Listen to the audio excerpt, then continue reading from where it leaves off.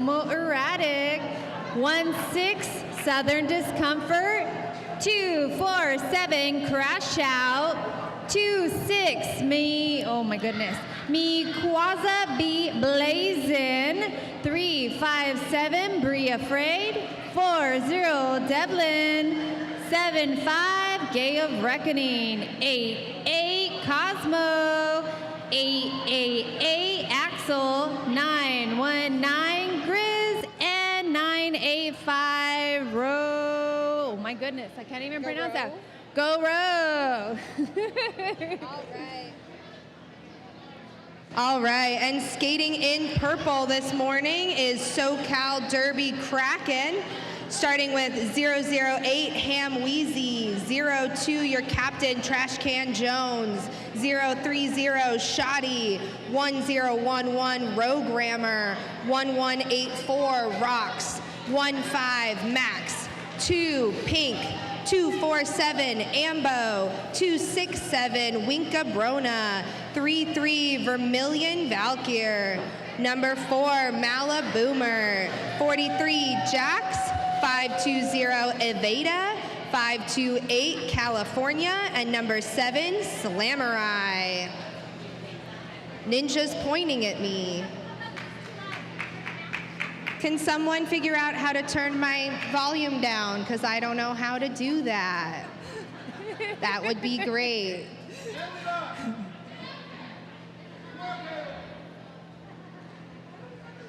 Audio person gave me a thumbs up, so hopefully Ninja doesn't yell at me again. Sorry. Great. All right, we're getting ready for that first jam. This is Bruising's 3rd game of the weekend, and Kraken's first, so we're about to see our new team. Wow, and I think we're about to start.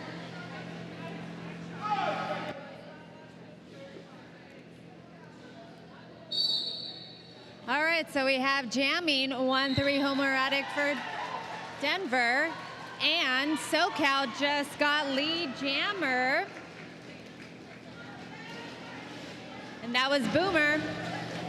Whoa! And that's homoerotica right on their tails, but Boomer calls it off with 1 point to get us started this morning. That was an impressive little apex jump.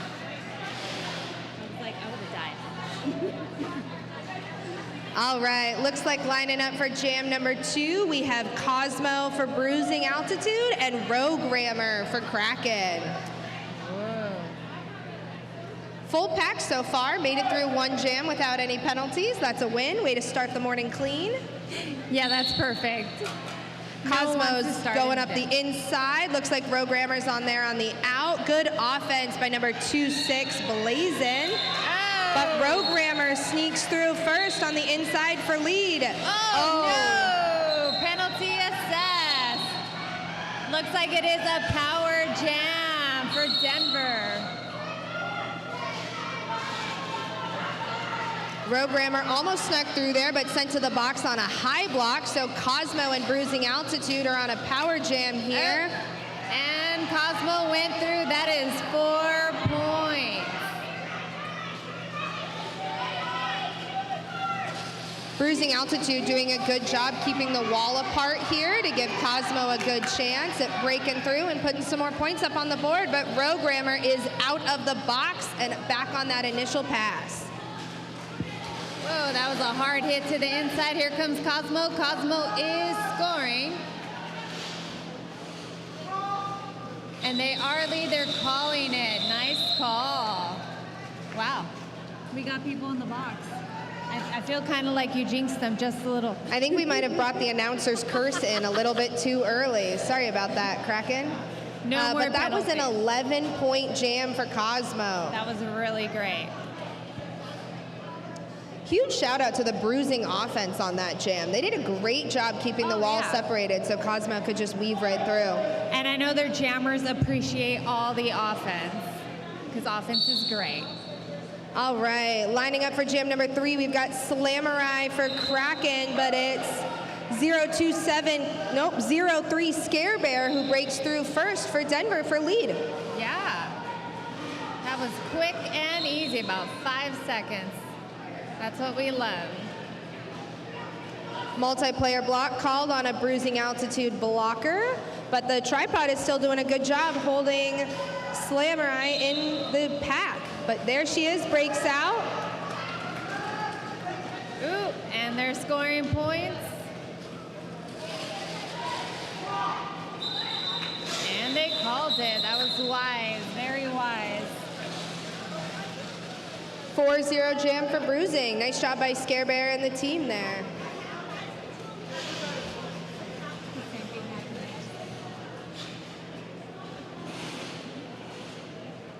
All right, we've got a 3-3 pack start here with each team having one blocker in the box.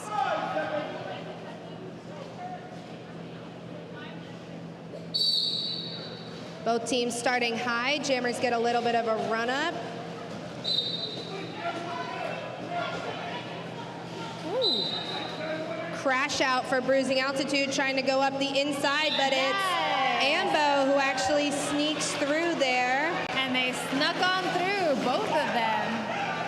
That was wonderful. Ambo's got about a half-track lead, but the pack is racing, trying to stay away and save their points. Oh, they're ready. They're really fast. Wow.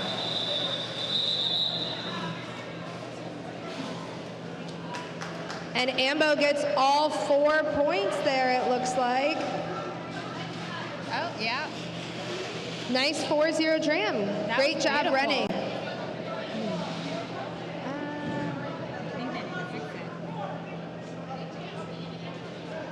Well, I saw 4-0 by the ref, but we'll see if that adjusts at all. Yeah. All right, we're going to call it a 3-0 jam, and here we go. Malaboomer out for Kraken, and Rogaro out for Bruising Altitude.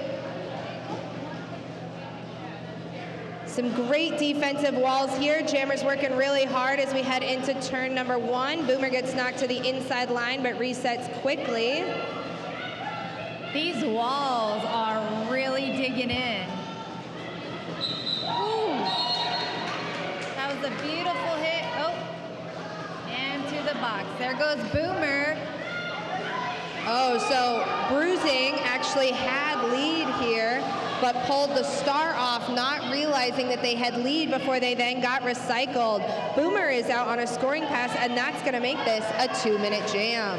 Yep, 2-minute jam. It's going to be a long one. Let's see what they're going to do. Boomer doing a really good job of moving in and out, trying to get all their points. They're so good, so good. Ooh. These walls are not letting up. I would hate to be jamming right now. You would hate to be jamming at any time, so. That is very true, very true. Same here. And that's Boomer sneaking out on the outside line with some help from offense by Max, who is going to go to the box for that one, but maybe worth it for 4 points. Yeah. Oh, some fancy footwork by Boomer on that outside line, and that Denver Jammer just being held up at the front. That is Trash Can Jones and Rocks doing some great defense up there.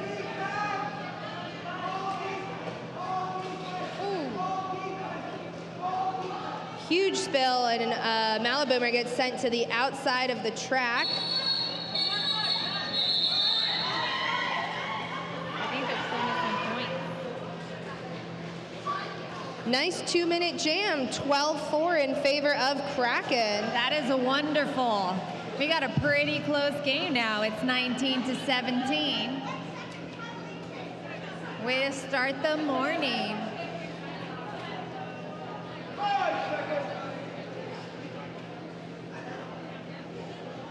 All right, pack favor in favor of Bruising Altitude for just a couple seconds before SoCal Blocker gets out of the box. We have Rogrammer for Kraken working up the inside against that back tripod, and Homoerotic up at the top, but Rogrammer sneaks out with that Bruising Jammer right on their heels. Oh, and these packs are moving fast.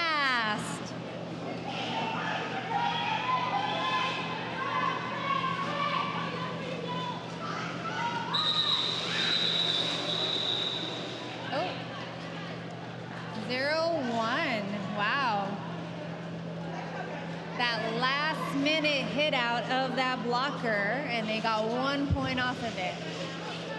I think that was Max, right? I think that was Max. Great job, Max. Max did so well that she's got to go back on the track. So oh, yeah, you get rewarded. What a reward. Going right back out. No rest, no rest. We've got Slamurai for Kraken out there jamming against Cosmo.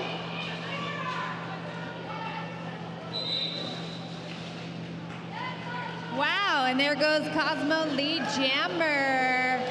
But quick star pass by Kraken gets Rocks the pivot out pretty quick on Cosmo's heels. Oh my goodness. Oh. Oh no. And we're in a pivot's worst nightmare, a 2-minute jam. And Cosmo is in the box. I believe that was a low block or a high block. Looks like a low block. Low block, okay. I was right the first time. Bruising, even with 2 blockers, doing a good job slowing down Rocks here as the pivot. Oh, wow, and Kraken goes right on through for 4 points. And Cosmo is out and back on the track.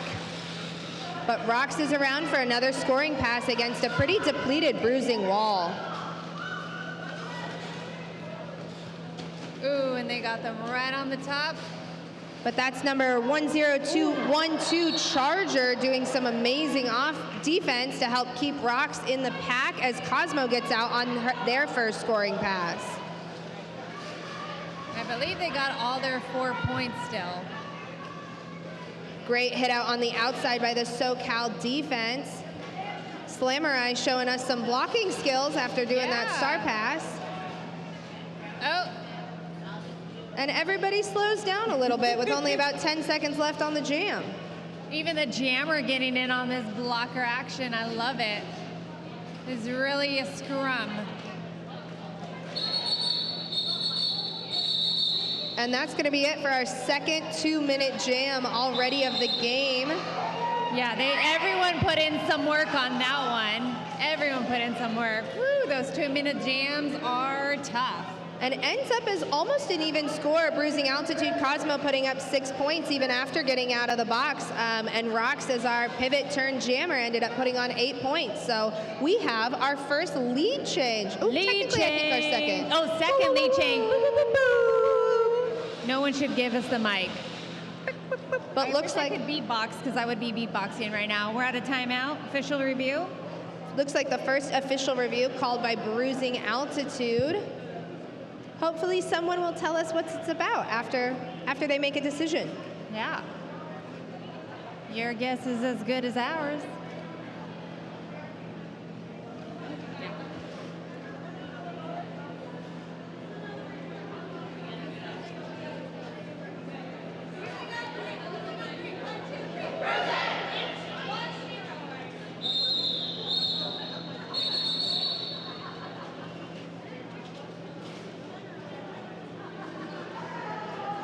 All right, while we're in this timeout, let's go ahead and thank our live stream and Tinseltown Showdown tournament sponsors, starting with Rydell Skates this morning, keeping everybody rolling.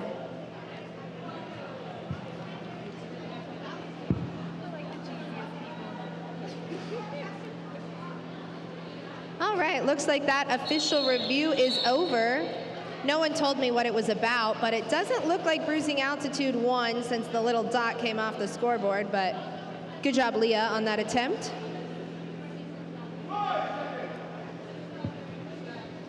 Pack advantage to SoCal for just the start of the jam as one Bruising Altitude blocker in the box. And they're gonna take advantage of that as Ambo sneaks through up the inside line for lead. Nice, and they are lead jammer, but Denver right behind. And this pack is picking up the pace again. They must have all had their caffeine this morning, and I love it.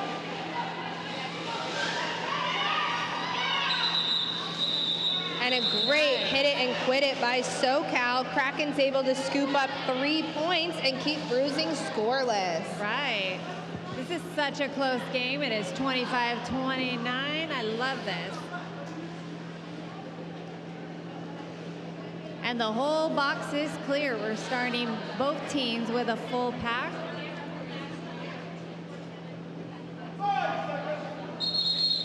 Oh, and an official timeout here. And from our spot on the announcer's dais, we can actually hear that they're going to issue a late assessed penalty to number 247, the jammer for SoCal.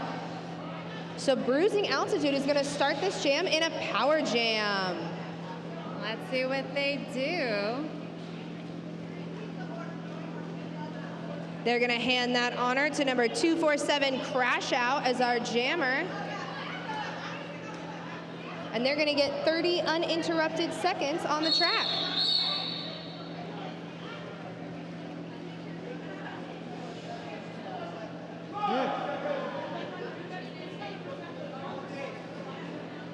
Both teams with their full contingent of blockers, and we start this power jam at the back. Excuse my face. And that's Crash Out sneaking out pretty quickly. Some great offense by their Bruising Altitude, keeping everybody apart here. Crash Out starting to weave through the pack, putting some points on the board for Bruising. And some quick feet. And an amazing apex jump by Crash Out there to put up 4 points. But Ambo is out of the box, and we've got both jammers back on the track.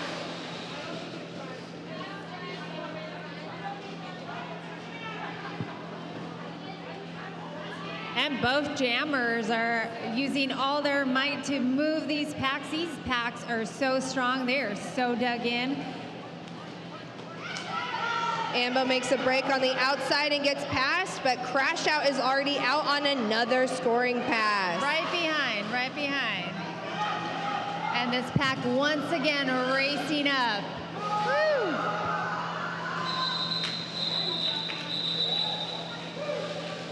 And a quick call off, but Crash Out manages to sneak in one more point there during that racing pack, and we have a 9-0 jam, which puts Bruising Altitude back on top. Yeah, we got a lead change. Wow, wow, wow, wow.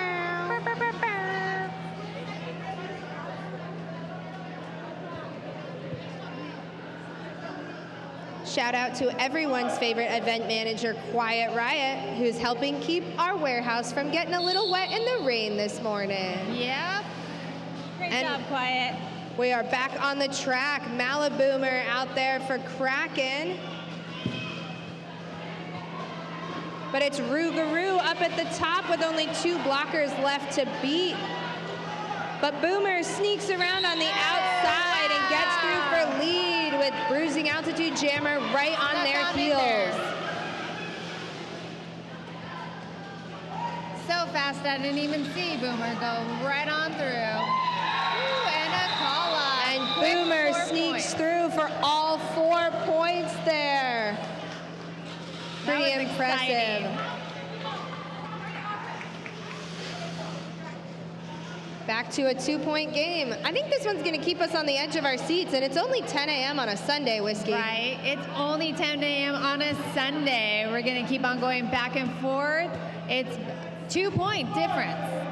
And Bruising Altitude is not a stranger to a close game. It went down to a tied going into last jam against arch rival Arch Nemesis yesterday, so they're used to the pressure. And that is the Bruising Altitude jammer taking advantage. Homo Erratic with lead, but with a star stash, Rogue Rammer is out about a half track behind as Homo Erratic is scoring for Bruising. And a quick 4 points and call, making it a 4-0 jam. This is still a close game, and I love this. I believe we have Cosmo for Denver on the track. Oh, looks like we have a time. Timeout called by Kraken. Sounds like a great time to list our vendors for today. We've got Sweet Dreams Baking Co., Danelle Wolk, Sappho Fair, Rude Chicks, Rocky's Boutique, Bakla Bays, and Tui and Rachel's Closet Clean Out. I think I have bought in something from each one of these vendors. My bank account is telling me no, but my little heart is telling me yes. I heard that we were going to have a baklava vendor this weekend, and I specifically have saved that to be my treat for today. So go ahead and visit everybody over in the vendor area.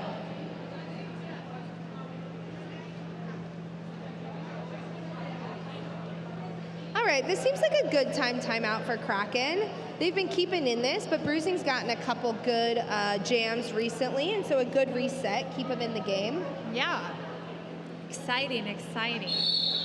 I love this on a Sunday. We're gonna start 5-on-5 roller derby here with Slamurai out for Kraken, and it looks like Cosmo for Bruising Altitude. Two jammers we're starting to see a lot of already today. Right? They're putting in the work for sure. And we're off. A little bit of a scrum there at the start, but Cosmo gets up front against that Kraken wall. A little bit of offensive help and gets down to the last two blockers there. And sneaks around the outside for lead jammer. Oh. And right behind Star Pass for Kraken. We've now got Jax as the jammer of record for Kraken. And a quick call off.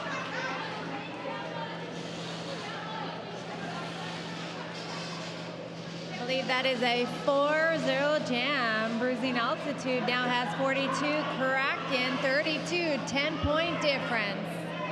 And SoCal losing a blocker right there at the very end of the jam, so they're going to be down one to start this jam.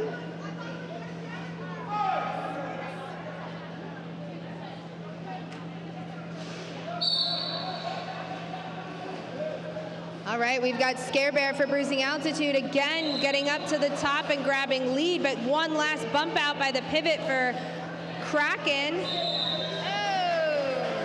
Oh, we've got some confusion here. Never mind. It looks like Ambo for Kraken sneaks out for lead, but now Scare Bear is out, about a lap behind. Have some great offense by Max.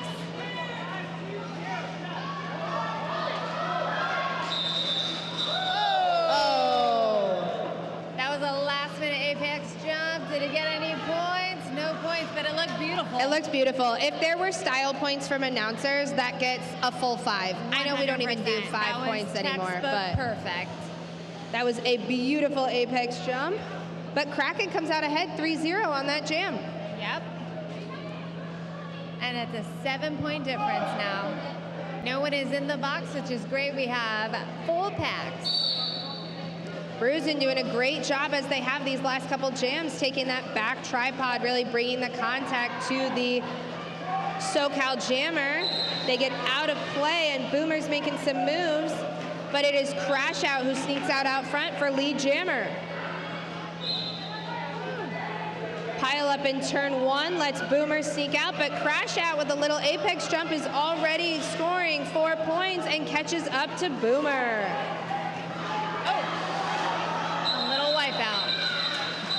That was a real crash out there. Crash Out jammer living up to their name. But they still went 4-0 on that jam. It's all right, Crash Out. Whiskey and I skate on this track every week, and we take plenty of falls, so you can blame the floor, don't you worry. I'm going to say it is the floor because I think I spent half the game yesterday on the floor. The floor is sneaky, very sneaky. All right, pivot for Bruising Altitude starts the jam in the box, so small pack advantage for SoCal. We'll see what Roadrammer can do with that. Sneaking up the inside line, but it is Bruising Altitude jammer that actually sneaks out for lead. Oh, nice tiptoe on the outside. Oh, no, forearm assist. It looked very beautiful, but you go to the no-no bin.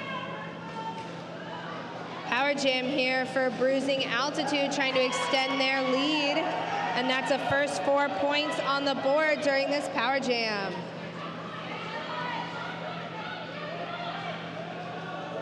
Bruising Altitude doing a good job keeping the SoCal wall broken apart. And a good apex jump there gets the Bruising Altitude jammer through, and they fight the rest of the way out for another 4 points. That was a beautiful little baby apex jump on the inside. But Programmer is out of the box, and where Power Jam is over. Oh, beautiful dip, but got hit out right at the top. Rocks with a great last-second hit there to catch that jammer back in, and Programmer sneaks out of that initial pass.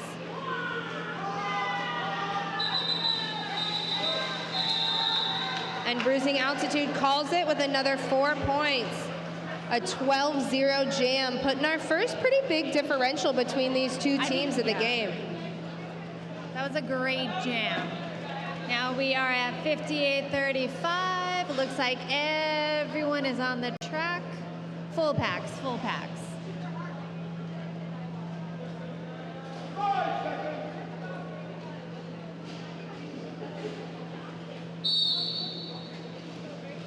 All right, and we are back. We are into the final 10 minutes of this first half here.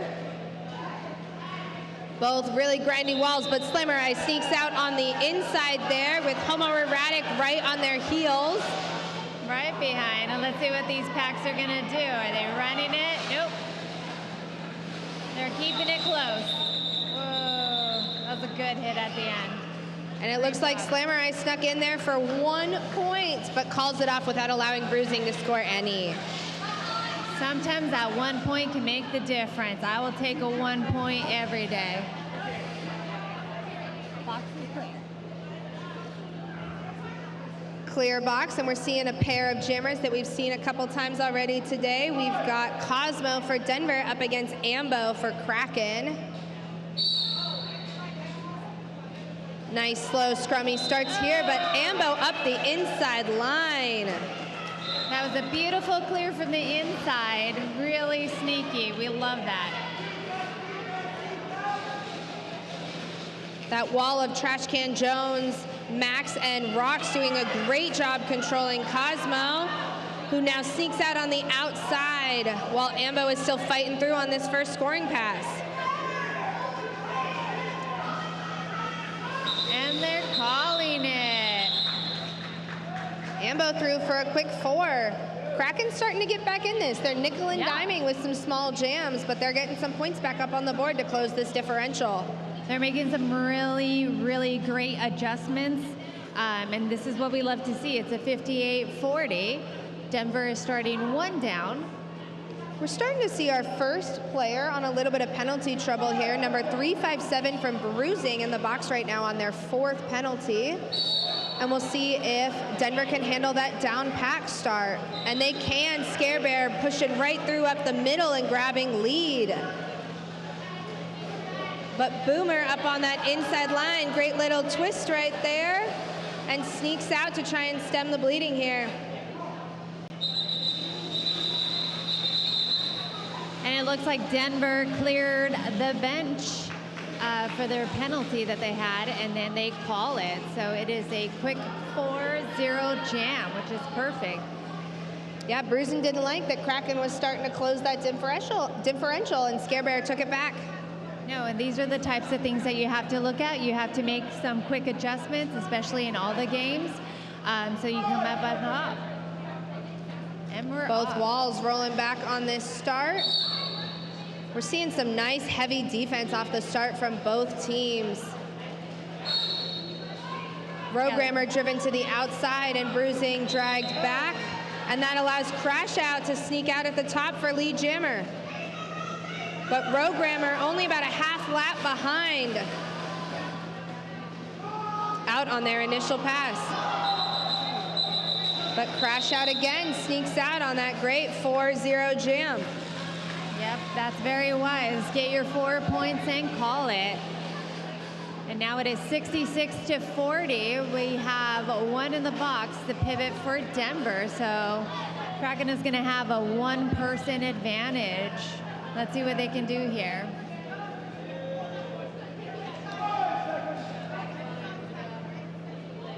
All right, for the first jam in a while, we've got both packs up at the top, allowing our jammers a little bit of run up. We'll see if Slammerai for Kraken or Homoerotic for Bruising Altitude can take advantage of that.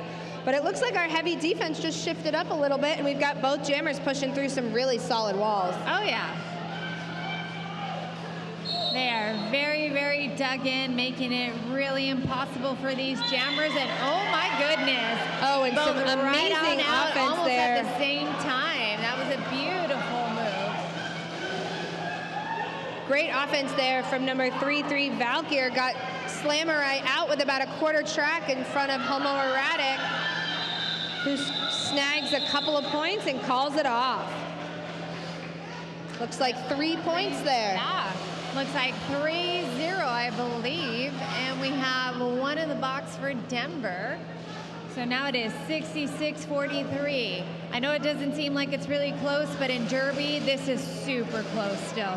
Anything can happen. We have about 5 minutes left on this half. And another right at the end of the jammer penalty is going to send Bruising Jammer to the box for a full 30 seconds.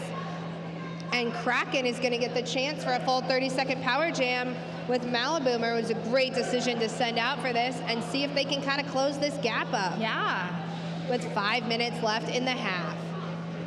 That was a very late call, I believe. Everyone looks confused. You know what? But props to our refs for making sure that they get these calls in. They make sure that any penalties that happen are getting assessed, and they're getting everybody to the box, even if it means we got to take a second and reassess. Yes.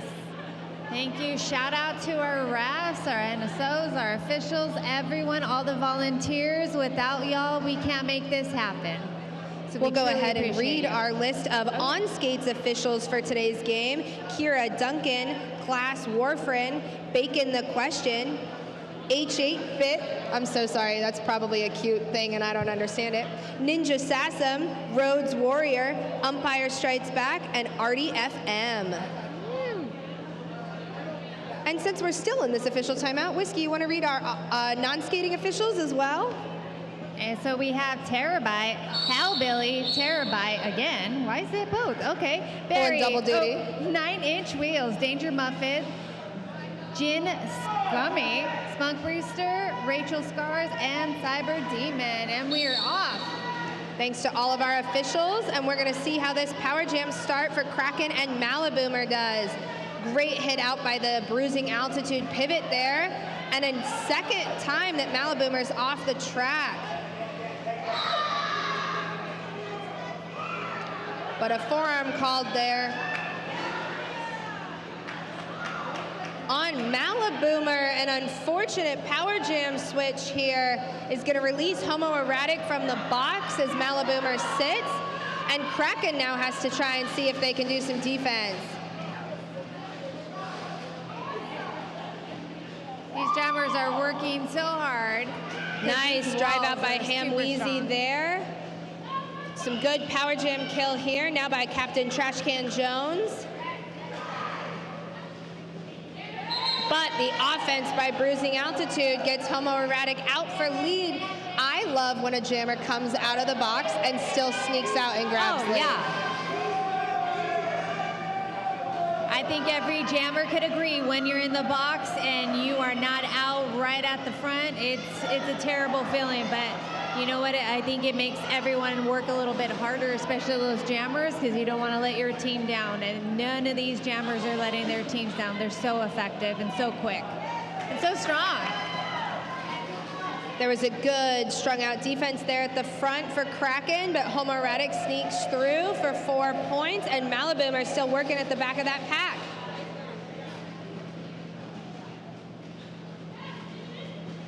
Oh. Maliboomer with a great juke and sneaks out on that initial as Homoerotic is there on their second scoring pass and calls it off with an 8-0 jam. Denver really starting to put some differential up here. They are. Definitely they are. It is 74-43. And only 3 minutes left in the half.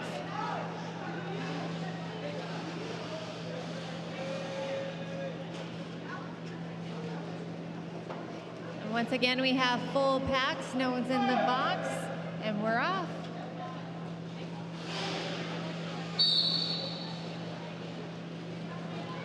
We've got Cosmo starting to break up at the front for Bruising Altitude. Programmer breaking through on the inside line there for lead jammer. Kraken really needed that to start to swing the momentum back right before halftime. But Cosmo is out with about a half lap behind. And Pack's starting to run. Yep, these packs are super fast. And Programmer with a little apex jump there grabs all 4 points before Cosmo can get to the pack. So exciting, I believe, yep. We got 1 blocker for each team in the box, though. We've got a palindrome score here, 74 to 47. Do you want to explain what that is? I don't know if people understand the word. You're right. We've got the inverse of the 2 numbers, 7-4 and 4-7 for our 2 teams here. Giving us some fun little math opportunities here on a Sunday morning. But that Scare Bear sneaking out to break up that score. Who's got lead undisturbed so far. Slamurai still fighting at the back. These walls are just amazing. Just when the jammers think they got a little bit of wiggle room, they come back and they're like, nope. And that Slamurai sneaking out on that initial pass, but Scare Bear is also through for 4 points and calls the jam. Looks like we got a delay penalty at the end. 1 penalty on a blocker there for Bruising Altitude. So Kraken will start with a small pack advantage for what is likely the last jam of the half, but I'm not going to make any promises. Right. We don't want to jinx it. We don't want to say last and then bam, there's another one. Maybe. Who knows?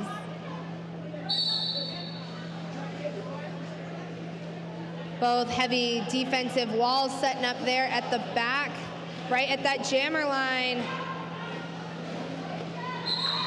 And it is Crash Out who sneaks out at the top for lead. That was beautiful offense. And Ambo out as well on that initial, but Crash Out is scoring. And we got some friendly fire on the inside. Hope everyone's okay.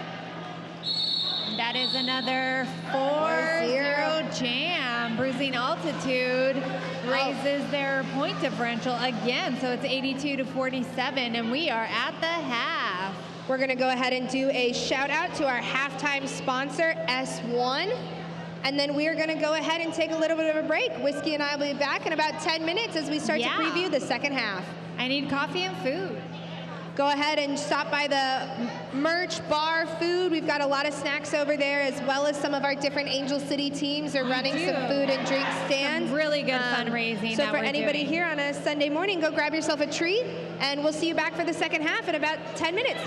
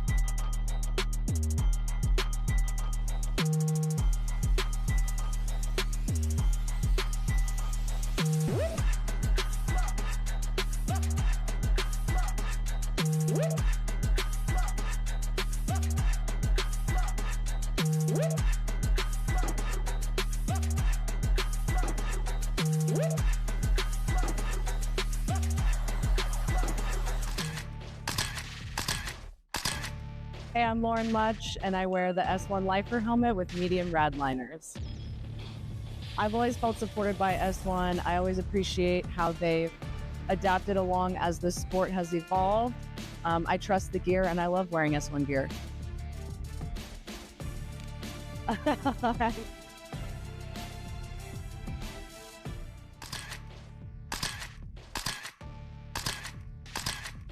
Hey, I'm Jess Hart, and I wear the S1 Lifer Visor helmet with medium rad liners. S1 has meant safety, security, and peace of mind. every time I hear that click, I know my head's protected and I don't have to worry about anything except being joyful, having fun with my friends, and putting on a great show for everybody.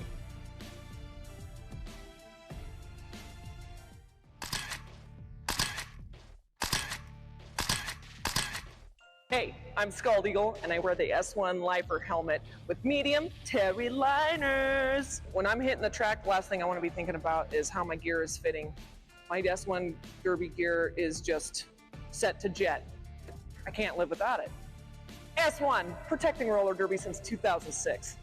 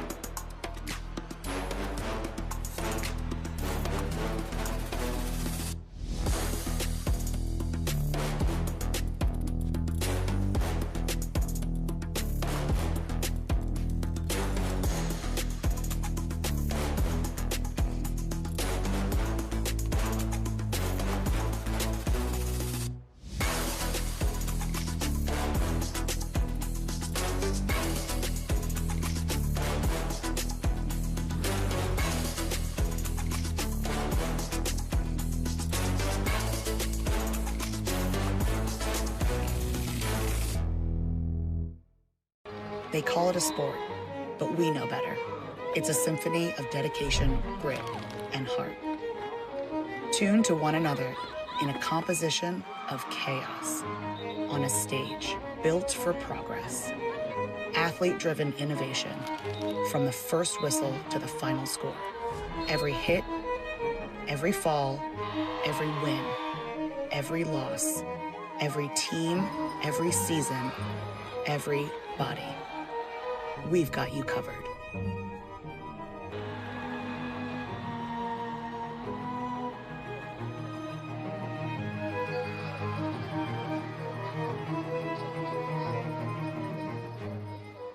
The right helmet is super important to me because I'm a big fan of my brain and I want to protect it.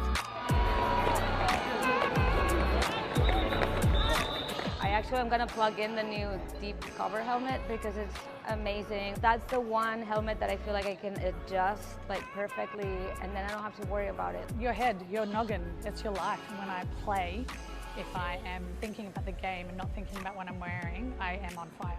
Our heads are so important, so I think it's really important to have a helmet that fits you.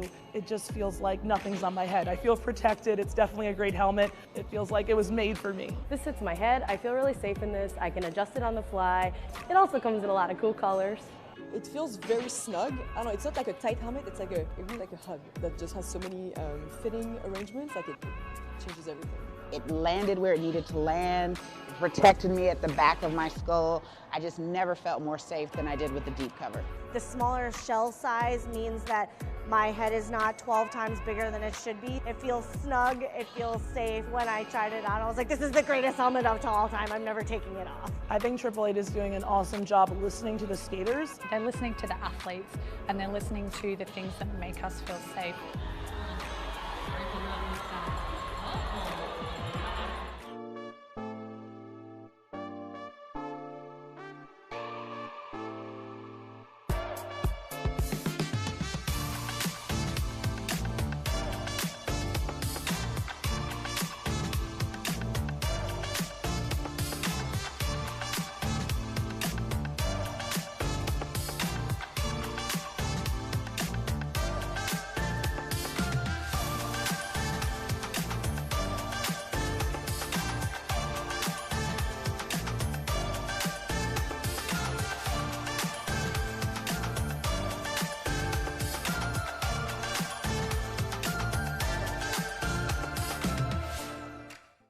To me, roller derby means home. Since I was a kid, I've been skating with my father in skating rinks, empty parking lots, so it's just in my DNA. Haven't had a time in my life I haven't been on skates. Every time I strap up my skates, snap my helmet, strap my pads, and step onto the track, I know that I'm just gonna have a safe space to create art for all the people on the track, and I'm just filled with joy and just spill my joy onto the track for everybody to see. I love roller derby.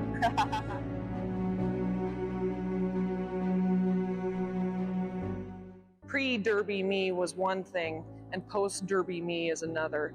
And being able to really step into my full personhood within this environment has just been identity amplifying. So obviously I've always been a bit of a ham, but this is just so much more than that for me. Scald Eagle was always inside pre-derby, but actually getting into roller derby allowed me the space to like amplify that part of my personality, and the legacy part also like definitely feels impactful for me to feel like I've made a mark on this world, even if it's in this small little niche. Part of that legacy and part of that amplification, I guess, has certainly been absolutely facilitated by S1, best helmet company, best protective gear company since 2006, and they have been by roller derby's side, which has felt like by my side that whole time.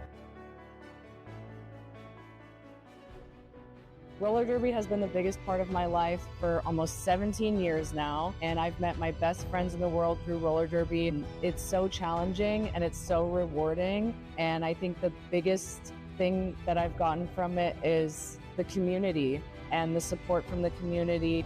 I turned into an adult with roller derby in my life. I often play for the little 14-year-old Lauren inside of me, and I try to make her proud. And my teammates are always supportive of me, and S1 has always supported me, and so this community is just really special to me.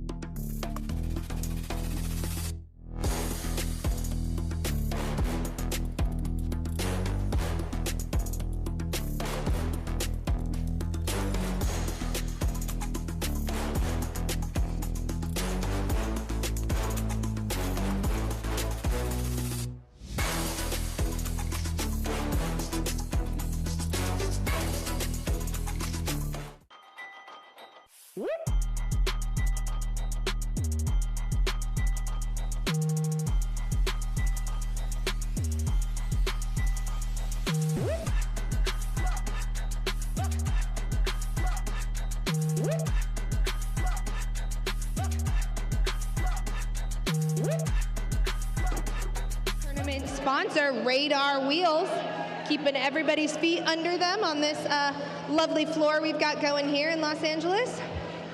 Our score heading into half is 82 for Bruising, 47 for Kraken. Bruising definitely started to bring that up a little bit going into the half. And it was not easy, I'll tell you that much. Both teams are fighting real hard not to let anyone score any points. Looking at the penalties, Kraken's got 10 penalties overall as a team, spread out. Nobody has more than 2. And Bruising Altitude actually is 16, so carrying a little bit more. Only one blocker a little bit in trouble, number 357 there. Everybody else at 2 or below. So right now, penalties, Bruising Altitude's managing to keep that score up, even though they're heading to the box a little bit more. Yeah. Just a reminder for everybody in the warehouse as well as online, the link has gone out for our tournament MVP award that we're going to do. Overall MVPs will each receive over $500 in gifts courtesy of our sponsors in Angel City. Oh, wow. We're going to that's go a ahead great and one. have one tournament MVP jammer and one tournament MVP blocker. So get your votes in. I think we're going to close the voting at 5 p.m. tonight, right before our final game of the evening that Whiskey and I will both be on skates for. Ends up wrapping up, and we wrap up our first Tinseltown Showdown back in our new warehouse. Right. It's been a minute. What was it? 2018 was our last 2018 or 2019 was our last One of Tinseltown those. Showdown. Yeah. It's been a minute, but glad to be back. Our tournament MVP sponsors are Rydell Skates, Radar Wheels, 888, 187 Killer Pads, Create and Skate Factory, and Thread, Sweat, and Tears. So 2 very lucky people are going to walk away with a pretty nice package there. It's a really good package. You should never give me the mic, I'm just saying. Someone chuckled and just reinforced Whiskey, so that's going to keep happening for the morning. All right, 1 minute left in halftime. Let's go ahead and give a shout out as well to our scoreboard sponsor, Thread, Sweat, and Tears. Keeping our scoreboard up and running, and we're going to hopefully have a good day of our scoreboard staying on today. That's our fault if there's ever a problem, by the way, Murda. Don't get mad at me. That's not my fault. I'm not going to jinx it. Our scoreboard is going to work. Everything is going to go perfect. We do have some light rain outside, but we have this beautiful warehouse to cover up the rain.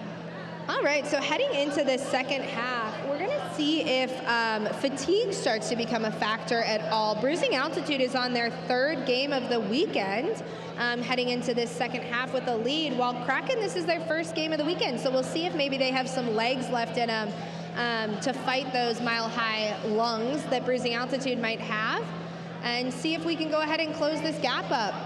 Yeah. We'll see. Fresh legs are always great. My legs are not fresh right now. Feeling it. I'm feeling it. All right, officials getting back out on the floor. Shout out again to all of our officials keeping us rolling and safe and legal this weekend. Yes, Rhodes, I see you over there. Oh, don't. We got some thumbs up going on. The hands on the hip. Oh, I love to keep the officials happy with me. You know, when I'm on skates later, it'll be an important thing. Ninja's looking at me, it's fine. All right, looks like we're getting everybody ready to get this second half started, and there is the whistle.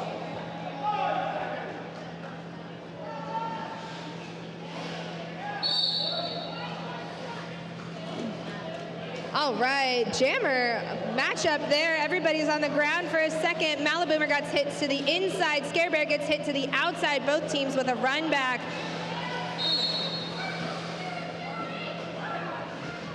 But it is Maliboomer around on the outside who gets lead, but then recycled back into the pack. Scare Bear is out, but Maliboomer's going to call it off, and we are going to start with a 0-0 jam. 0-0. I haven't seen that in a minute. And we just started the half. Kraken with 1 blocker in the box, so they're going to start with a small pack disadvantage.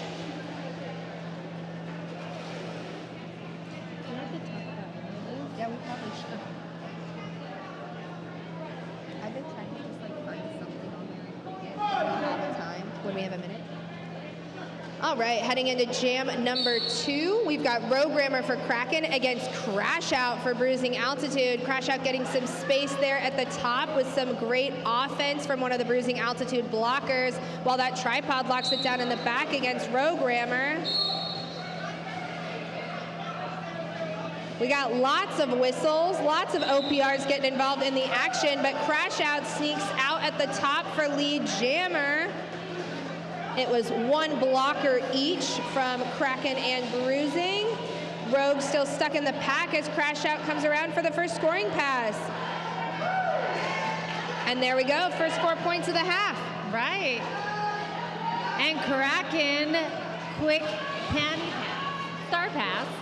Really, really quick. Crash Out sneaks past blocker Programmer to grab another 4 points. But that start pass to Jax ends up stopping the bleeding. Yeah. And we're going to do 3-on-3 blockers because we have 2 in the box and they're both standing, which is great. So they shouldn't be in there for too long. We'll see what happens here. It looks like the default has been setting up at the top right now. A lot of things could happen up there.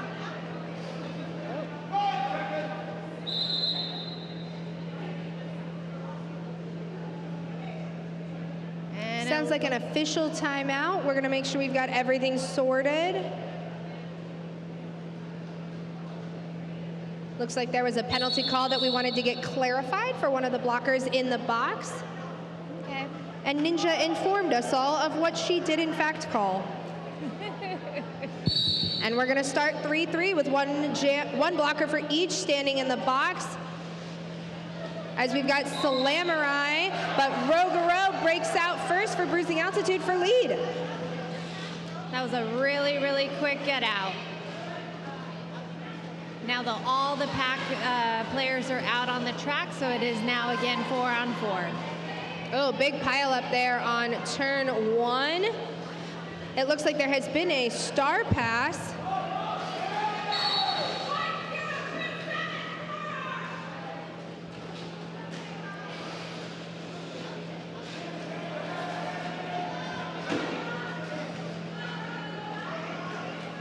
And it looks like the jammers are working really hard to get out. These blockers are giving it all they got.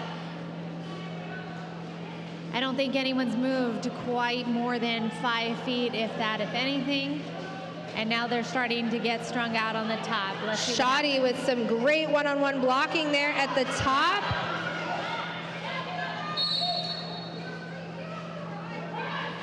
Until it turned into a forearm. But it was some great one-on-one blocking that really killed some time as Rugaro gets around on their first scoring pass. That was the first scoring pass, and it took them over a minute. That means that the blockers are doing an excellent job. Brock still fighting at the back as our current jammer.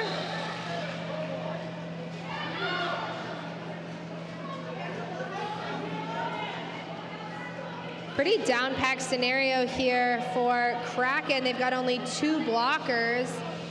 Still haven't gotten that jammer out.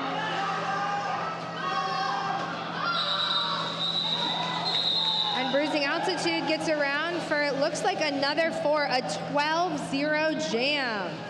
Yep, and now we hit the century mark. It is 102 to 47. We still have about 25 minutes left, so really anyone can win at this point. It looks like the whole entire box is clear, so we are on 4-on-4. Also, for everybody online, we officially have the feed and the chat up here in the announcer's booth. So if you want to give a shout out to any of your favorites on the track, or your favorite announcer, or your favorite official, or any of those things, we'll go ahead and pass that on. Looks like a penalty assessed there to a Bruising Altitude blocker, but Homoerotic is down to the last 2 blockers at the top and gets an out-of-play call to sneak out for lead jammer. And Kraken not far behind. They use that call to just sneak on through. Looks like the packs are speeding up once again. A great clip by number 528 California there for Kraken to keep that to only a 1-point pass for Bruising Altitude. We will take a 1-point pass. That's great. That was really, really wise. They scored 1 point and called it off quickly as Kraken Jammer was coming right behind them. We got our first shout out from the chat. Shout out to Ruguru, which to be clear, I'm really worried I'm mispronouncing every time I say it. But most importantly, also a shout out to the hot dog eating contest from yesterday, which apparently was a fan favorite. We were warming up. It's kind of sad for us. All right, we've got jam number 5 here of the second half rolling, and 2 just completely stable walls locking down Cosmo and Maliboomer. And we're just not gonna move out of turn 1. Yeah. Oh, wow. Boomer sneaks through on that inside line, and Cosmo tries to follow, but Max for Kraken just shuts that down. Boomer sneaks through untouched on the outside as Denver gets off a star pass. to number 75, Gay of Reckoning. And Boomer's joy is so infectious. I love it. Did they get any points? Quick 2 points right at the end for Kraken, making that jam a 6-0. Kraken coming back. I love this. Great job there for Bruising Altitude, getting off a really quick pass to stem how many points Maliboomer could put up on the board. And another shout out to number 40, Devlin, on Bruising Altitude. Did you know that we skated for the same juniors program, FOCO, back in Fort Collins, Colorado? I'm just, you know, a couple of years older than when she was on the team. All right, Scare Bear sneaking out for lead on Bruising Altitude, as Rogrammer has the star off in hand and is still trying to fight through that pretty brutal tripod from Bruising Altitude. Oh, wow.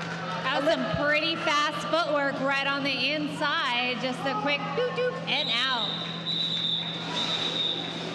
Great work, Scare Bear putting up that 4-0 and calling it off. The 4-0 jam, Bruising Altitude to 107, Kraken 53.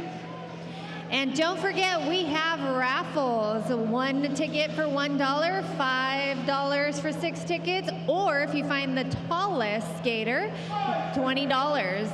You get the height of them, and we're starting. There have been some pretty cool raffle prizes throughout the weekend so far, so we'll see what we save for Sunday.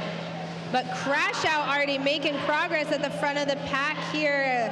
SoCal manages to lock back down in that tripod, while Slamurai is finally getting some traction at the back and starting to spread out those Bruising Altitude blockers. Slamurai with some fancy toe stop work sneaks out for lead jammer. And another star pass from Bruising Altitude.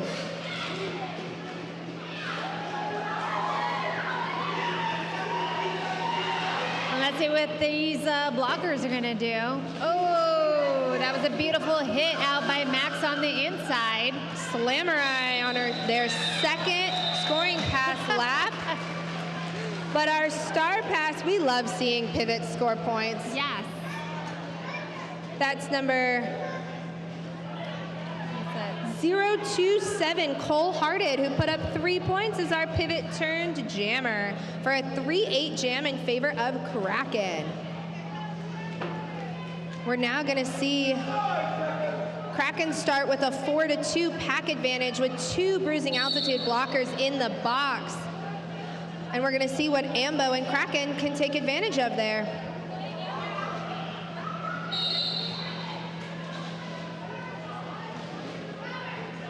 Oh, and so unfortunate. A power jam there. Ambo's going to go to the box as Homoerotic sinks out for lead. Great job to Bruising Altitude. Getting lead, definitely. pulling a power jam down 2. That's just impressive roller derby right there. Very impressive for sure. And they're out on their scoring pass. That was 4-0. Just some beautiful offense by Denver here, kind of breaking up that SoCal wall, not really allowing Kraken to get set up as Homoerotic comes around on that second scoring pass. Yeah. That's actually very, very wise when people do that, because you can't get settled in at that point. Oh, so and great. Ambo sneaks out of the box there right at the end. JK, I take that back. The penalty box is calling them back. 1 second. 1 second power jam start for Bruising Altitude.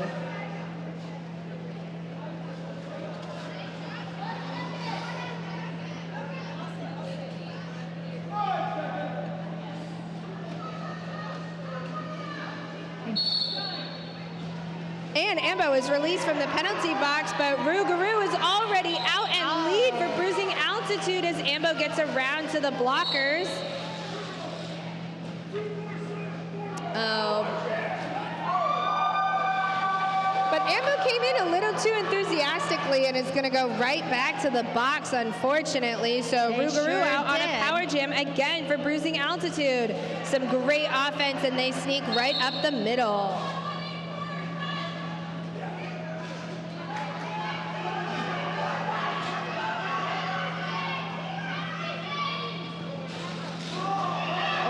A great really hit good hit by on the Max outside. and Trash Can Jones there to kind of end that and force Rougarou to call it off. Ambo standing to start this jam again. A little bit of deja vu.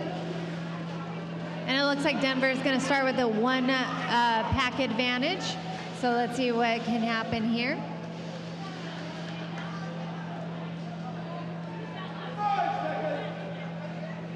And that is Cosmo jamming for Denver in white. All right, Cosmo out on this short start power jam and sneaks through the inside line. You get credit even if you fall your way through and stand back up. So good job by Cosmo in Bruising Altitude. But Ambo is released from the penalty box and back on the track. And Cosmo's currently scoring points.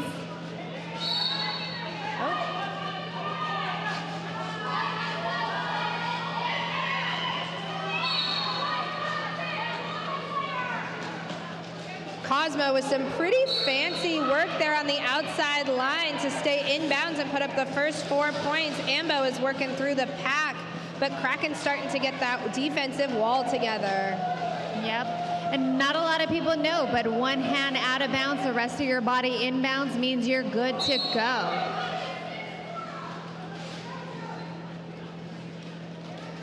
Number 75, Gay of Reckoning for Bruising Altitude, just really locking it down. Seems in great offense and defense so far this jam. And Cosmo with a Jersey whip sneaks by almost on the outside and is just gonna hang out and kill a couple of seconds before they call it off.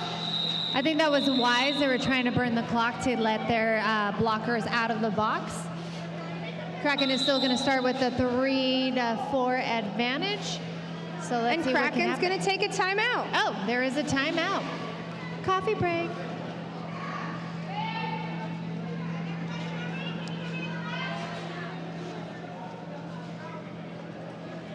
All right, another shout out to one of our live stream and tournament sponsors, 888.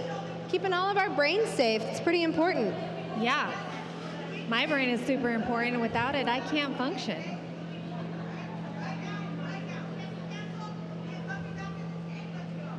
And don't forget to check your helmet integrity, because if your helmet is cooked, it is time to get a new one. Don't let your helmet get cooked. Yeah. All right, so we have just about a half left of this half, so 16 minutes left to go. 131 Bruising Altitude to Kraken 61. I'd say both of these teams are trading jams. It's nice and close, but Kraken just not able to put up any of those like big multi-pass jams to help close this gap. Yeah, Bruising is definitely taking advantage of the big jams and scoring big, then calling off as quickly as possible. But we still have time. Anything can happen here. All right, we've got Scare Bear out there for Bruising Altitude against a Maliboomer for Kraken. Slight pack advantage for Kraken.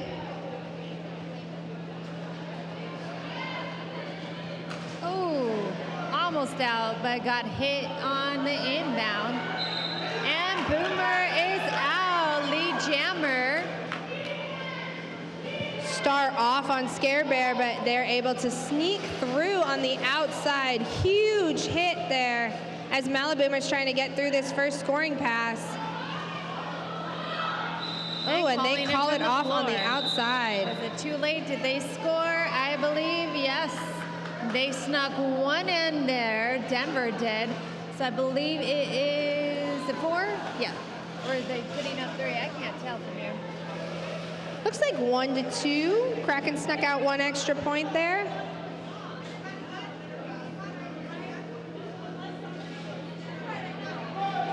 And we've got a full cohort 5v5 on the track going into jam number 12 here of the second half.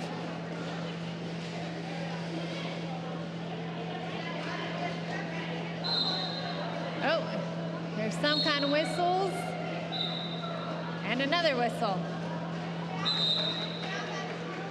All right, 2 SoCal Kraken blockers heading to the box with Crash Out taking lead and taking advantage of that pack differential, sneaking through for that first scoring pass, but Rougarou also makes it out of the pack on their initial. Oh, and it looks like they're calling it. So Kraken is going to be down one, no, 2 players. So Denver is going to have the pack advantage for a little while. Let's see what they can do. This is fun and exciting. Yeah, some great roller derby. The score shows a little bit of a differential, but both of these teams are showing some great defense and a lot of really amazing offense to really support their jammers. Yes, and I know the jammers love that offense. Makes their lives easier. Great offense by Bruising Altitude, and Rougarou sneaks out for lead at the top of the pack.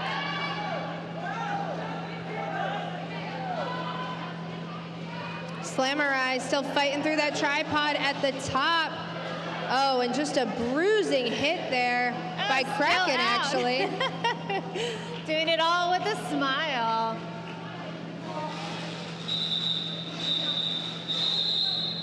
And they are calling it before Kraken can score any points.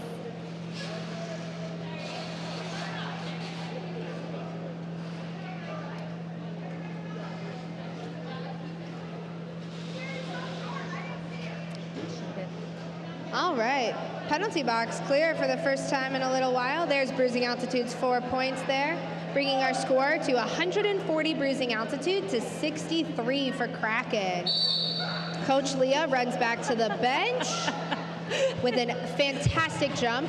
Another 5 style points from the announcers, as Homoerotic is actually working for real points on the track, stringing out those SoCal blockers at the top and grabbing lead jammer. Lead jammer, and also their glasses were almost off. So they were doing double the work out there, trying to keep those glasses on and get lead jammer, and now in the process of scoring some points. We had a comment from our chat about how the way Rat, or homoerotic, moves through the pack appears just completely effortless sometimes. And I got to agree. As they're out here getting points, sometimes you just feel like those long legs really have an advantage. Looks like 1 blocker from each team heading to the box. Homoerotic still working through on that scoring pass. But a star pass, it looks like, has been made to Jax for Kraken, but the pivot for Bruising Blazin' just locking Jax down immediately and preventing them from getting out. Oh, look at that. The jammer just got in the wall to block. That was beautiful. Jax sneaks out. Homoerotic looking to kill some time. The clock is in Denver's favor for sure right now. So killing any couple of seconds here is definitely helping them out. Oh, 100%. That is a wise choice. If you can run it a little bit to let your blockers or jammers out of the box, that is excellent. That's perfect. That's what we like to see. It is time management. It is box management. And you always want to start off with 4, as many blockers as you actually can on the track. It's to your advantage. And it looks like we have an official timeout here. Don't forget to buy your raffle tickets. We do have some really amazing prizes.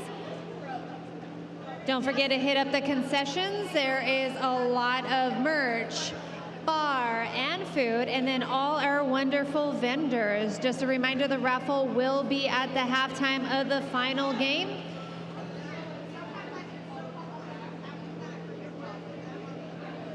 And then I believe the link is up for the MVP tournament. Don't forget to go ahead and vote. We have 2 prizes that we're going to give, $500 in gifts for jammer and blocker.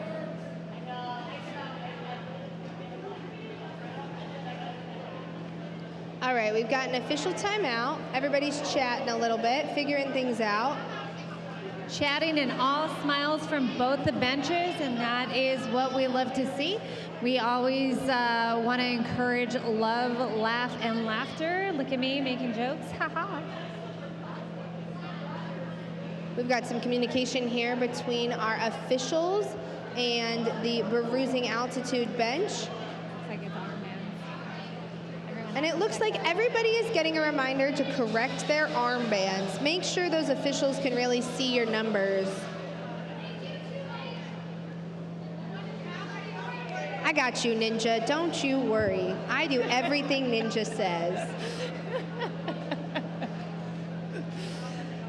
All right, we've got some good little collaborations happening. Both of these teams making a plan. There's about 11 minutes left in the game. We're gonna see if Kraken can really rally here, see if they can bring anything to the game, or if Bruising's gonna walk away with this one. Yeah. Maybe they have some tricks up their sleeves. We've got a great list of games coming on today. I know it's Sunday and everyone's feeling like they've seen a lot of roller derby for the weekend, but we've got some good games still coming up. Following this one, we are going to see Rose City's Axles of Annihilation take on arch rivals Arch Nemesis, another great B-team matchup. It's been really exciting to have a tournament where almost all of the teams have brought their A and B charters, and so we get to see the best of the best from all over. Yeah, and it's amazing to be able to travel as a whole entire league in general. I know we had our queens here earlier during the weekend, and so it's always like a great team bonding experience. As we head into the afternoon, we're going to see arch rival take on Denver Roller Derby Mile High Club, and then close out the weekend with Rose City Wheels of Justice against Hollywood Scarlets from Angel City, which we're definitely not biased for. All right, we are back on the track, and it's going to be Cosmo for Bruising Altitude against Malaboomer for Kraken, and the box is empty, so we have a full 5-on-5 on the track. This has been a game of just some great grinding defenses. 100%. It looks like no one is letting up at all whatsoever. The energy is really high. And Cosmo sneaks out there on the outside of the first turn, grabs lead jammer as Malaboomer continues to work at the back of the pack. Oh, and that was a beautiful clear by 357 on the inside. Boomer with a great juke to get past some Denver defense and gets out while Cosmo is around on another scoring pass and calls it off. It's going to be an 8-0 jam in favor of Bruising Altitude. Yep, and that means that the score is now 152-63 with about 10 minutes left. It looks like everyone is on the track. It's a 4-on-4. Yeah, let's take a look at those. Well, I was going to say let's take a look at the penalties, but we'll wait for it to update on our side so we can actually give you an update. But it looks like we've got a full cohort out there on the track right now, so don't got to worry about it. Yeah. We've got Scare Bear for Bruising Altitude sneaking up the inside line for lead while Ambo continues to work in that back of the pack. And Scare Bear out for lead jammer.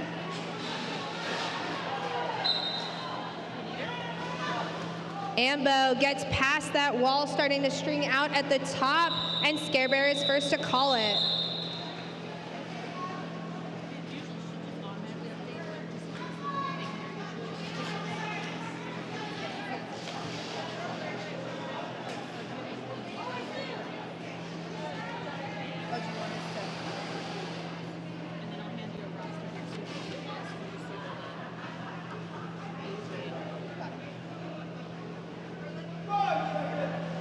All right, with a score of 155-63, we're going to enter jam number 17 of the second half, and we are under 10 minutes left in the game.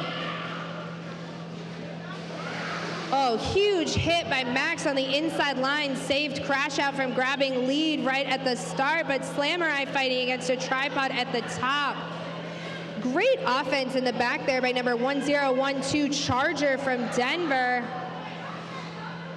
But we've just got, again, those two great defenses as Slamurai sneaks out for lead.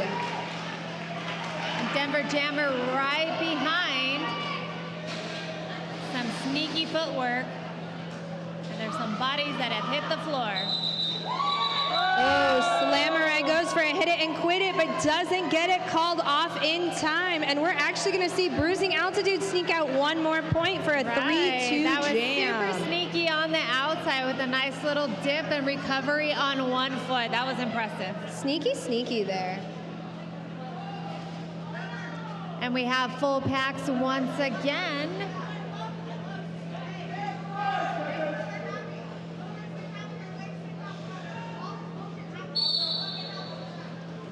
them were off. Both those packs at a standstill in the back. Let's see what they can do. These jammers are working extra hard. We love the O. Looks like a penalty call on one blocker from Kraken. And Rougarou is starting to get some distance there at the top. A no pack is called, and Rougarou gets out for lead. Programmer still fighting there at the back, but sneaks out backwards. Beautiful with style. But Bruising Altitude just with an amazing offensive wrap-up of both of the two Kraken blockers on the track, and Rougarou goes through for 4 points completely untouched. That is correct. And it looks like both teams have people in the box. Denver has one, Kraken has two. Let's see what can happen here.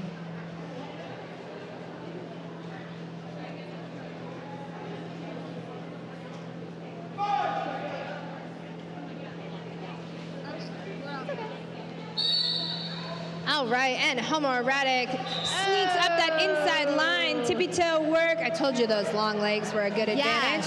As Maliboomer gets hit out and immediately has a strong re-entry into that bruising Denver tripod. With only two blockers,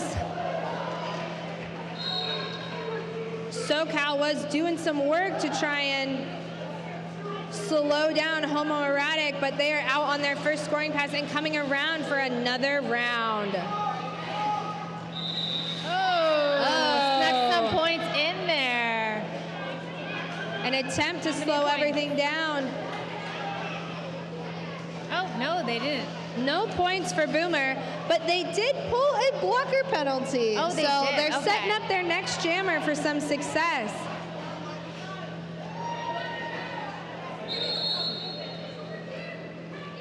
Looks like Kraken is going to call for an official review here, which is great because our laptop has completely lost all connection. So we're going to ramble to you about things that are unofficial during this official review. What do you want to chat about? Oh, should we check let's check the live chat. Nobody's chatting with us since the first half, Whiskey. They don't want to talk to us. Oh, boo. That's all right. We're here. We'll talk to each other. So are you excited for our game coming up? It's been I'm a really very excited. long weekend. I know. Just had some great roller derby this weekend overall. Amazing. You know, it's exciting to see all of these teams here. Actually every single team invited to Tinseltown Showdown this year is going to have an invite to playoffs. And That so is true. every single one of these teams that you saw this weekend was playoff caliber. And it was a great weekend for everybody to get to try some things out, test out their walls, get some pretty lower stakes in terms of rankings and seedings and everything. Just get to try some things out and really set everybody up for success coming into the next couple of weeks where everybody will be spreading out across the country and going to their different playoffs. That is very true, and we definitely were working a few things out. Yeah, that's mostly for us, isn't it? Yeah. There's a reason why we speaking needed about 4 us. games.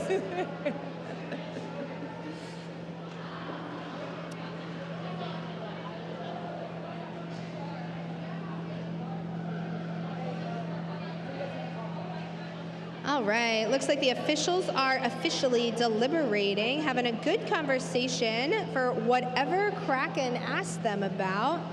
We've got all of our coaches and captains there in the middle, and we'll wait and see what our officiating crew has to say. Yeah.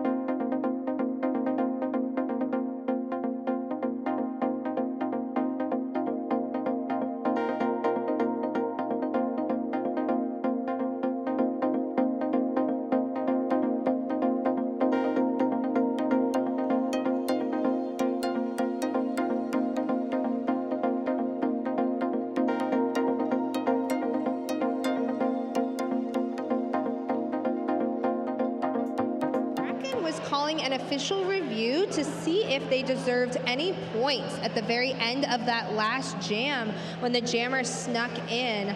It sounds like they might be getting some, but we'll see what ends up going up on the scoreboard. I believe they are, because Kraken is definitely smiling and cheering. So let's see if the scoreboard changes.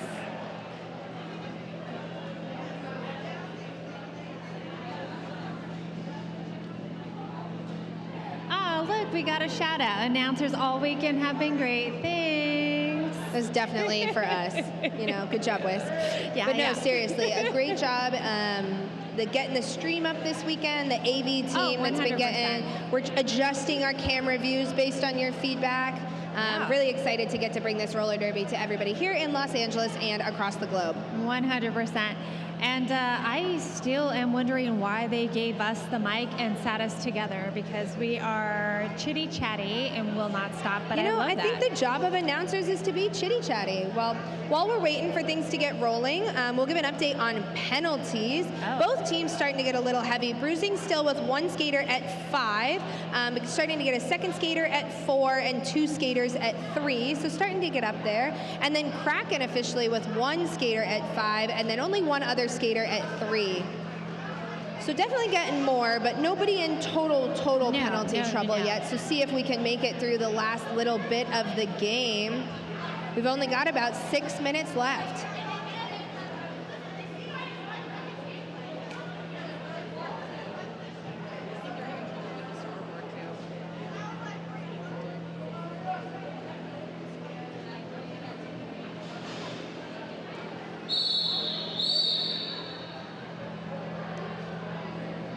All right, you're right. We did adjust the camera views and they did get better. We're hearing your feedback. Great job to our AV crew and everybody helping us put on this production this weekend. We're super lucky that we have some really great, talented audio, sound, video people. It's pretty good to live in Los Angeles trying to find those people. 100%. I could not do anything. Technology hates me, so if something's broken, it's probably my fault. All right, it sounds like we're getting a little bit of some technical things worked out. In fact, we have some of our OPRs enjoying our lovely bleacher pews, sitting out there, chilling out. Oh my gosh, so cute. Some photographers should get a photo of those two over there. Great, Right I'm there. so glad. Yeah, get it, get it, get it. Boop, boop, doop, doop. It wouldn't be a day at Tinseltown Showdown if we didn't need a minute to figure out our internet. It's just kind of a part of the game. I'm gonna blame it on the light rain that we got. That's what it is. Someone needs to go outside and tell the internet to work. Just scream it out into the world. Work, work, work, work, work. All right, all of our skaters. Sounds like we're gonna take a minute as we figure out some of our Wi-Fi, do what you need to stay warm. We're just making it some anticipation before we get into this last 6 minutes of the game.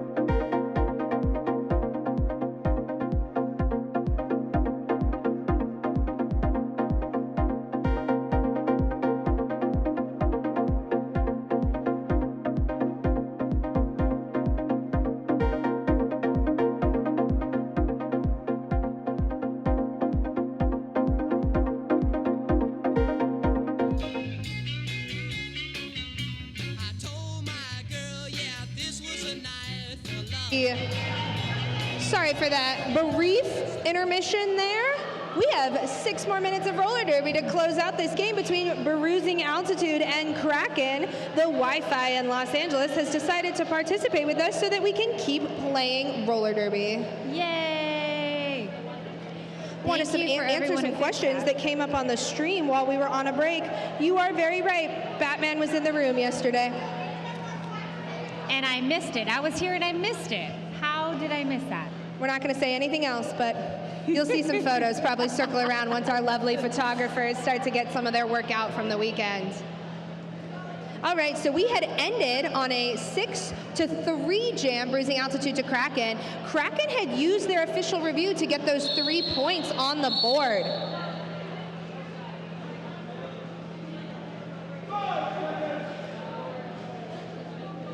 And it looks like Kraken has a full pack. We've got a down 2 start for Bruising Altitude with 2 blockers in the box, but Cosmo was playing some amazing jammer defense and gets a jersey whip to sneak through for lead. Beautiful jersey whip. And Kraken jammer working hard on top and out. Cosmo through on a quick scoring pass, but Ambo is out. Everybody's starting to run, and Cosmo calls the jam after killing a couple of extra seconds. That's perfect because they got one of their blockers out of the box and just one more in there. So Kraken is going to start 4, and then Bruising Altitude is going to start with 3.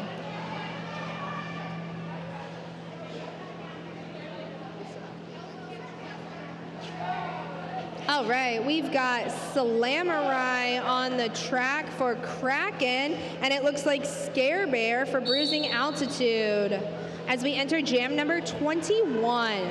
Great solid defenses by both. Scare Bear tries to go up the outside line, but finds Max and the Kraken defense there. Trashcan Jones trying to play some offense as Slamurai looks to go up the inside line, but Slamurai ends up playing some jammer defense and gets knocked out as a result. Scare Bear up there at the top with just 2 to beat. But Rox and Hamweezy really holding it down for Kraken. That was some nice footwork to get out from the top. It looks like Kraken has one in the box at this moment. And it looks like a star pass has been completed on Kraken to Rox. But Scare Bear is around for 4 points on a scoring pass.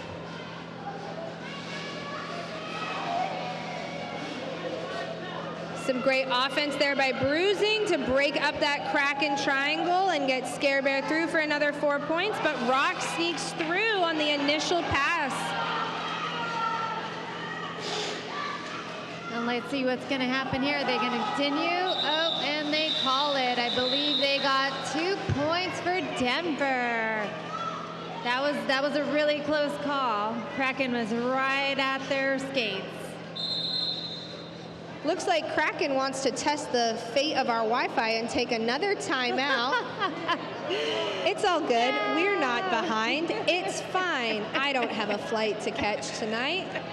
But let them take their time. Let them talk about it. They've got about 3 minutes and 22 seconds left in this game to try and put a couple more points on the board. I'm sure you're going to catch your flight just fine. It'll be fine. It'll be fine. It'll be fine. It'll work out. Bruising Altitude has had a really great weekend. They're likely, assuming this game continues the way it looks like it's going to, they're going to walk away 2-1, having defeated Kraken and Arch Nemesis in a nail-biter last jam yesterday. That game went down to what? Was it the last minute? Last jam. Last jam. They went into the last jam tied at 191 points apiece. Whew. We love close, exciting games of roller derby. Yes. The more I don't like playing those games, but no. Definitely I do not like the pressure of those games when I'm playing, but I do love to watch it. All right, we're gonna head into jam 22 with Programmer jamming for Kraken against Crash Out for Bruising Altitude. Oh, and Crash Out sneaks around with a one-handed trick on the outside line, coming around for points. While Programmer continues to work up against that top pack with Jax and offense, but Crash out through for 4 points. Bruising Altitude really just stacking up this differential. Rogue out on their initial pass to try and cut the bleeding. Oh, and another 4 points and call before Kraken can score any. That was an 8-0 jam for Bruising Altitude, and it looks like the whole entire box is clear. No penalties. That's the way we like it. Clean, clean, clean game at this end. All right, score of 190 for Bruising Altitude to 68 for Kraken. We'll see if Bruising Altitude can break 200 points before the game is over, or if Kraken has something to say about it. We've got Malaboomer out there for Kraken and Rougarou out there for Bruising Altitude. Malaboomer knocked to the inside line. Rougarou's star pops off, but they're putting it back on their head to kind of go for that lead jammer. As long as that star was knocked off in just like normal derby operation, yes. Exactly, it does not count as them removing the star and therefore being ineligible for lead jammer. It looks like it popped off again. Oh. Huge hit out at the top by that SoCal tripod. But Malaboomer still stuck just behind that. Bruising tripod has really been the name of the game, I think. Yes. Both of them really, really don't want anyone to score any more points, and I feel like they're going to continue to do these long jams where the jammer has to struggle, and the jammer is finally out, and that was almost a whole entire minute. So Bruising Altitude jammer out and eligible to score, but it looks like in how many times that star fell off, we're going to go ahead and not award lead jammer. Yeah. So Malaboomer still theoretically has that chance, but is also not assessed lead jammer. So it looks like we're going to go 2 minutes. Full 2 minutes. And there's 40 seconds left for both of these jammers to put some points on the board. Malaboomer using some of their own blockers to get through, and with some fast feet up the outside line, puts 4 points on the board. Oh, the splits. But Rougarou with the splits as well, manages to sneak through and grab their 4 as well. There's whistles going off on everything. I have no idea what is happening. Oh, and unfortunate, Malaboomer is going to end this 2-minute jam by going to the box. But everybody scored points, and Kraken is going to use their 3rd and final timeout from the game to make a plan for this power jam coming up.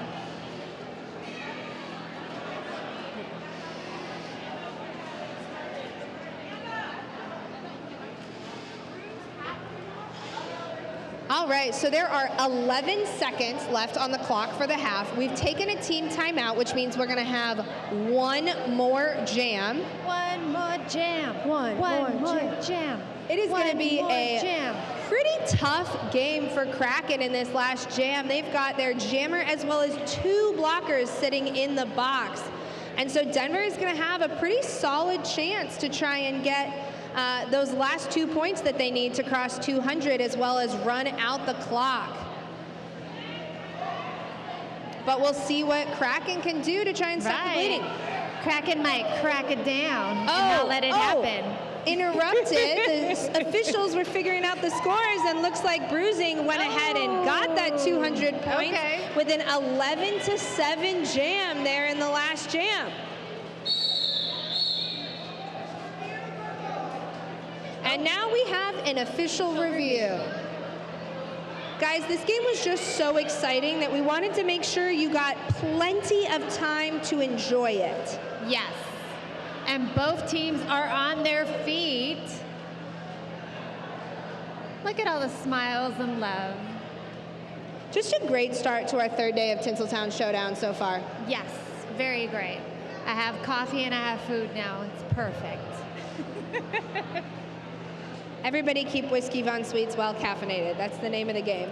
Yes, and all right. Officials have made a decision on whatever it was that Kraken official reviewed. My guess is they were trying to see if they could get Malaboomer out of the box, prevent that power jam start, but Maliboomer is going to stay seated in the box along with their 2 blockers, and we are going to see this Power Jam start for Bruising Altitude. Oh, the excitement.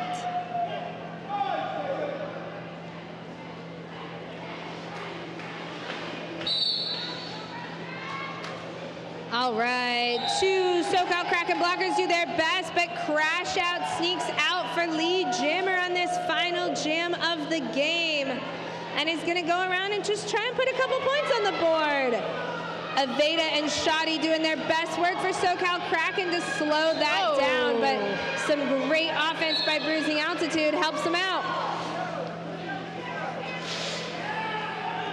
Aveda is the lone blocker on the track for Kraken for a minute, but while some reinforcements get out of the box. Oh, huge tumble there. My goodness.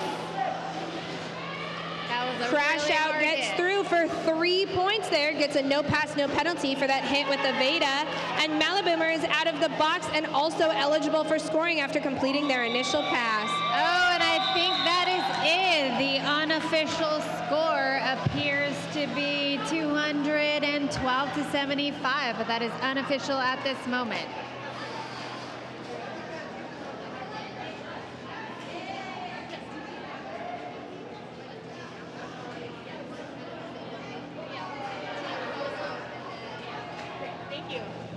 All right, congratulations to Bruising Altitude. What a great weekend they had here, going 2-1. An amazing weekend. Yeah. It's a pretty great weekend. And then great job by Kraken, showing up on the Sunday. A tournament's already been rolling, got to play an exciting new team. And we're so excited that everybody was here for the day 3 of roller derby. I'm excited everyone was able to get here. We had our final whistle, and that's going to be our final score. Bruising Altitude 212 to Kraken 75. Had a little bit of a stroke there. We're going to do our high five line and let both of these teams take their celebratory lap for a game very well done. We'll do a team picture under the scoreboard, and then we'll announce our MVPs.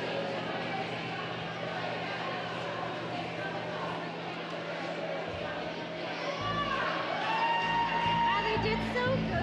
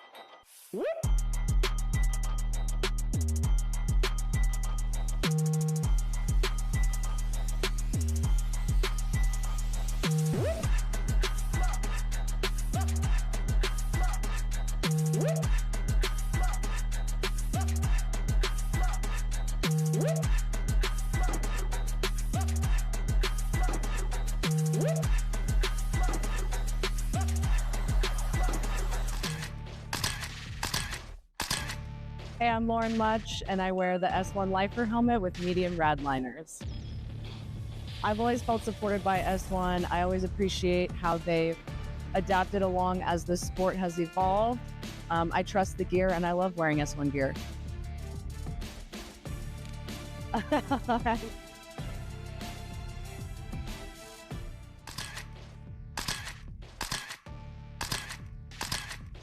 Hey, I'm Jess Hart, and I wear the S1 Lifer Visor helmet with medium rad liners.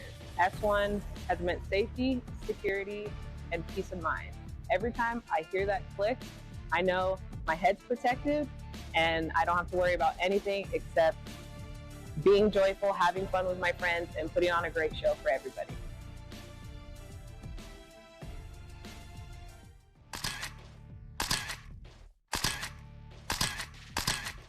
Hey, I'm Scald Eagle, and I wear the S1 Lifer helmet with medium Terry liners. When I'm hitting the track, the last thing I want to be thinking about is how my gear is fitting. My S1 derby gear is just set to jet. I can't live without it. S1, protecting roller derby since 2006.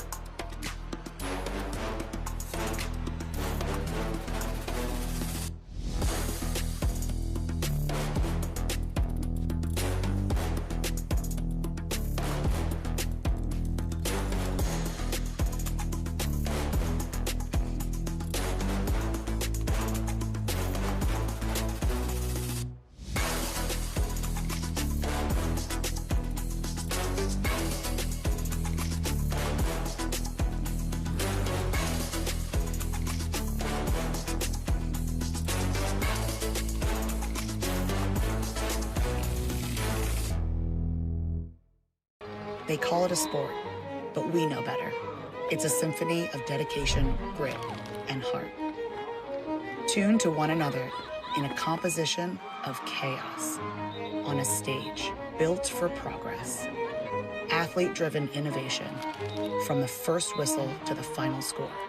Every hit, every fall, every win, every loss, every team, every season, every body. We've got you covered.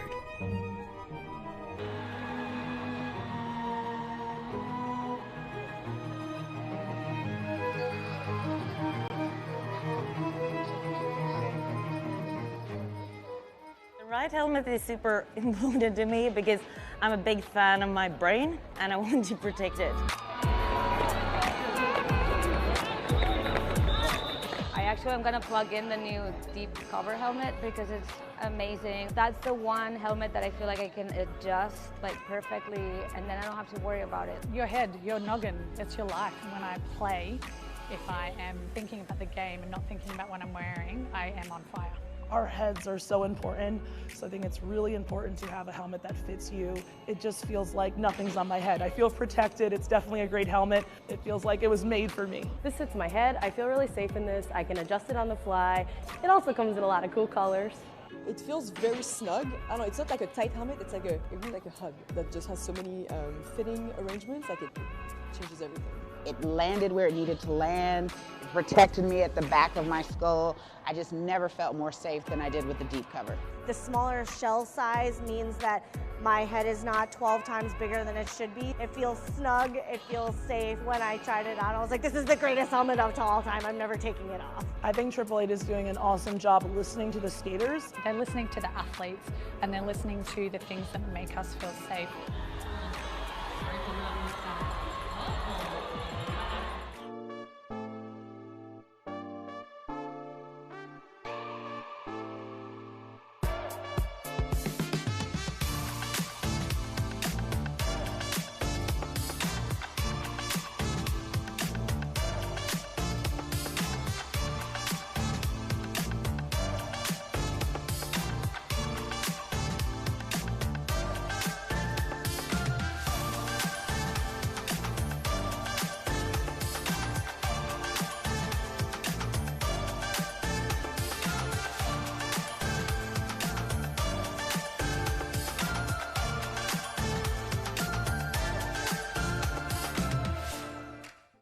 To me, roller derby means home.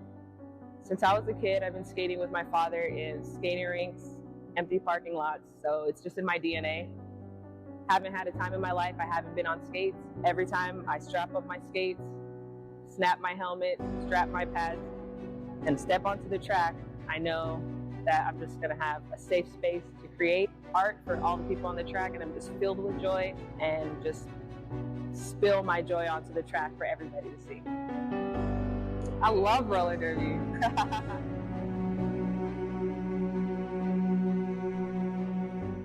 Pre-derby me was one thing, and post-derby me is another.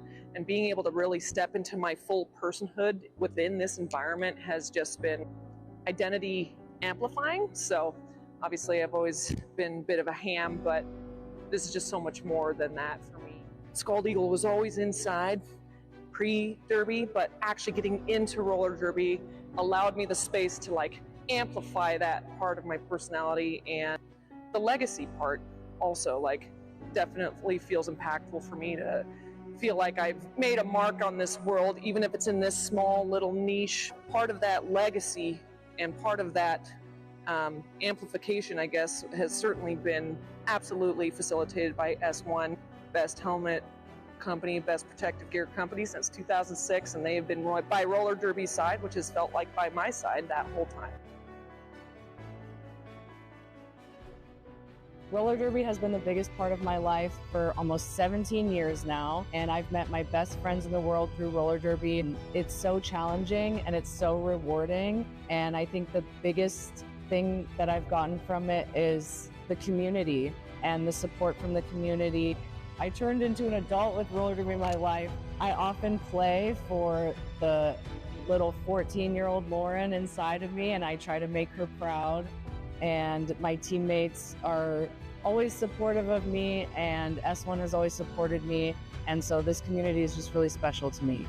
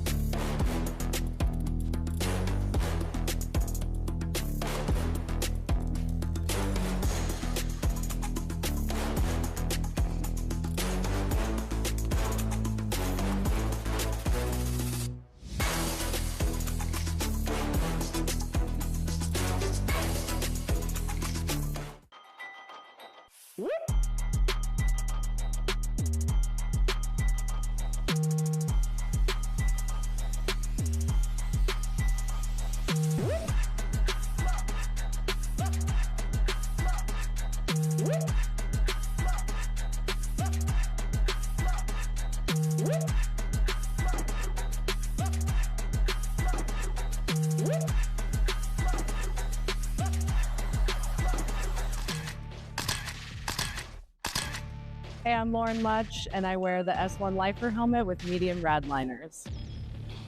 I've always felt supported by S1. I always appreciate how they've adapted along as the sport has evolved. I trust the gear, and I love wearing S1 gear.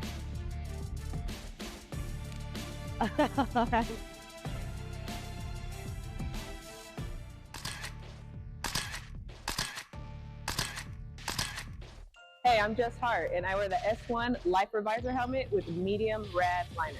S1 has meant safety, security, and peace of mind.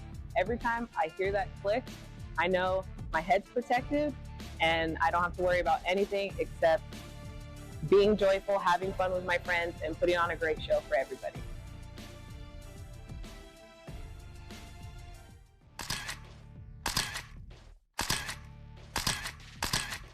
Hey, I'm Scald Eagle, and I wear the S1 Lifer helmet with medium terry liners. When I'm hitting the track, the last thing I want to be thinking about is how my gear is fitting. My S1 derby gear is just set to jet. I can't live without it. S1, protecting roller derby since 2006.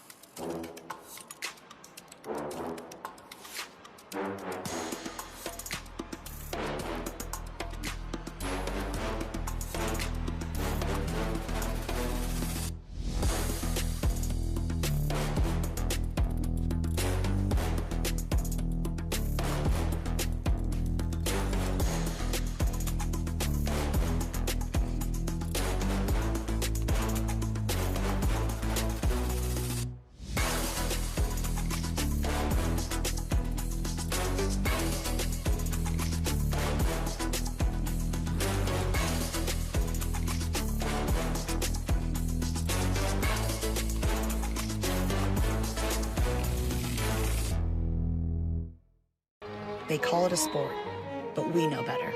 It's a symphony of dedication, grit, and heart. Tuned to one another in a composition of chaos on a stage built for progress. Athlete-driven innovation from the first whistle to the final score. Every hit, every fall, every win, every loss, every team, every season, every body. We've got you covered.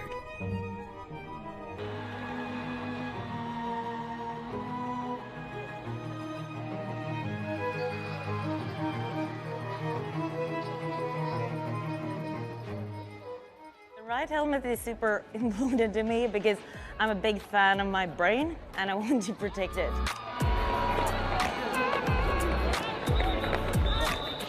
I'm gonna plug in the new deep cover helmet because it's amazing. That's the one helmet that I feel like I can adjust like perfectly and then I don't have to worry about it. Your head, your noggin, it's your life. When I play, if I am thinking about the game and not thinking about what I'm wearing, I am on fire. Our heads are so important, so I think it's really important to have a helmet that fits you. It just feels like nothing's on my head. I feel protected. It's definitely a great helmet. It feels like it was made for me. This sits my head. I feel really safe in this. I can adjust it on the fly. It also comes in a lot of cool colors. It feels very snug. I don't know, it's not like a tight helmet, it's like really like a hug that just has so many fitting arrangements, like it changes everything. It landed where it needed to land. It protected me at the back of my skull. I just never felt more safe than I did with the deep cover. The smaller shell size means that my head is not 12 times bigger than it should be. It feels snug, it feels safe. When I tried it on, I was like, this is the greatest helmet of all time. I'm never taking it off. I think Triple Eight is doing an awesome job listening to the skaters. They're listening to the athletes and they're listening to the things that make us feel safe.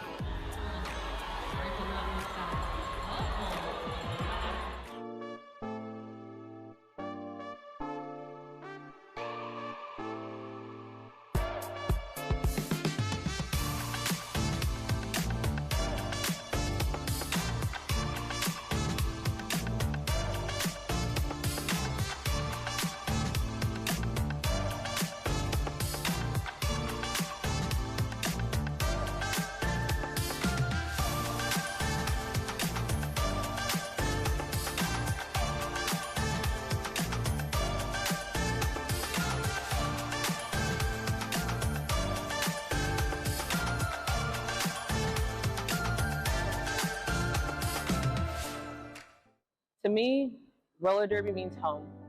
Since I was a kid, I've been skating with my father in skating rinks, empty parking lots, so it's just in my DNA. Haven't had a time in my life I haven't been on skates. Every time I strap up my skates, snap my helmet, strap my pads, and step onto the track, I know that I'm just gonna have a safe space to create art for all the people on the track, and I'm just filled with joy and just spill my joy onto the track for everybody to see. I love roller derby.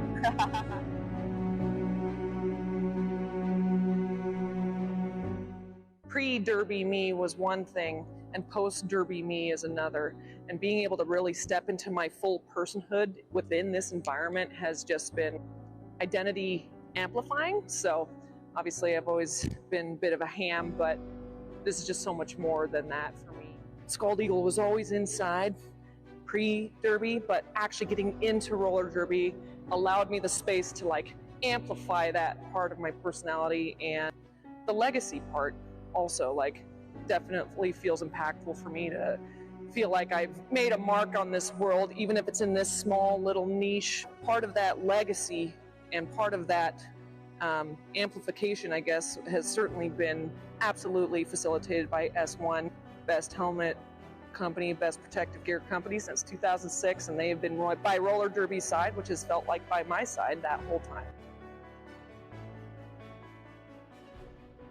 Roller derby has been the biggest part of my life for almost 17 years now, and I've met my best friends in the world through roller derby. And it's so challenging and it's so rewarding, and I think the biggest thing that I've gotten from it is the community and the support from the community. I turned into an adult with roller derby in my life. I often play for the little 14-year-old Lauren inside of me, and I try to make her proud. And my teammates are always supportive of me, and S1 has always supported me, and so this community is just really special to me.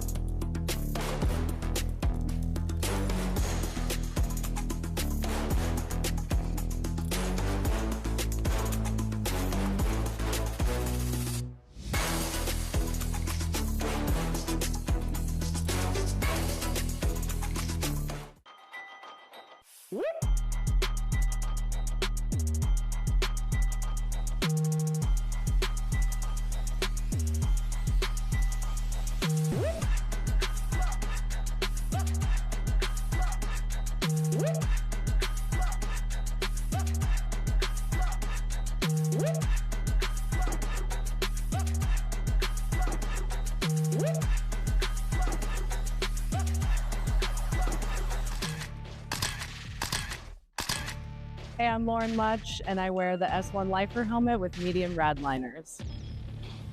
I've always felt supported by S1. I always appreciate how they've adapted along as the sport has evolved. I trust the gear, and I love wearing S1 gear.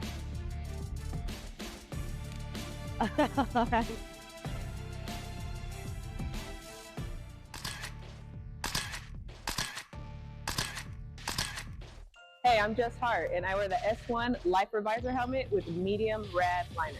S1 has meant safety, security, and peace of mind. Every time I hear that click, I know my head's protected, and I don't have to worry about anything except being joyful, having fun with my friends, and putting on a great show for everybody.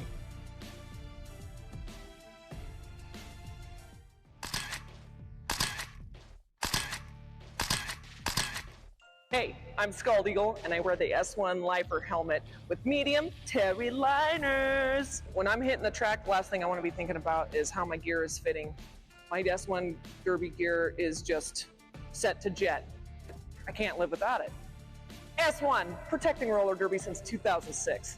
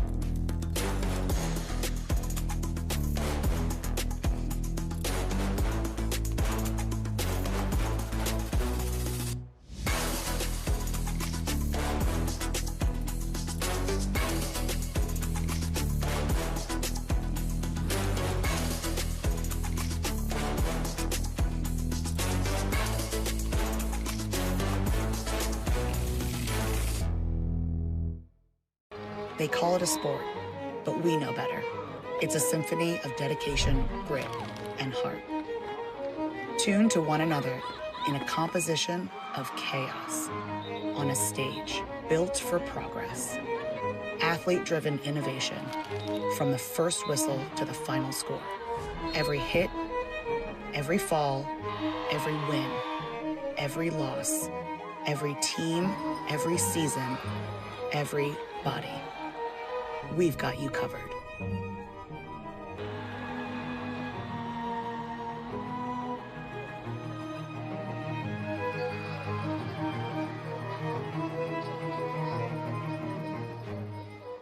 The right helmet is super important to me because I'm a big fan of my brain and I want to protect it.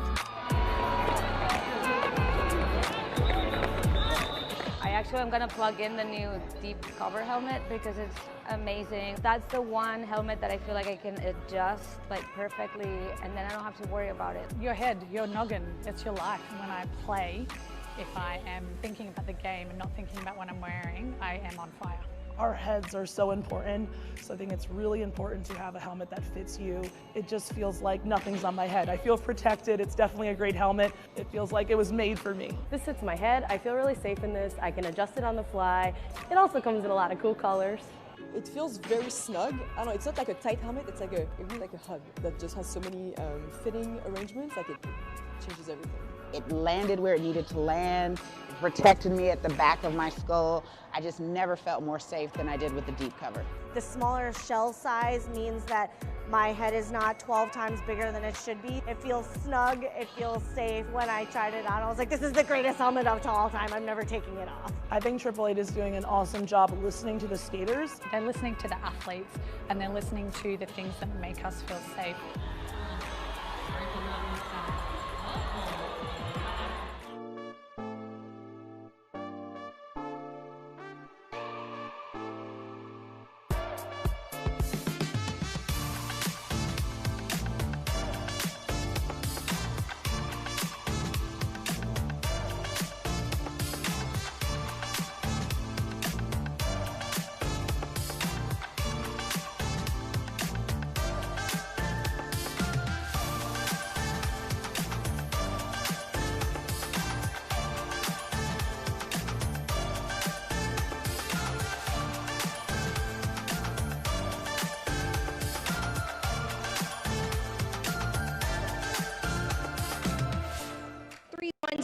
Evan Helical, 3-3 Skinner, 3-4-3 Trinity, number 5 American Gangster, number 7-0 Freddie Her Fury, 7-6 Annabelle, 7-7-7 Rosemary Baby, 81 Bell Ringer, 85 Darth, and 925 Dez. They changed her name, right? It's this one. I'll write it down. Okay. And skating in black for arch rival roller derby, arch nemesis, we have 1 Pow, 1-4-1-4 Mally Bruiser Barbie, 1-8 Slade Thoven, 2-0-1-2 Wildside, 2-9-7 Manicki, 3 Scarlets Davison, 3-0 Trauma, 5 Disaster, 5-6 Birdsong, 7 Vi Fidelity, 7-7 Donna Diablo, 9 Griever, 9-8 Regrets, 9-6 Tempo Tantrum, and 9-8-1 Wyckoff. All right, last game of the weekend for both of these teams, and they are both coming in 1-1. Wow. So an exciting game to see who goes out from this tournament with a second win. Axles of Annihilation beat Bruising Altitude. They sure did. And then lost to the Hollywood Scarlets yesterday, while Arch Nemesis beat the Rocket Queens on Friday and took the loss in a nail-biter game to Bruising Altitude on Saturday that came down to the very last jam. All right, we've got 1 minute to Derby.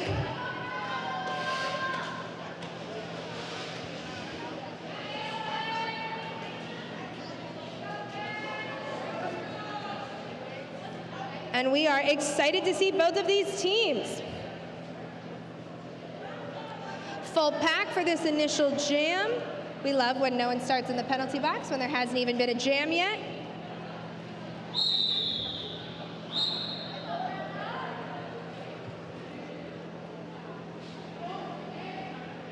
All right, we've got most of our blockers up there kind of in some no man's land, with Rose City having a couple blockers there at the back. We're going to see how this unfolds in about 3 seconds.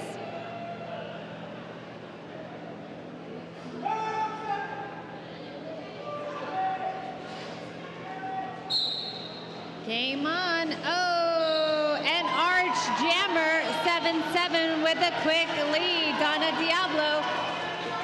And right on their heels is number 26, Hot Shot. Quick points and call there by Arch Nemesis to put first points up on the board. Looks like it's going to be 3-0, I think, there for Arch, but they also lose a blocker, so they're going to go ahead and start the next jam down a blocker. And it is, in fact, 3-0. And Rose does have an advantage right now for blockers against 3 at the moment. Heading into jam number 2 for your Axles of Annihilation, we have Trinity, who sneaks out quickly for lead jammer, while Malabruiser Barbie is right on their heels. About a half lap of difference between these teams as Trinity sneaks through untouched on the outside for first blood for an Axles of Annihilation. That's a quick 4 points and call. And now we have a lead change. Lead change. So far the pattern for both of these teams has been somebody grabs lead jammer quick, and somebody goes to the box getting their jammer some points on that quick scoring pass. And it's going to be 3 versus 3. So we've got 3-3, each team with 1 blocker in the box. We've got Evangelical for Axles of Annihilation, who gets some good distance there to sneak out on the top. But Maneki is hot on their heels. Oh, that looks like Trauma. So we'll get that corrected on the scoreboard. Trauma with a great catch there to force the call-off, and Evangelical picks up 3 points for Axles of Annihilation.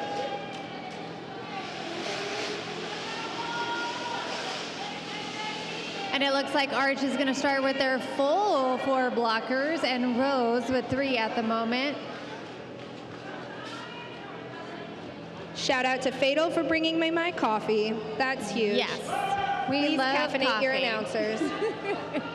All right, heading into jam number 4. This is already proving to be a pretty quick game. We've got Jackpot for Axles of Annihilation against V Fidelity for Arch Nemesis.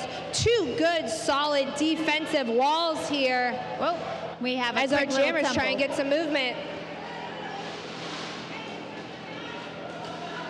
Ooh, and almost out on the top, but a quick hit out and driving them back. Still no lead jammer, and it's been about 30 seconds into this jam. That means that these blockers are working extra hard, and these jammers have to work extra hard to get out. Oh, we have 1 going to the penalty box. And it looks like both the packs are getting strung out in the back and 1 in the front. Let's see. Oh, and Rose does get out. I believe that is Jackpot. 0-7 for Rose.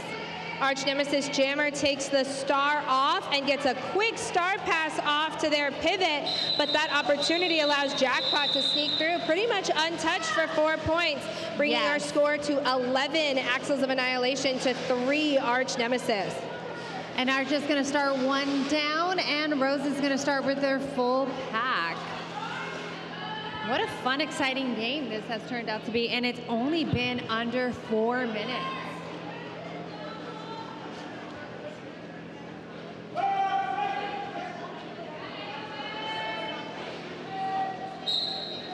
And we are off. Skating for Rose, number 8-5, Darth. And Darth is out, lead jammer. And this Rose wall is working extra hard to keep that jammer up on the top. They have not been able to get out, and Darth is scoring at the moment, or on their scoring pass. Huge hit to the outside there by Arch Nemesis to slow down Darth, but Darth is able to get back up and sneak through,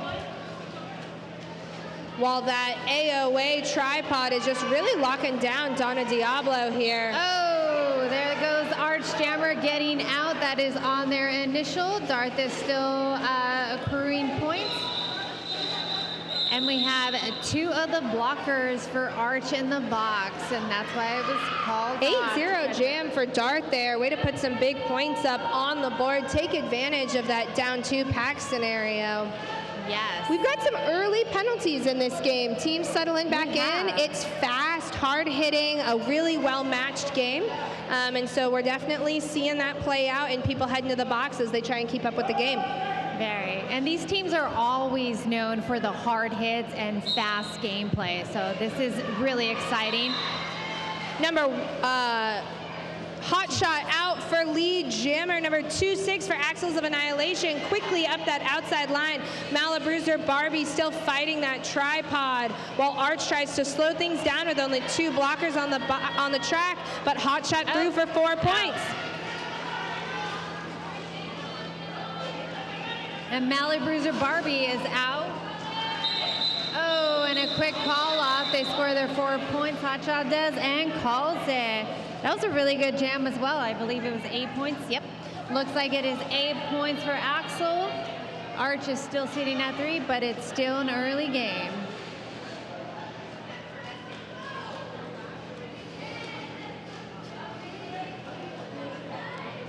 Only 1 blocker for Arch Nemesis standing in the box, so they'll start down pack for just a little bit, but quickly reset to even as we get started with Trauma as our jammer for Arch Nemesis, who pulls out a quick lead jammer against Trinity for Axles of Annihilation, who's fighting at the top.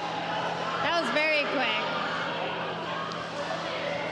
Officials make a quick little correction there as Trauma was originally called lead jammer. Oh, and an OPR comes around to clarify that the whistle for Trinity was actually a penalty call. So Trauma is out there for a much-needed power jam for Arch Nemesis to put some points on the board, and they are already around for their second scoring pass. Just a huge hit there by Trauma getting that AOA wall rolling, but AOA blockers really shutting that down and forcing the call off, freezing Trinity in the box as the AOA jammer. And they got another 4 points on that last section of this jam. So that was an 8-0, bringing them closer to catching up. Axles of Annihilation 27, Arch Nemesis 11. And it looks like Arch is gonna start with the power jam. We've got some good shout outs for both teams on the chat. Thanks everybody for cheering on your favorite skaters. We're starting off this power jam with Arch Nemesis running Fidelity out there looking for some points, but that AOA wall is just holding nice and tight, and Trinity is back on the track.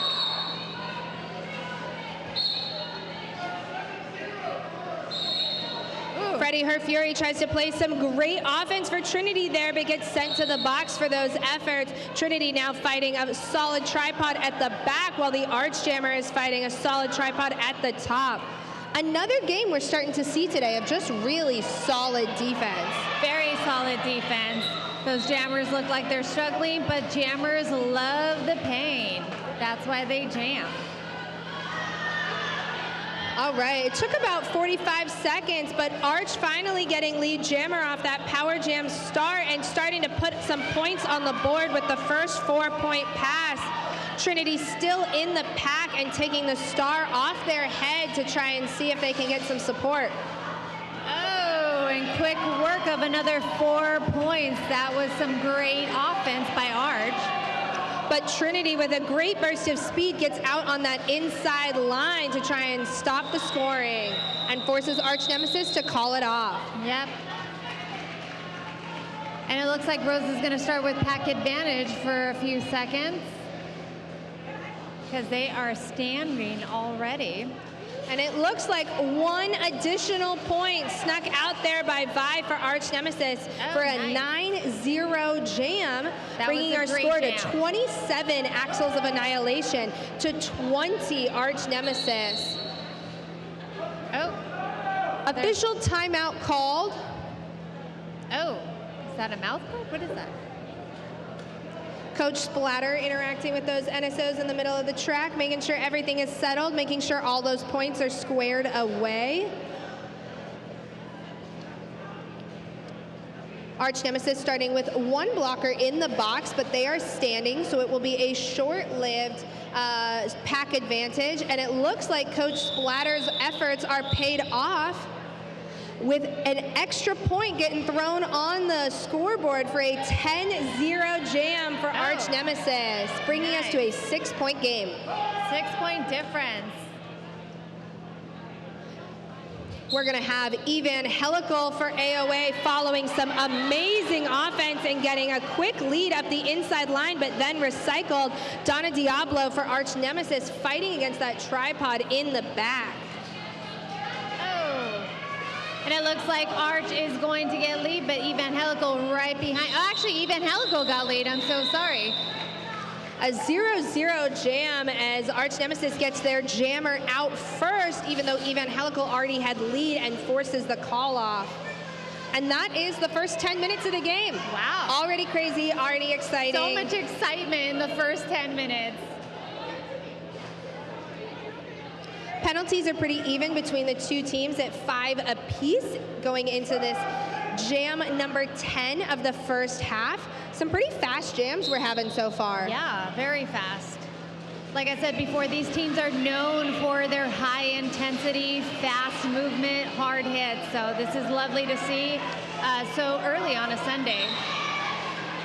A 2-wall of Rose did a great job holding on to Malabruiser Barbie and forcing that reset, but lead was already assessed, and the Arch Jammer is already out on that on that scoring pass.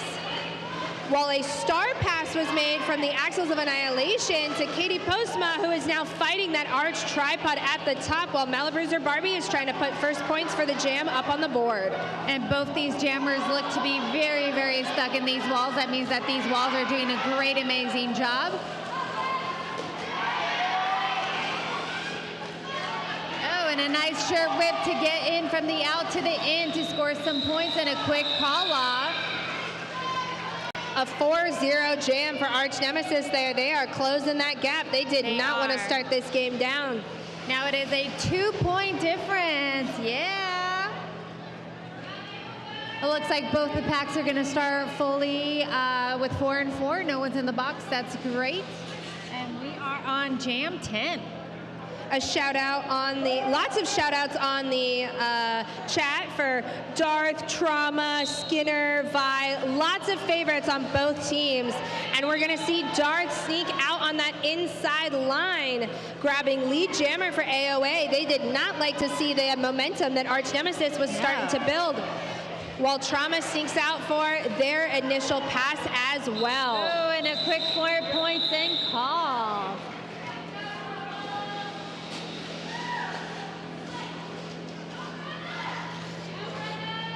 All right, and we trade it back. A 4-0 jam for AOA brings us to 31-25.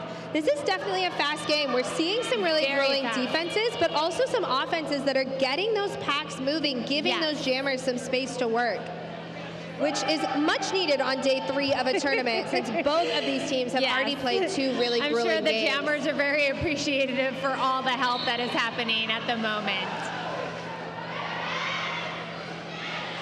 Vi fighting up at the top against that last line of defense for AOA and gets out for lead jammer. Hotshot trying to fight up the inside line, but that rotation of the Arch blocker seals that off for a little while to give about a 1-lap advantage for Vi to try and put some points on the board on this first scoring pass.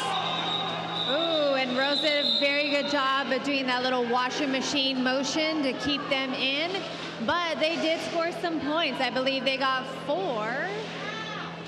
Looks like 4 on the ref's hands, but 3 on the board. There we go, maybe. I think they fixed We'll let the it. scoreboard catch up, but we think that was a 4-0 jam for Yes, Arch there we go. Nemesis. There it is, bringing that back to our 2-point game. I'm going to agree with one of our chat members, Oliver Frist, who says, I actually love everybody. I think that's true. Very And true. here we are, two of our favorites. Trinity for Axles of Annihilation getting stuck, while Donna Diablo sneaks out for lead jammer for Arch Nemesis. But Trinity less than a lap behind, hoping to close that distance.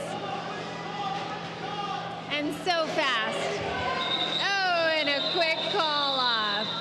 Did they get all their 4? They did get all their 4, so it is another 4. And you know what that 4 points means? Lead change. Arch Nemesis back in the lead, 33 to Axles of Annihilation's 31. But AOA does manage to clear the box, and so we are going to have a 5-on-5 jam start while AOA decides to take a timeout. Yeah.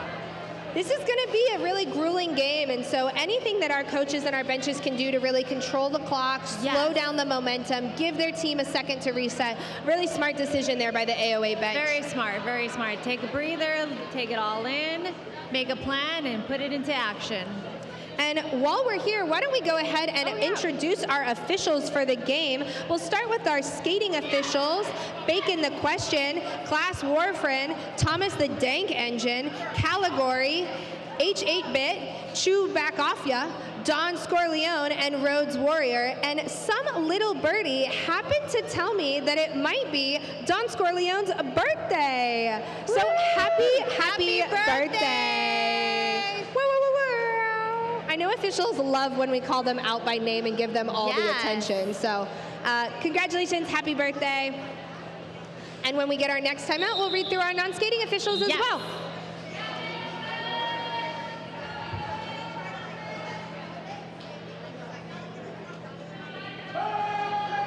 All right, we are 15 minutes into this first half, a 2-point game. We are going to see Evangelical from the Axles of Annihilation against Malabruiser Barbie from Arch Nemesis.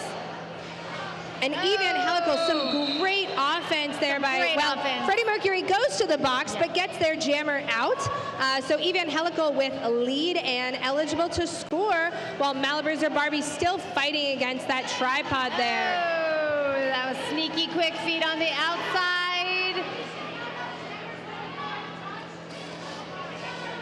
Malabruiser Barbie dragged back on that inside line, while Arch Nemesis sets up against Evangelical to try and prevent that second scoring pass.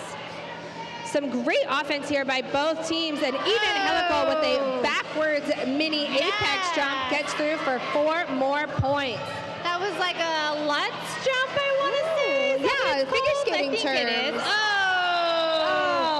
And an apex jump. Another spinning jump for Evangelical. Puts probably our biggest jam of the game so far, 12-0, to put the Axles of Annihilation up by 10 points, 43-33.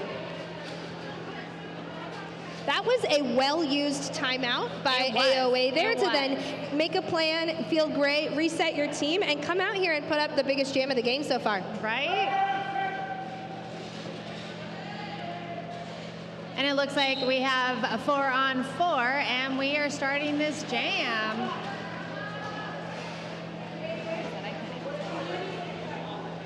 We're seeing Trauma for Arch Nemesis start to bridge out those AOA blockers and sneaks up the inside on some toe stops for lead jammer. Jackpot getting some assistance by some offense at the back of the pack. And we have a star pass to Pivot Skinner to try and help stop the bleeding here, and forces the call off by Trauma. 0-4 jam. No, it's 4-0. Nice. And that is 43-37. And no one is in the box, so we're going to start with a full pack. Arch said, we're not letting you start to get away with this. We're going to stay right in it. This game is so exciting and so close, and it keeps on going back to back. We're seeing lots of big hits and falls. Huge shout out to our live stream and tournament sponsor, 187 Killer Pads, for helping keep all of our skaters safe on the track. upright, inbounds, and on the floor. Huge sprawl there by Darth for Axles of Annihilation.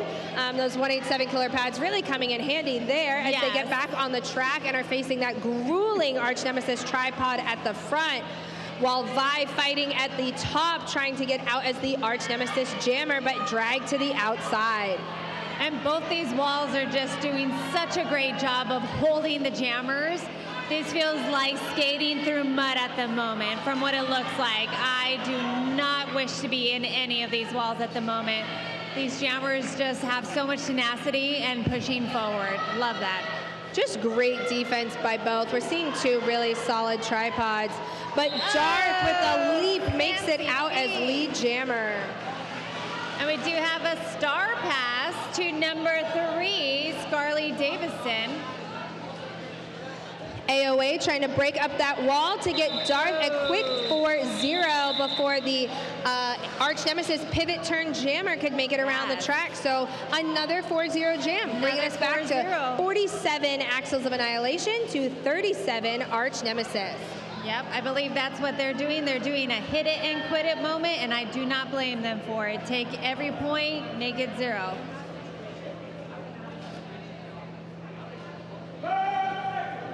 All right. Official timeout. Sounds like a great time to read our NSOs for this game. Oh yes, our NSOs, Darth Bling, Danger Muffin, Darth Bling again. I don't know why they're on here twice. Oh, McWinkle, Cyber Demon, Derriere, Terabyte, Toxic, Marcotic, Judgmental, Sweet and Sour Candy. Thank you, officials. And NSOs. All right, we've got 5v5 on the track, full packs. Hotshot making some movement there at the front, but that Arch tripod driving to the inside. Donna Diablo also trying to work up the inside line, but gets hit out and resets. And these tripods are doing such a great job on the top and on the back. And Rose gets out. I believe that is number 26. Yeah, or it was in Hotshot. We have one blocker from each team reporting to the box at the same time as we see Donna Diablo start to string out the AOA blockers there at the top. Hotshot doing some work at the back, trying to put some points on the board, but getting driven to the outside line as Donna Diablo gets out on their lead or on their initial pass. That was a quick call-up. I believe they only got to score 2, but that is perfect because the other team got 0. And each team is going to start with 3-on-3 because it looks like one blocker of each is in the penalty box.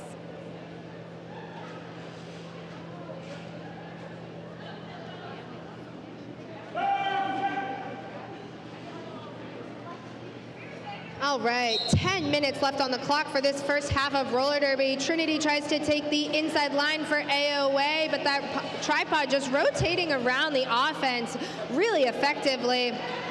Malabruiser Barbie fighting a 2-wall there at the back, and both teams about to get reinforcements as one blocker for each team gets out of the penalty box.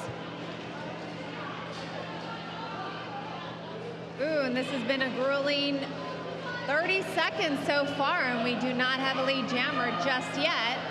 These walls have really dug deep inside themselves to hold them, and Rose Jammer is out. That is number 343, Trinity.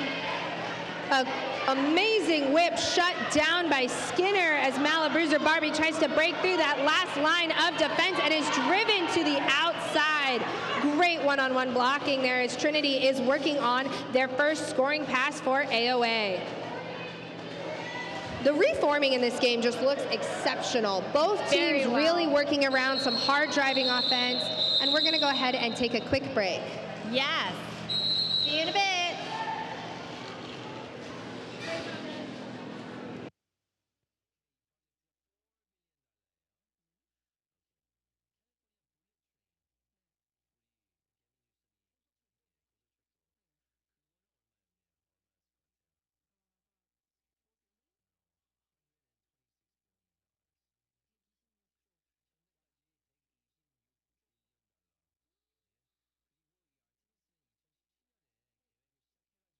All right, everybody is up off the ground, looking okay. We'll check in with our medics, and we're gonna go ahead and get this next jam lined up. Axles of Annihilation, Trinity put another 4-0 jam on there, which brings us to 53-37, which is probably our biggest point differential that we've seen between these two teams all game. AOA is slowly creeping up. Shout out to our medics for everything that you do, keeping us safe on the track. Keeping us safe all weekend. It's a hard job given roller derby, but they're doing a great job. Yes. All right, Evangelical for Axles of Annihilation against Trauma for Arch Nemesis, and it's just a scrum start up the middle. Trauma making some traction here at the top, down to the last one, and gets past Skinner with Evangelical all out as well, hot on their heels.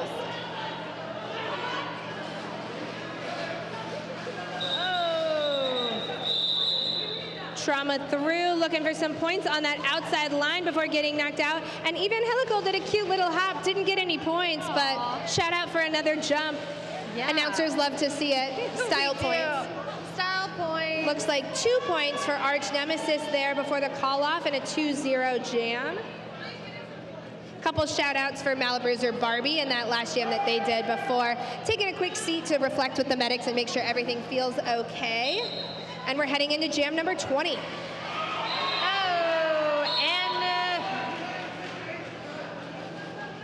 Jackpot out with a really quick lead on the outside there.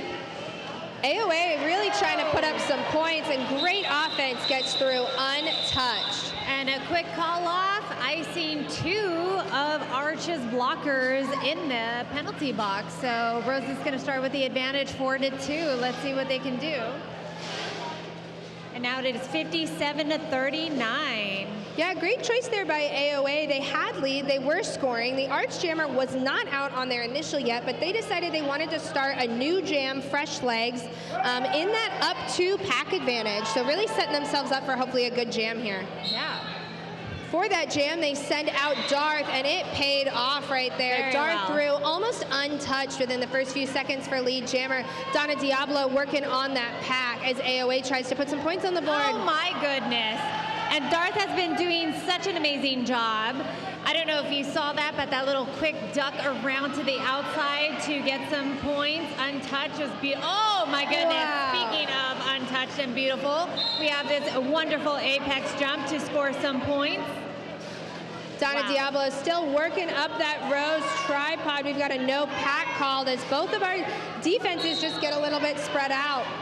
And Donna Diablo through on their initial as Darth is working on this next scoring pass and calls it off. I believe that is another 4 points, which means that this is the highly matched jammer points. I believe the other one was 12 points as well for AOA, so this is great. Yeah, Darth really said, Evangelical, I'm not sure I'm going to let you have that one. I'm going to come fight you for it. Right. 2 really big jams is exactly the difference that we're really seeing here. 69 Axles of Annihilation, 39 Arch Nemesis. The Arch bench wisely seeing that AOA was starting to build some momentum and decide to take their first team timeout. Very wise, very wise. Sometimes you have to just stop momentum if momentum is happening, so perfect. Just a reminder to get your raffle tickets. We've been having a raffle each day here if you're in the warehouse live. There's options for 1 ticket, 6 tickets, and a skater height, whoever the tallest person you can find to get that many raffle tickets. And we are gonna pull the drawing at the halftime of the final game today, which will be our 4 p.m. game. Yes. And just a tip, find the tallest skater you can. I'm not sure who the tallest skater is. Maybe Skulls? Tui? Rachel? You can find some pretty tall options and get a lot of raffle ticket options. Yes. Here we go, Jam 22. Malabruiser Barbie back on the track for Arch Nemesis, but Hot Shot sneaks through for that lead jammer first. Just some great off-the-line offense by Rose is really helping their jammers get some initial traction. And it's so smart and sneaky. You don't even see it. Barbie really pushing, grinding against that 3 wall at the top while Hot Shot's trying to get some points. But it looks like that's not going to pay off, and we are going to see Hot Shot go to the box. A power jam for Arch Nemesis is much needed here, but with Hot Shot going to the box, they are going to lose lead jammer, and this is going to be a 2-minute jam. Arch Nemesis coming in, trying to play some offense from the inside to assist Bruiser Barbie, but AOA's recycling just great. Oh, and we see a mid-pack star pass happen. And I believe that is Matinee working up on top. That is Matinee now trying to fight through that AOA wall and starting to get some traction, getting them strung out at the top. But Hot Shot is out of the box, and that was a very effective penalty kill by AOA.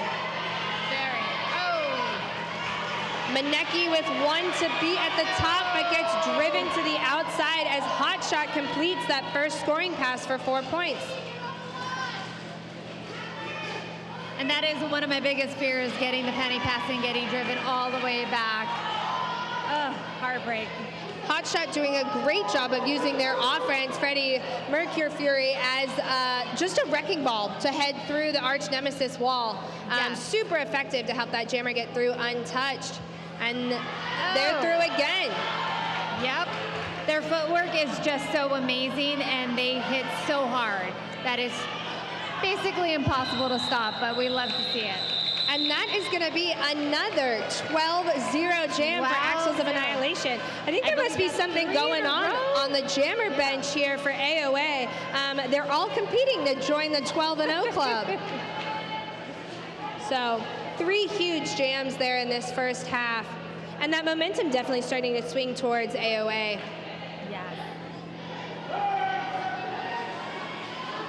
We're starting 4-on-4. No one's in the box. That is great. We see Trauma, though, saying, I am absolutely not letting this game get away from us, grabbing a quick lead for Arch Nemesis, while Trinity already has the star off of their helmet and is fighting through the pack.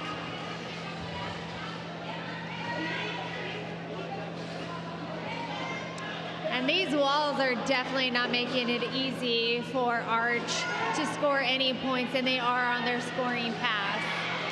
Trinity almost at the top, but gets driven to the inside by that Arch Nemesis tripod.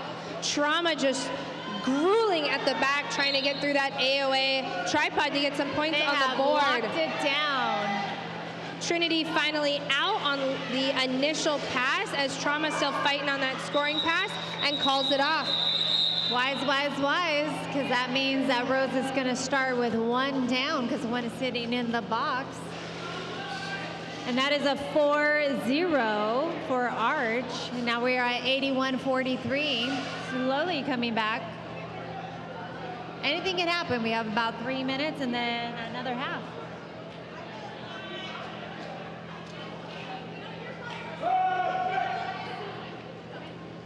All right, lining up for jam number 24, we've got Evangelical for Axles of Annihilation against Donna Diablo for Arch Rival.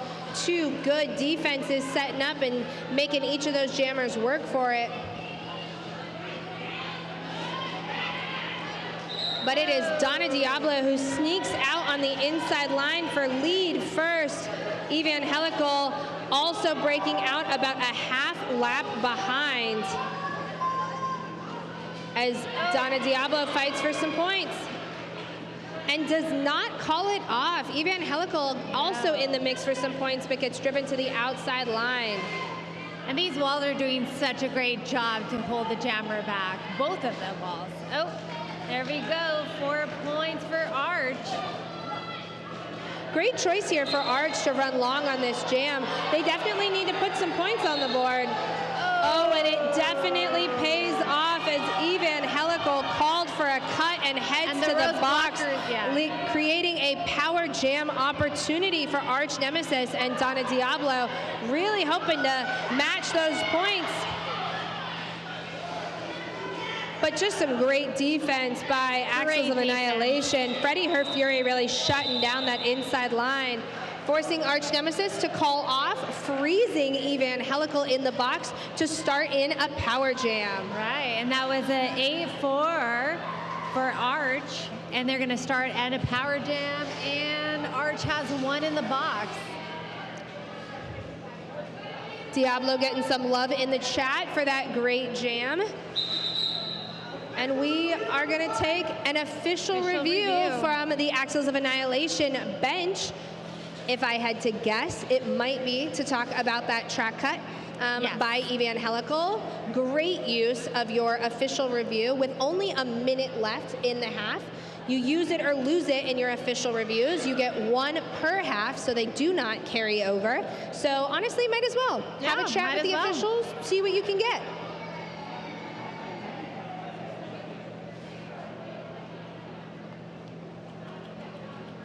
We're pretty even on the penalties here, almost at the end of the first half. Axles of Annihilation with 13 total penalties, but pretty evenly spread out, nobody with more than 2. Arch Nemesis only has 10 penalties as a team, and again, pretty spread out, and only any players with 2 penalties. So that sounds like a perfect game to me. You know, as long as everybody goes to the box, then nobody's in trouble, right? Exactly. We have definitely been seeing some penalty spirals happen, though. We'll get somebody goes to the box, and we'll kind of cycle through a couple of blockers going through, but luckily no individual getting themselves in any penalty trouble as we start to go into halftime.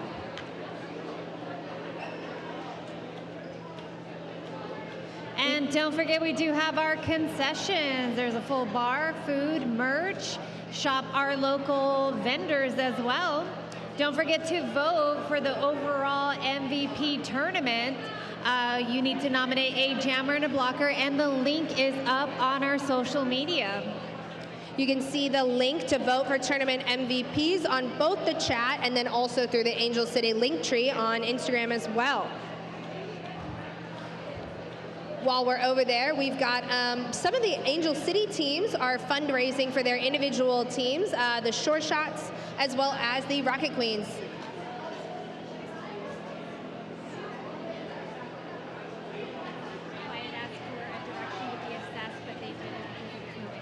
All right, huge shout out to our officials who brought us an update on that official review. The Axles of Annihilation had asked for a directional call on an Arch Nemesis blocker that will not be assessed because there was no impact. So good use of your official review, Spring Roll, way to try for it.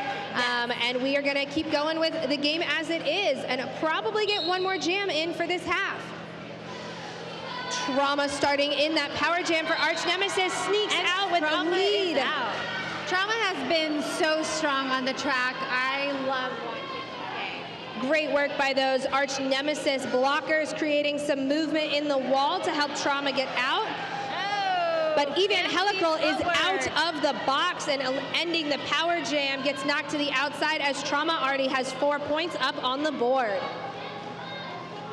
And we do have a star pass to Skinner from AOA as Trauma puts up another 4 points, decides to not let Skinner have a chance and calls it off.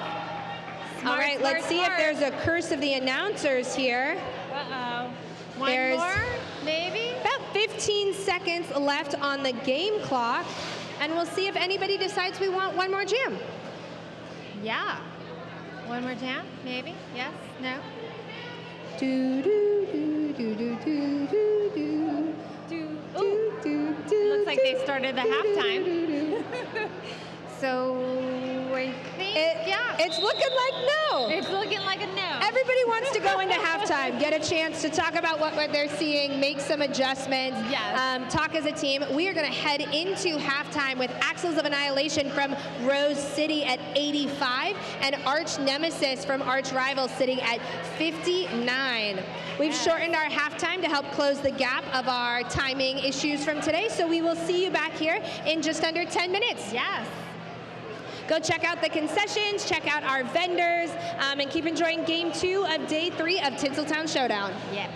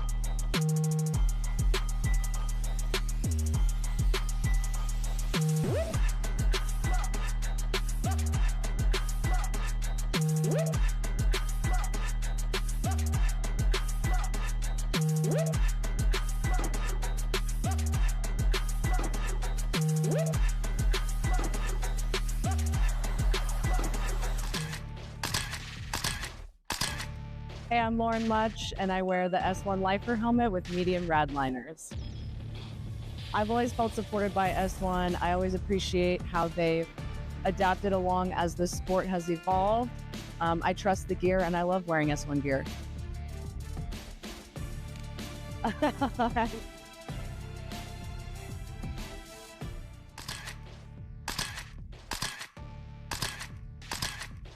Hey, I'm Just Hart, and I wear the S1 Lifer Visor helmet with medium rad liners. S1 has meant safety, security, and peace of mind. Every time I hear that click, I know my head's protected, and I don't have to worry about anything except being joyful, having fun with my friends, and putting on a great show for everybody.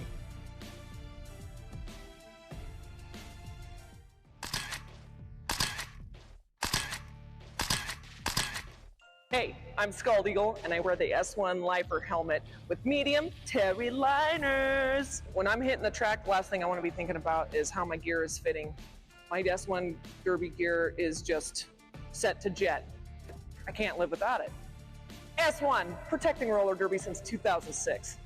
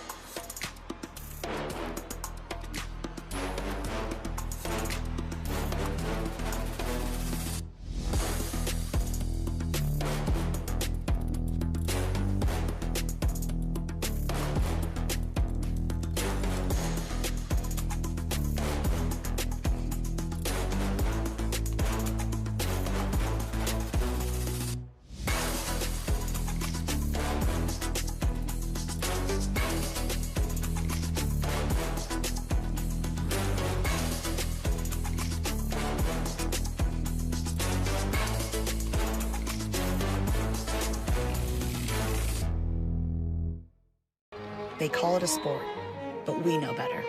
It's a symphony of dedication, grit, and heart. Tuned to one another in a composition of chaos on a stage built for progress. Athlete-driven innovation from the first whistle to the final score. Every hit, every fall, every win, every loss, every team, every season, every body. We've got you covered.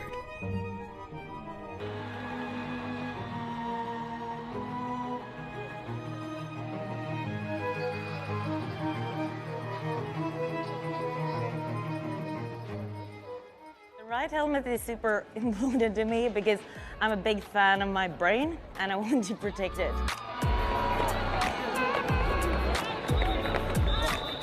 Actually, I'm gonna plug in the new deep cover helmet because it's amazing. That's the one helmet that I feel like I can adjust like perfectly, and then I don't have to worry about it. Your head, your noggin, it's your life. And when I play, if I am thinking about the game and not thinking about what I'm wearing, I am on fire. Our heads are so important, so I think it's really important to have a helmet that fits you. It just feels like nothing's on my head. I feel protected. It's definitely a great helmet. It feels like it was made for me. This fits my head. I feel really safe in this. I can adjust it on the fly. It also comes in a lot of cool colors. It feels very snug. I don't know, it's not like a tight helmet, it's like really like a hug that just has so many fitting arrangements, like it changes everything. It landed where it needed to land, it protected me at the back of my skull. I just never felt more safe than I did with the deep cover. The smaller shell size means that my head is not 12 times bigger than it should be. It feels snug, it feels safe. When I tried it on, I was like, this is the greatest helmet of all time. I'm never taking it off. I think Triple Eight is doing an awesome job listening to the skaters. They're listening to the athletes and they're listening to the things that make us feel safe.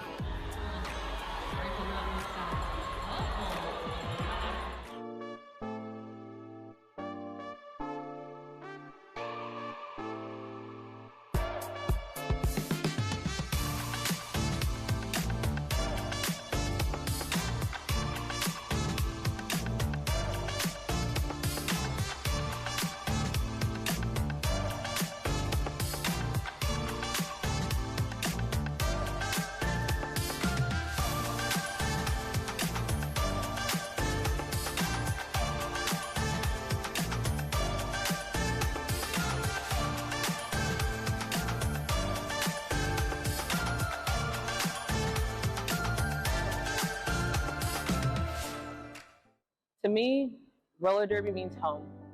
Since I was a kid, I've been skating with my father in skating rinks, empty parking lots, so it's just in my DNA.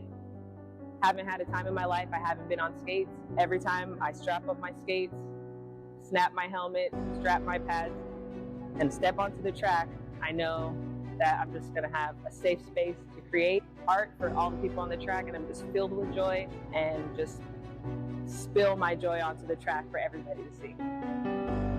I love roller derby.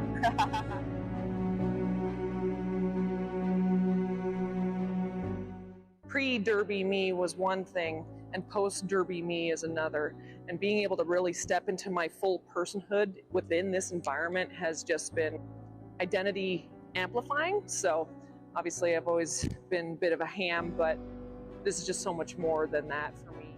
Scald Eagle was always inside pre-derby, but actually getting into roller derby allowed me the space to like amplify that part of my personality, and the legacy part also like definitely feels impactful for me to feel like I've made a mark on this world, even if it's in this small little niche. Part of that legacy and part of that amplification, I guess, has certainly been absolutely facilitated by S1, best helmet company, best protective gear company since 2006, and they have been by roller derby side, which has felt like by my side that whole time.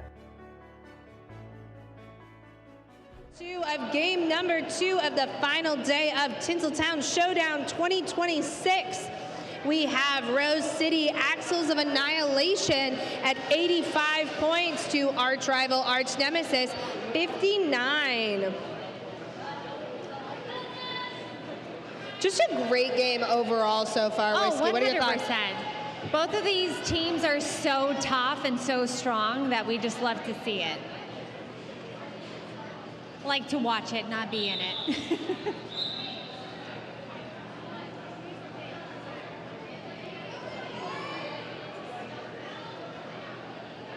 All right, hopefully we're getting the lights back up for everybody, and we're gonna go ahead and get started.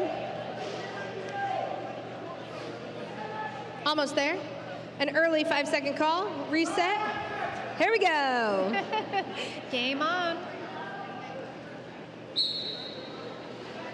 All right, starting out, half number 2, hot shot for Axles Annihilation against Donna Diablo for Arch Nemesis.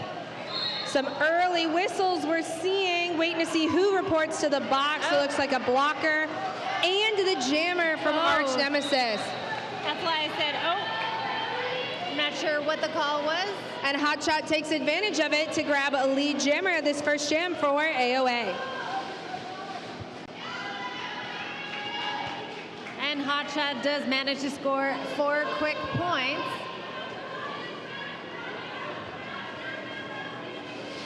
First blood of the half to Axles of Annihilation. Hotshot already through on a second scoring pass as another Arch Nemesis blocker reports to the box. Just 2 of them left on the track. Manages to drive Hotshot to the inside of the track. And successfully swap the power jam. Hotshot going to the box on a track cut. Donna Diablo already back out on the track now with 30 seconds to try and get lead and score unopposed.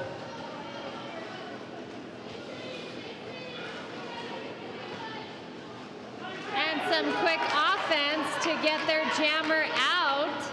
Donna Diablo out on that initial pass.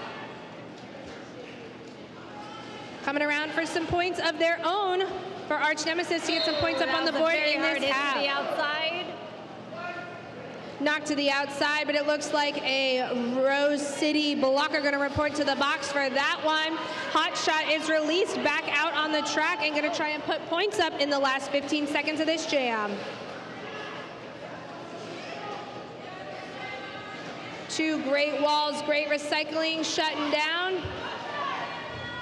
Donna Diablo with 2 to beat at the top and does right as the jam is called off. To end. Yep. It is. What a way to start the second half with a 2-minute jam. 2 minutes. Gotta love it when you're watching from the outside. Do not love it when you're playing. Hotshot able to grab a couple more points there after getting out of the penalty box with a 12-4 jam to start for AOA, bringing the score to 97-63. Jam number 2 is going to see Trinity from Axles of Annihilation against Malabruiser Barbie from Arch Nemesis. 2 different tripods strung out there. Trinity with the pass on the outside and manages to get through for lead jammer.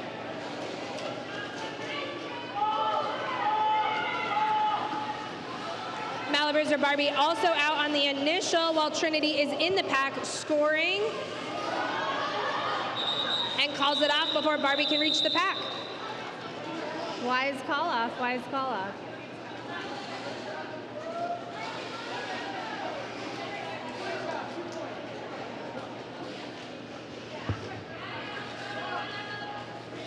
All right, 2 points on the board there for Trinity, brings Axles of Annihilation to 99 points. Pretty close to that century mark. I know. So close.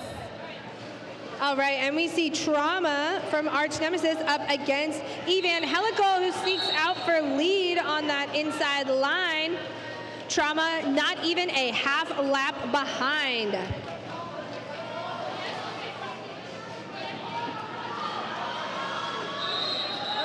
Helical into the pack and goes for a points and call, but Trauma with a speedy lap grabs 3 points and takes advantage of a 3-1 jam in favor of Arch. But that 1 point puts AOA up to the century mark. To 66. That's why it's so important for the jammers to keep on skating through all the whistles, because as you see on this one, they were able to go ahead and score 3 points before it was able to call it off completely. All right, we've got Vibe for Arch Nemesis up against Jackpot for AOA. 1 blocker advantage for Arch Nemesis with 1 Rose City blocker sitting in the box. But Jackpot is down to the final blocker at the top of the pack and sneaks out for lead, while Vi is sent to the box for a power jam leading to AOA. 1 Rose City blocker joining there in the box, but the other 3 doing some great work to play some offense. Amazing O by Skinner, almost gets Jackpot out, caught at the top by number 3, Scarlett Davidson, but eventually Jackpot sneaks through for the first 4 points.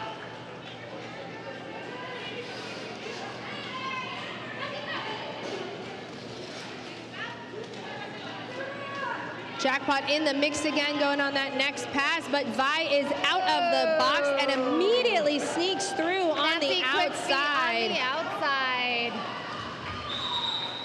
And forces the call off by Jackpot. Smart, smart, smart. And that should be an 8-0 jam in favor of AOA. Making it 108 to 66 with about 24 minutes left.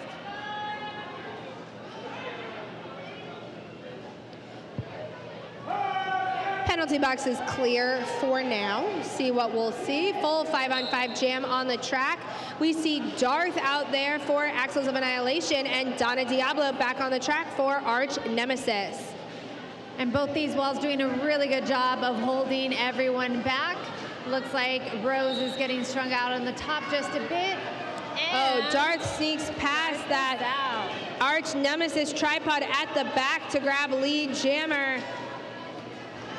That tripod of Skinner, Rosemary's Baby, and somebody else that I can't see, it's Bell Ringer, really doing some work there to keep Donna Diablo in for a while, but they sneak out on their initial pass. So many whistles. It looks like we have one Arch blocker in the box, 2 for Rose at the moment. Donna Diablo out with a full scoring pass, but Darth already back in on a second. Gets driven out by Manecki, who also goes out of play, and Darth is able to go for a 3-point pass, no penalty there, as Donna Diablo comes through untouched. So we're just letting everybody put points on the board right now. I think they're just running along to get everyone out of the box.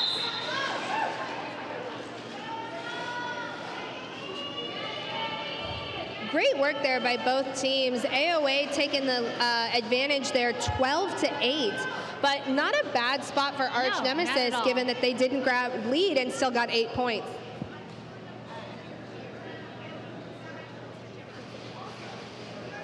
I think they're right here.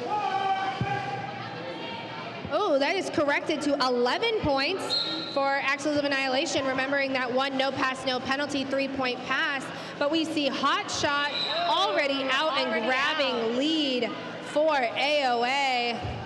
Malabruiser Barbie fighting and sneaking through. Oh, cool little spin move with one hand down and also gets through on their initial pass.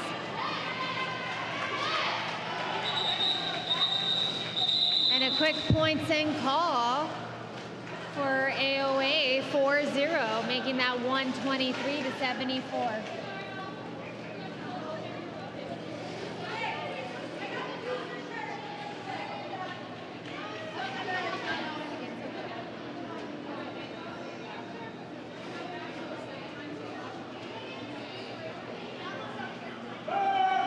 All right, we are heading into jam number 7, 9 minutes into this second half. Rose City AOA still holding on to that lead. Trauma's gonna have something to say about that though. Sneaking out for lead jammer, pushing right up the middle. Trinity back on the track, hat off, trying to fight through that Arch Nemesis tripod and does up the inside line. But Trauma is in the pack and scoring.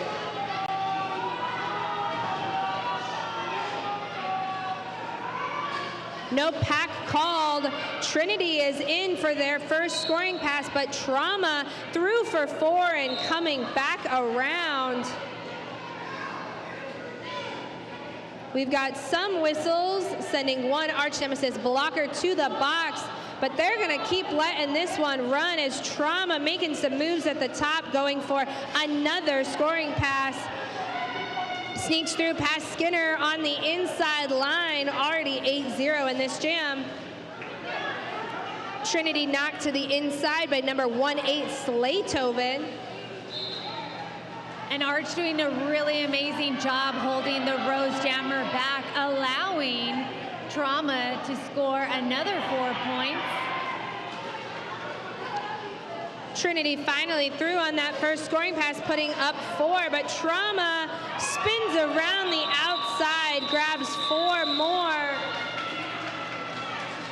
Arch Nemesis clearly having a plan to take advantage of the jams where they have the opportunity to score, knowing that AOA really got to them in the first half, just chipping away with those 4-0 jams. And Trauma saying, everybody on AOA scored 12 points, I'm gonna score 16. Yep. I believe that is the highest points for a jammer the whole entire game. 16 points, way to go. All right, so 10 minutes into this second half, we've got 127 Axles of Annihilation, 90 for Arch Nemesis, Evangelical for AOA against Vi from Arch. Both jammers making moves, getting thrown, driven to the outside. But now we've settled in into just two really solid, grueling tripods of defense again. So strong. Oh, and tiptoe jump on the outside. Looks like they got awarded lead jammer.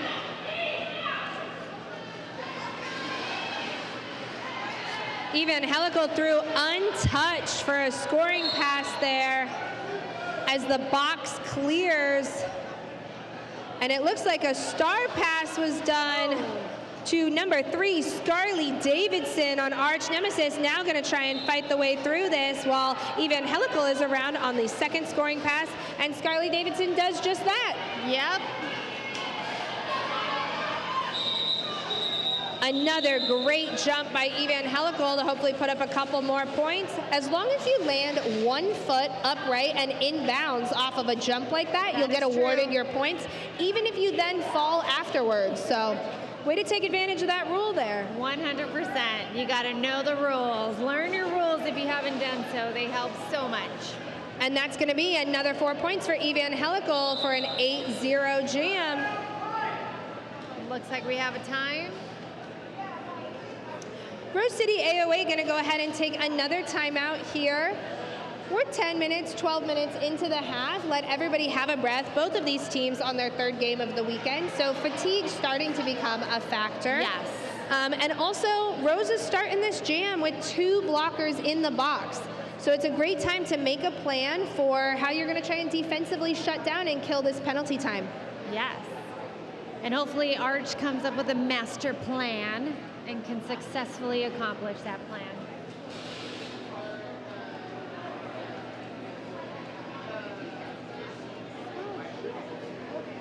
All right, now's a great time to give you an update on penalties then. AOA starting to creep up there at the start of this second half.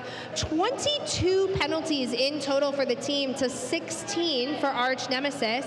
Arch has 1 skater on 3. AOA starting to see a little bit of individual risk there with 1 skater on 3 and 1 skater on 4. So we'll keep an eye on that as we go. Some of those high rotation, really important blockers or jammers to a team starting to get in penalty trouble does definitely change the dynamic of the game if they can't be on the track as often. It is very true. All right, Arch Nemesis sends out Donna Diablo to take advantage of this down pack start. Inbounds, declared lead jammer. That was some pretty cool one-handed down outside work. Very amazing. But Jackpot says you're not going to score very much and also sneaks through on the initial. Jackpot's like, I'm coming right behind. And Arch Nemesis again seeming to lean into this long jam when they have lead strategy. Jackpot and Donna Diablo both scoring points. Whoa. Huge hit to the outside. Yeah. Both jammers in a scrum trying to put points on the board. Great recycling by both teams, but the strategy seems to be paying off, 100%. And Donna Diablo is out on that second scoring pass. Jackpot about a half lap behind on their first pass. Right on their heels.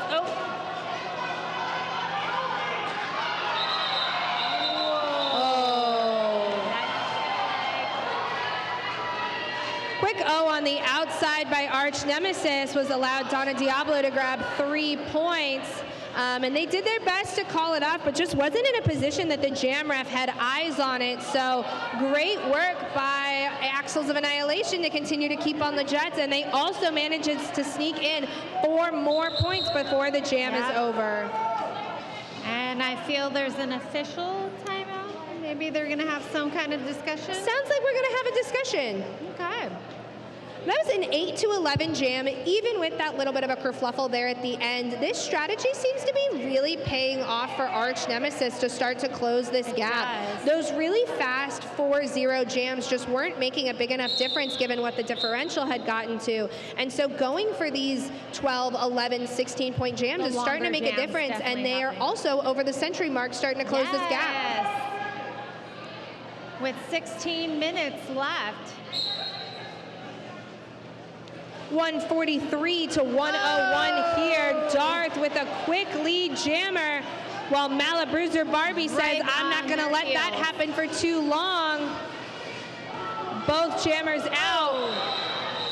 Darth with a crazy spill, but calls it off from the floor and grabs a 4-0 jam. Woo, that's going to leave a little bruise. On this concrete, for sure.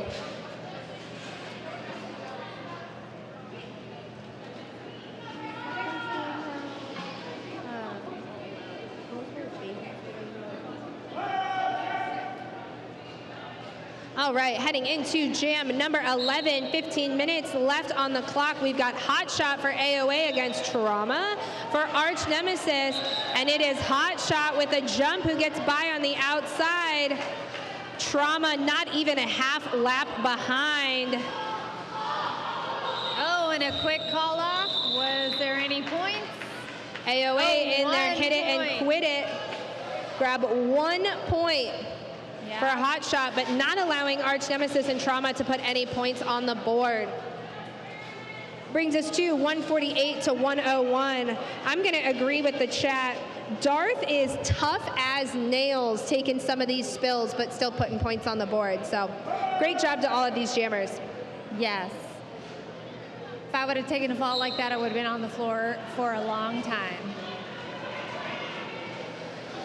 One to beat at the top for Trinity, and she sneaks through to grab. Oh, not lead jammer.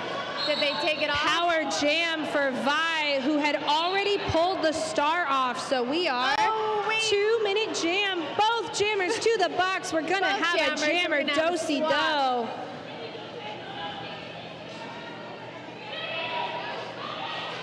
That was a forearm for Trinity, and then a back block for Vi. Vi shouldn't be in the box for very long, only having to serve as long as Trinity did, but both jammers are still on that initial pass. And we're gonna go another minute and 10 seconds. No lead in this jam. Long jam.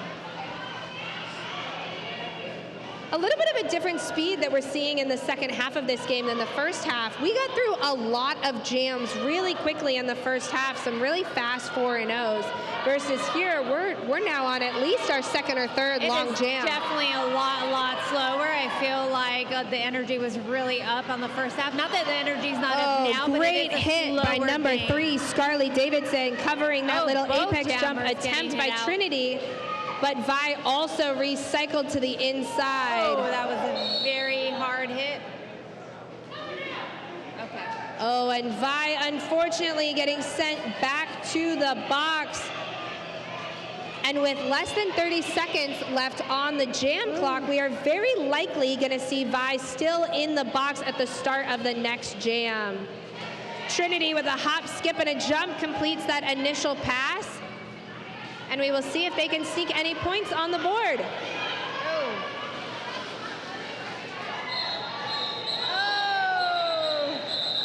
Pretty spin move on the out. Score any points? And there was a lot in that one. I think we heard some late whistles. I think the officials are going to figure out exactly how those last couple of seconds unfolded. Make sure everybody is sitting where they need to be and points are reflected. So we're going to take a quick official timeout. We see 4 points going on the board for Trinity and the Axles of Annihilation. And as expected, we are going to see a power jam start in favor of AOA to start jam number 13.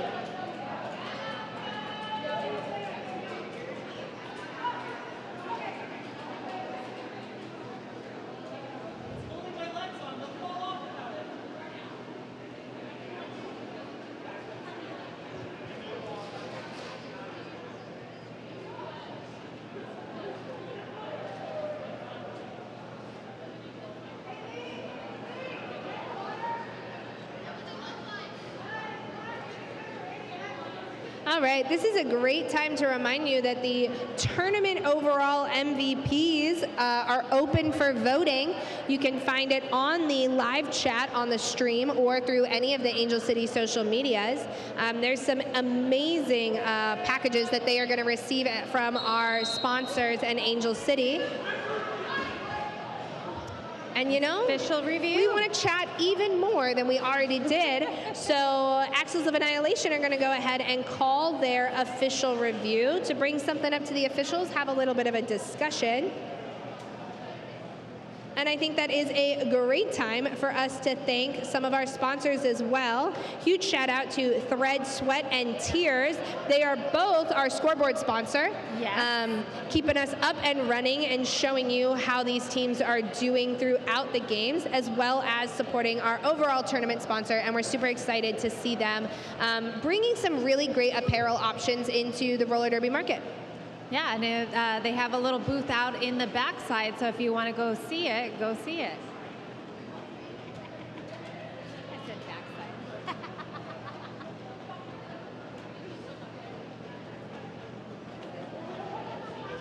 All right, great options as well in our concession stand, in our bar. We've got beer, pineapple cider, margaritas, mocktails, vodka mules, jello shots, sodas, waters, etc. It's a Sunday, but that doesn't stop you from having a little bit of fun. No. As well as some food, hot dogs, nachos, chili dogs, vegan dogs, chips, and candy. As well as some of our Angel City team pop-ups with additional food and beverages. Our Rocket Queens have some rocket fuel options, Red Bull or sugar-free Red Bull or Sprite drinks.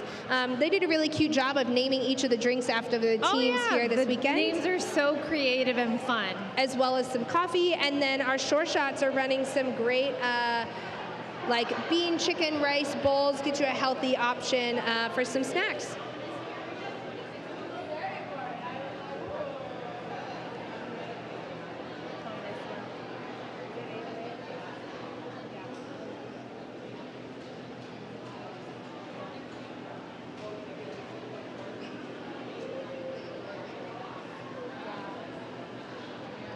All right, so again, AOA continuing to kind of be in a little bit of penalty trouble. We're up to 26 total penalties. We're now on 2 skaters with 4 penalties.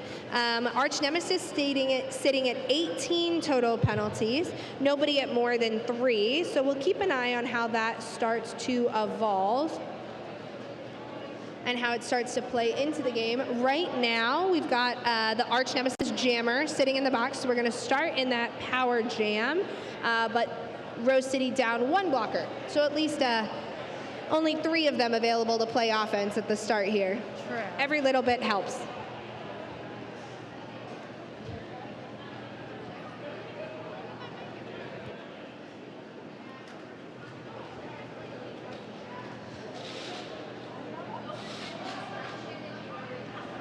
Oh, and an exciting turn of events. It looks like AOA has actually won their official review. Huge shout out to Spring Roll and the AOA bench for that. Number 925 Dez is removed from the penalty box and will not have that destruction penalty assessed. So great job for both our officials and the benches for keeping everybody honest and having eyes on everything. Yes. And the excitement from the bench. Love it. All right, with 12 minutes left in the game, the score is 152 Axles of Annihilation to 101 Arch Nemesis. And AOA just taking advantage of that power start. Amazing offense gets Evangelical through almost untouched. Yes, we love that offense. And Rose does such a great job of taking that initial just sprint forward as soon as that whistle hits. It's amazing. Vi is released from the penalty box and fighting through on an initial pass against that front tripod.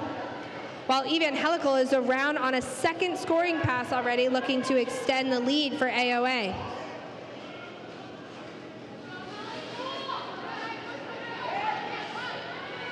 Vi Vi making some progress up there, down to 2 blockers at the top. That's number 8-1 Bell Ringer and 2-9 Darko.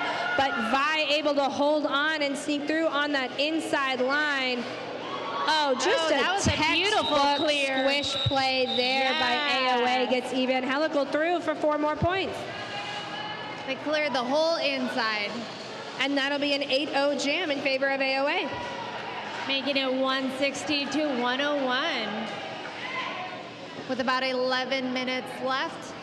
Full bench. So it's going to be 4-on-4 for the blockers, and then the jammers are out there as well, so it's 5-on-5. Nobody in the box. We've got a matchup we've seen multiple times today already. Jackpot for AOA against Donna Diablo for Arch Nemesis. Both of them fighting. Jackpot with some great toe-stop work to stay in at the top, but that Arch recycling staying in play, but Jackpot breaks through for lead jammer. Donna Diablo at the top, but one more still to beat. That's number 139, Katie Postma, but Donna Diablo through also on the initial. And Jackpot sneaking through with 4. Trying to kill some of their penalty box time as much as they can, and they call it off before Arch Nemesis can put any points on the board. 4-0. That's always smart to try to kill the clock to get your blocker out of the box. So it looks like Arch is going to have an advantage for 1 blocker. Let's see what they can do with this. Brings us to a score of 164 AOA to 101 Arch Nemesis. Just under 10 minutes left in this game. Oh, and Dark just right up that inside line. Sometimes it feels like they just repel blockers. Right? They're just like, nope, be gone. Malabruiser Barbie putting in some good work at the back of the pack, trying to catch up. But 1 Arch Nemesis blocker sent to the box. Number 5, Dizzy Aster, the only one holding back Darth for a little while there, but they sneak out for 4 points on the board. But Malabruiser going to the box. Power jam for Darth and AOA. A nice good little dip. bean dip on the outside, and they're through for another 4 points. They are so quick, and I don't know how they get so low. Huge shout out to the AOA offense right there. They got Darth through untouched, completely encapsulated every Arch Nemesis blocker. Darth charging up the middle, offense coming in. Rosemary's Baby playing some amazing offense so Darth can dip around that outside and grab 4 more points. Seems like we might be challenging our highest scoring jam of the game right here. And AOA got a Darth calls it off with 2 more points. That's going to be an 18-0 jam. And oh no, 20. I believe this is the highest. 18. Oh, we're going backwards. Okay, we're backwards. I believe this is still the highest jammer point score. I think it is. Yeah.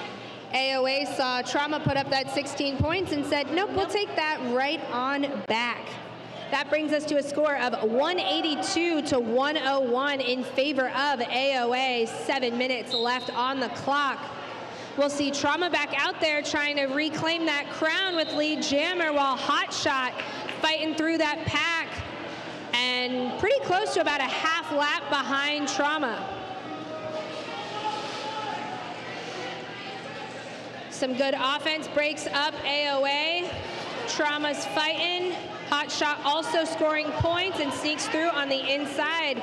That's an even 4-4 for both jammers. I think they're going to do a pass for pass.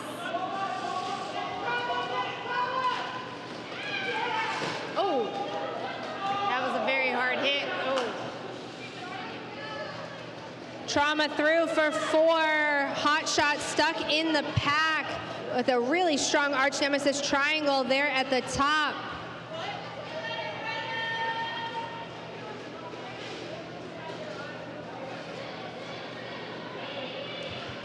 There's some gesturing from some Rose City blockers in the back there, but Trauma is through for another 4 points. Hot Shot also out at the top of the pack. Oh, and going to the box on a forearm. Again, this strategy for Arch Nemesis just paying off. Trauma's got 16 points and coming in for another scoring pass. I think Trauma wants one the left most to points beat. earned on the whole entire jam. Calls it from the ground, and it looks like 4 points. I think that's going to be 20. Wow. The highest jammer scoring so far this whole entire game. All right. We've got another new change in our highest scoring jam. Great job to Trauma and Arch Nemesis. There was some great defense that really gave them the time to put up those points. Yes. With just under 6 minutes left on the clock, we've got a score of 190 Axles of Annihilation to 121 Arch Nemesis. Arch is taking what looks like a team timeout, but Coach Splatter is taking the opportunity there to have a discussion with the officials at the same time.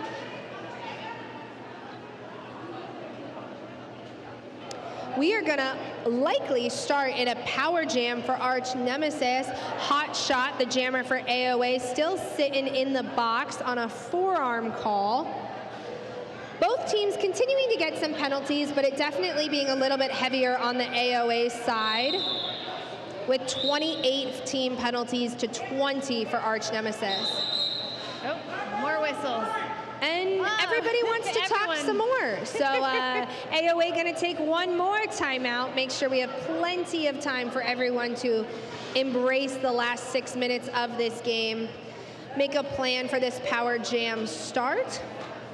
And it looks like Arch Rival is going to be sending out number 77, Donna Diablo, which I think is just a great decision for them. 100%. They've been having a really effective game.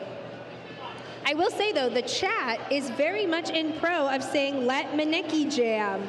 So there's lots of cheering in person as well for that. So maybe the Arch bench can listen in on that idea. I think Matinee is avoiding eye contact with me, though, to not acknowledge that this is potentially an option. Which, to be clear, if anyone told me that, I also would be avoiding eye contact. Yeah. I would definitely change my name and be like, nope, not me. Not me.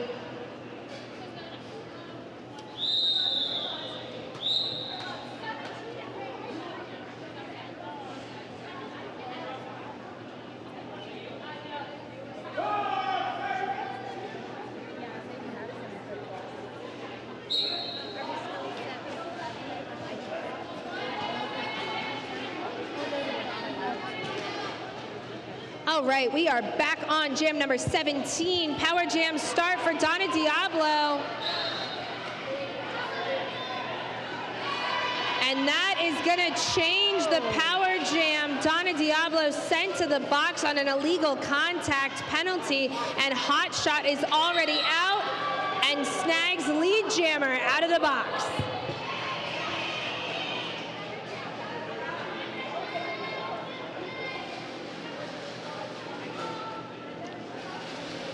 Some good work. Arch Nemesis tries to put together a wall, but AOA offense gets Hot Shot through for 4 points. I think Hot Shot was already exiting the box by the time Donna Diablo headed in, so it'll be a 30-second power jam. So. But just as I say that, Donna Diablo back on the track. Some great blocking by number 76, Annabelle, there to keep Donna Diablo in the pack as Hot Shot out on another scoring pass. Skinner with a beautiful drive to the outside, forcing Donna Diablo to recycle. All the way in the back, and they're stringing them out. This grueling tripod that Donna Diablo manages to sneak through on some toe stops on the outside, and Hot Shot's gonna call the jam. That was beautiful work by both teams. Beautiful.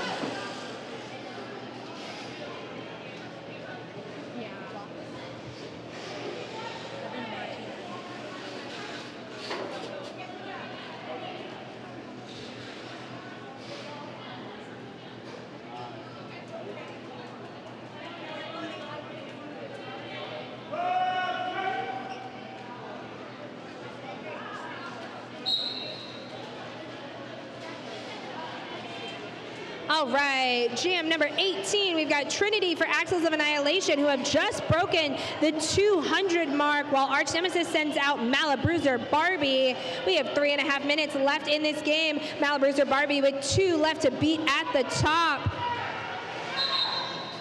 And breaks through for lead jammer. And Rose definitely did not make that easy for them.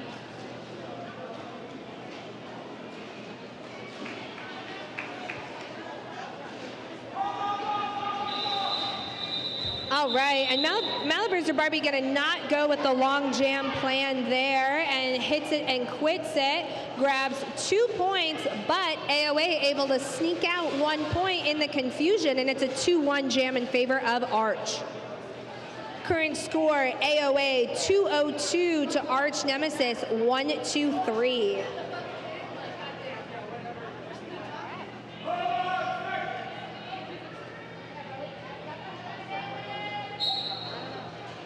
All right, 2 minutes left in the game. Axles of Annihilation send out Evangelical, but Trauma wants one more opportunity at some points and grabs a quick lead jammer. Evangelical with a little bit of a hop on the straightaway to get out, but Trauma putting points on the board. Evangelical also back in the pack on a scoring pass, but Trauma is out at the top for 4, and looks like we're gonna keep on going.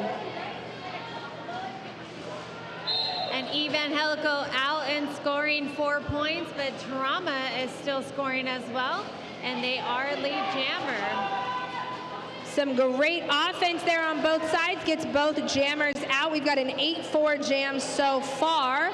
1 blocker for Rose in the box, but Evangelical sneaks through anyway. Trauma as well. And we're gonna call it off there in a 12-8 jam. Wise, wise, wise. And that brings us to 210 to 135. AOA on top at the moment. With a little under a minute and a half left to go. Oh, there's an official review. You know, and since no one seems to respect the schedule that we're attempting to keep today, Splatter's gonna have one more discussion with those officials. We did say use it or lose it, so you might as well. You did say it. And Splatter does tend to know what they're talking about there, chatting with the officials. So we'll wait and hear what that was about. Yeah. Just a reminder, the tournament overall MVP voting is open on the live stream chat as well as on the Angel City social media channels. Super excited to hear after our last game how those go. Voting is open until 5 p.m. Pacific time. All right, Whisk, we've got 2 more games to go after this one. Pretty exciting. Yeah. We have our next game that we're about to see is the 2 currently undefeated teams, Denver Roller Derby Mile High Club versus arch rival Roller Derby. That is going to be an intense game. If you are going to watch any derby this weekend or have not, I suggest you watch that one. Intense. This is as we're slightly calling it, a little bit of a Champs Light, giving everybody a little bit of a heads up of what might be coming in October in Malmo, Sweden this year. So that's right. Exciting to see what these 2 teams bring. Oh my goodness, I've never been to Sweden. Hopefully we get to go. That's the plan. We'll see. And then our very last game of the tournament is going to be Rose City Wheels of Justice taking on Angel City Derby Hollywood Scarlets. Oh my goodness. Who are 2 they? teams that are really excited to see who can grab one more win for the weekend. And then that's going to be it on 2026 Tinseltown Showdown. 12 really amazing games. Amazing. All playoff caliber teams. A lot of good footage for everybody to study and review as they head into playoffs in the next 4 to 6 weeks. I know I'm going to be rewatching all of these games at least a handful of times. And I'm like, what is studying? Who studies? And that's why you need lots of different people on a roller derby team. Whiskey and I are a perfect example of that. Oh my goodness. All right, we're going to need the officials to come up with a decision because I am out of things to keep talking about with you, Whiskey. But we're doing great. Correct. Arch rival skaters getting the answer online that they are from St. Louis, Missouri, where there's this landmark called the Arch, which is a pretty cool thing. You should go see it while you're out there, unless it's a bazillion degrees and very humid.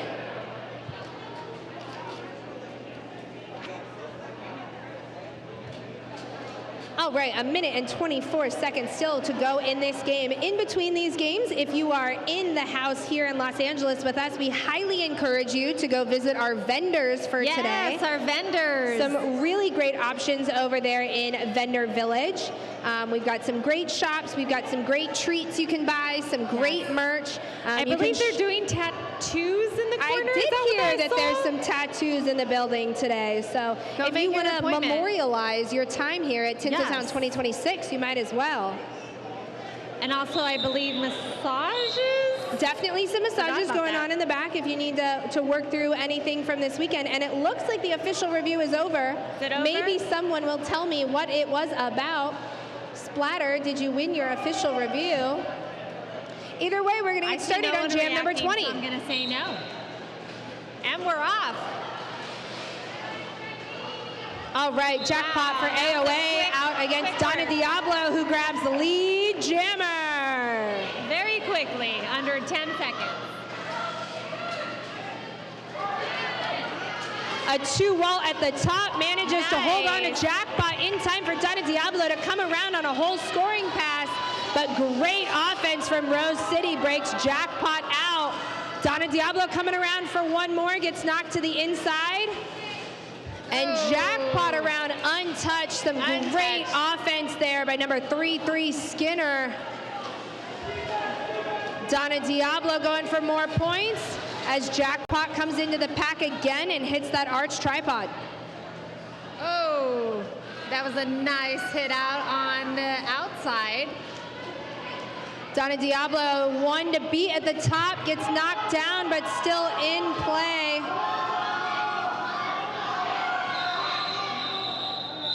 Donna Diablo gets in a spot that the jam ref can see. And I believe there's a time. And calls the jam in time for there to be one more jam. Current score going into this last jam, Axles of Annihilation 214 to Arch Nemesis 143. Aww. Just a great game between both of these two teams. They've 100%. The intensity is just amazing. All these hard hits, fast gameplay. Chef's kiss. Chef's kiss.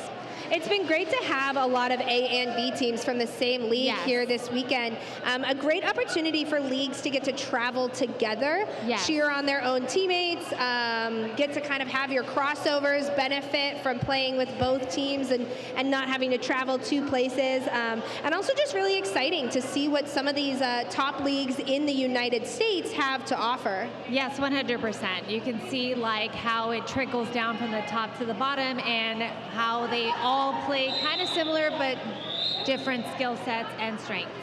All right, we are going to have one more jam, and both of these teams send out probably their high-scoring jammers. Arch Nemesis sending out Trauma, and Axles of Annihilation sending out Darth for one more opportunity. And it's going to be Darth who sneaks out with lead and seems a little chill. Sounds like we're just going to run down the clock. Sunday stroll, just Trauma a Sunday doesn't feel stroll. like this is chill, but still fighting at the top of that pack. Gets through. But Darth is going to call it off. The period clock had expired, and our unofficial score is 218 Axles of Annihilation to 143 Arch Nemesis. Right. Both these teams, don't forget, we're going to wait pictures. for everybody to count some points and hear that final rolling whistle. Great job to both of these teams. Amazing. Amazing weekends. Arch Nemesis walks away with the win over the Rocket Queens, and AOA walks away with the win over Bruising Altitude and Arch Nemesis. And a win is a win. Whether you win or lose, we're still winners. Both teams, don't forget to take pictures under the scoreboard. All right, we're gonna let these skaters go ahead and take their celebratory high five laps, and then we will gather under the screen for a team picture. Yes. And the announcement of our Game 2 MVPs. Oh yeah, the MVPs, woo!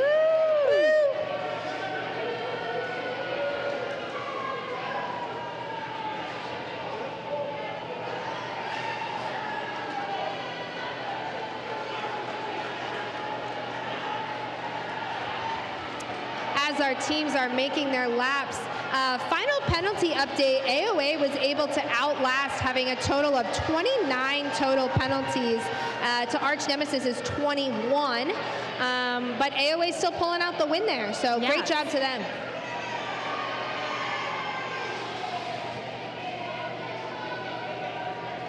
All right, as we said, next game, you are gonna wanna stick around. Maybe yes. one of the best of the weekend. We are gonna see arch rival All-Stars against Denver Roller Derby Mile High Club. And both of those teams are so dynamic, it's gonna be amazing. And undefeated this weekend. Yes. So, woo! Honestly, of those two teams, one of them will be the only undefeated team of the entire tournament. That is very true, very true. So gonna be exciting to see which one of them is able to pull that off. All right, as we take our team picture. Team photo, get in there.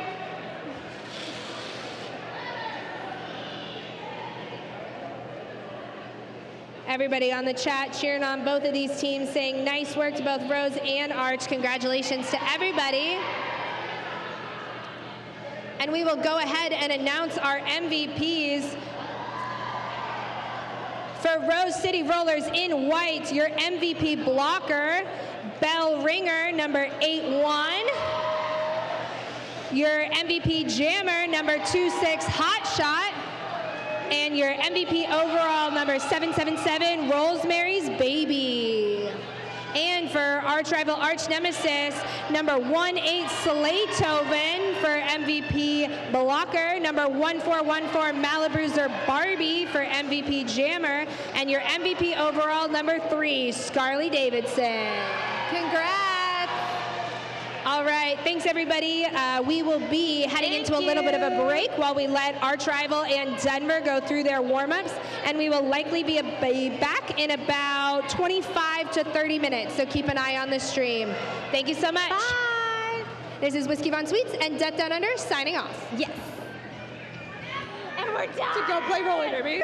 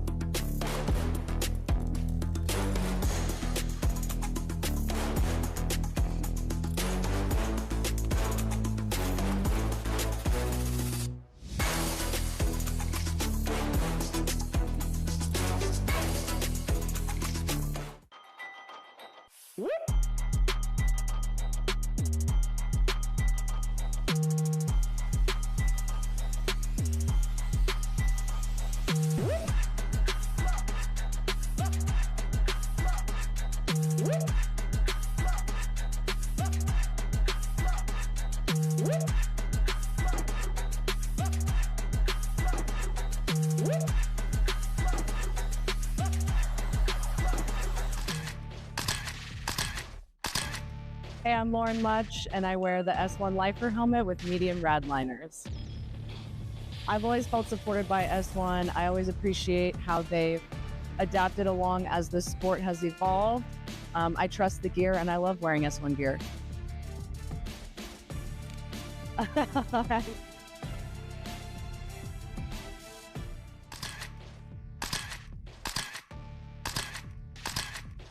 Hey, I'm Just Hart, and I wear the S1 Lifer Visor helmet with medium rad liners. S1 has meant safety, security, and peace of mind. Every time I hear that click, I know my head's protected, and I don't have to worry about anything except being joyful, having fun with my friends, and putting on a great show for everybody.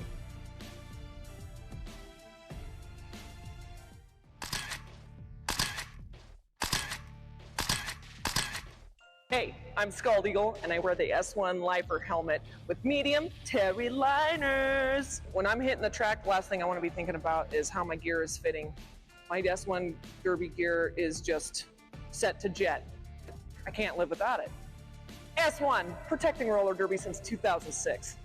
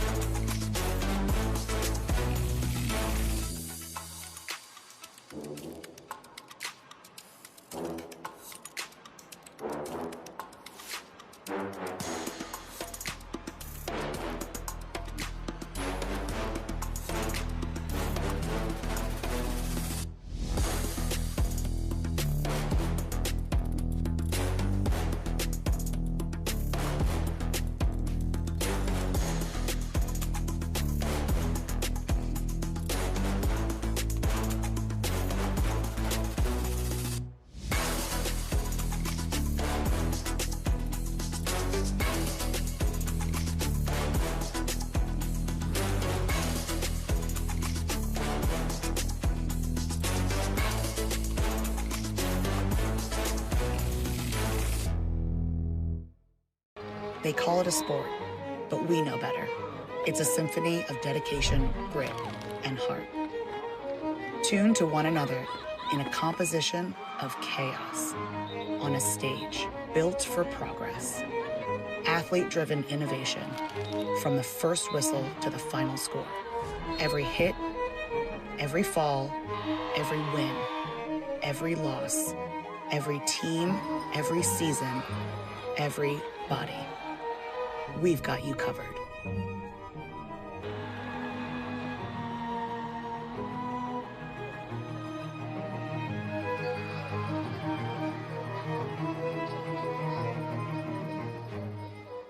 The right helmet is super important to me because I'm a big fan of my brain and I want to protect it. Actually, I'm gonna plug in the new deep cover helmet because it's amazing. That's the one helmet that I feel like I can adjust like perfectly and then I don't have to worry about it. Your head, your noggin, it's your life. And when I play, if I am thinking about the game and not thinking about what I'm wearing, I am on fire.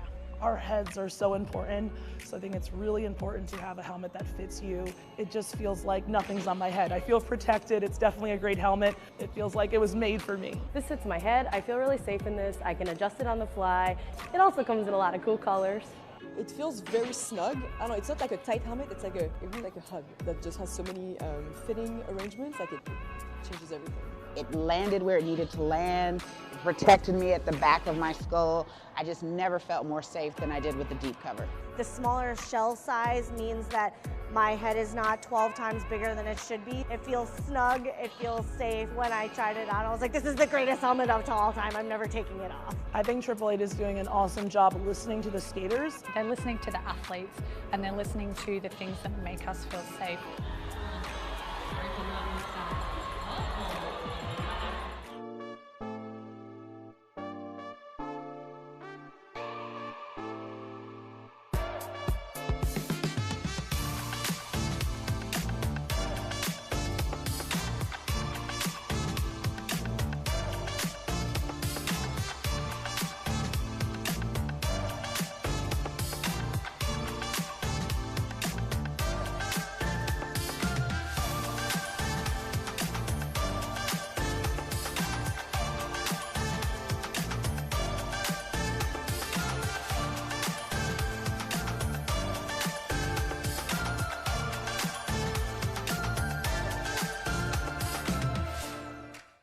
To me, roller derby means home.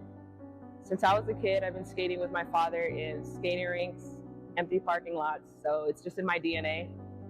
Haven't had a time in my life I haven't been on skates. Every time I strap up my skates, snap my helmet, strap my pads, and step onto the track, I know that I'm just gonna have a safe space to create art for all the people on the track, and I'm just filled with joy and just spill my joy onto the track for everybody to see.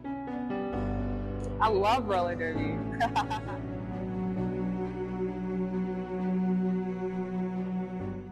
Pre-derby me was one thing, and post-derby me is another. And being able to really step into my full personhood within this environment has just been identity amplifying. So obviously I've always been a bit of a ham, but this is just so much more than that for me. Scald Eagle was always inside pre-derby, but actually getting into roller derby allowed me the space to like amplify that part of my personality, and the legacy part also like definitely feels impactful for me to feel like I've made a mark on this world, even if it's in this small little niche. Part of that legacy and part of that amplification, I guess, has certainly been absolutely facilitated by S1, best helmet company, best protective gear company since 2006, and they have been by roller derby side, which has felt like by my side that whole time. Roller derby has been the biggest part of my life for almost 17 years now, and I've met my best friends in the world through roller derby. It's so challenging and it's so rewarding, and I think the biggest thing that I've gotten from it is the community and the support from the community. I turned into an adult with roller derby in my life. I often play for the little 14-year-old Lauren inside of me, and I try to make her proud. And my teammates are always supportive of me, and S1 has always supported me, and so this community is just really special to me.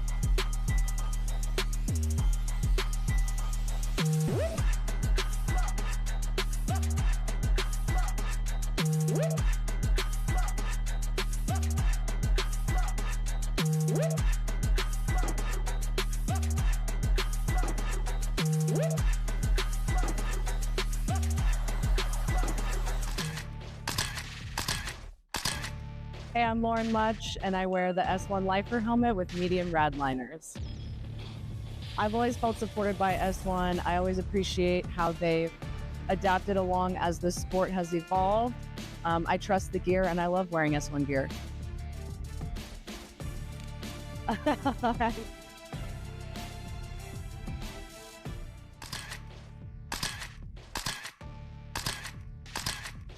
Hey, I'm Jess Hart, and I wear the S1 Lifer Visor helmet with medium rad liners.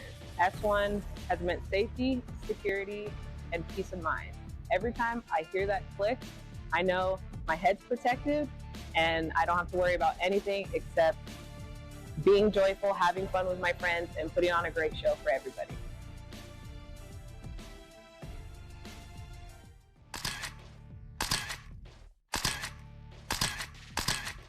Hey, I'm Scald Eagle, and I wear the S1 Lifer helmet with medium terry liners. When I'm hitting the track, the last thing I want to be thinking about is how my gear is fitting. My S1 derby gear is just set to jet. I can't live without it. S1, protecting roller derby since 2006.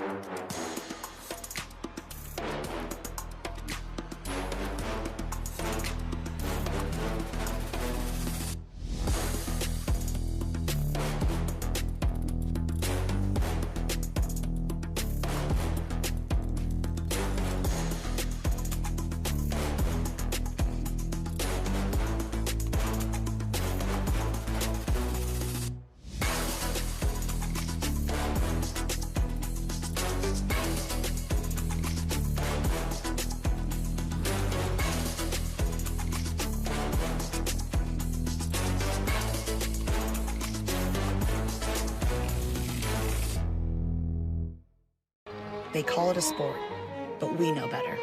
It's a symphony of dedication, grit, and heart. Tuned to one another in a composition of chaos on a stage built for progress. Athlete-driven innovation from the first whistle to the final score. Every hit, every fall, every win, every loss, every team, every season, everybody. We've got you covered.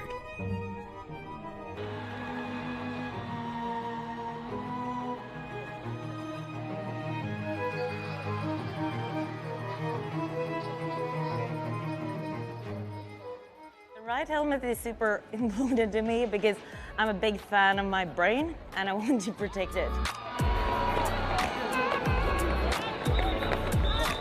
Actually, I'm gonna plug in the new deep cover helmet because it's amazing. That's the one helmet that I feel like I can adjust like perfectly and then I don't have to worry about it. Your head, your noggin, it's your life. When I play, if I am thinking about the game and not thinking about what I'm wearing, I am on fire.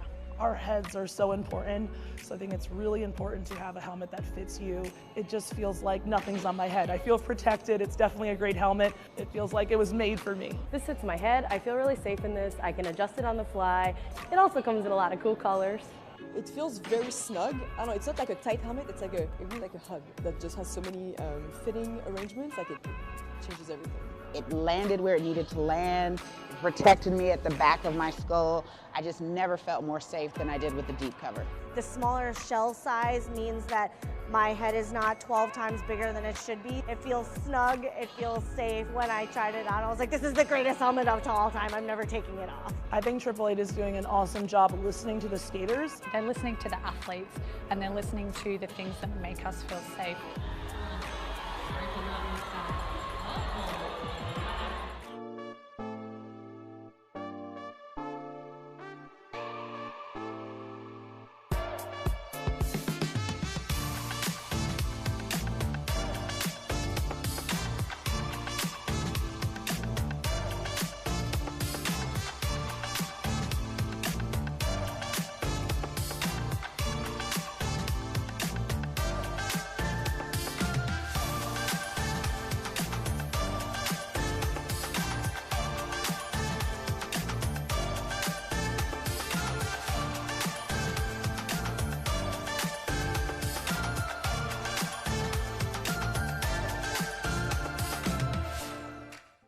To me, roller derby means home.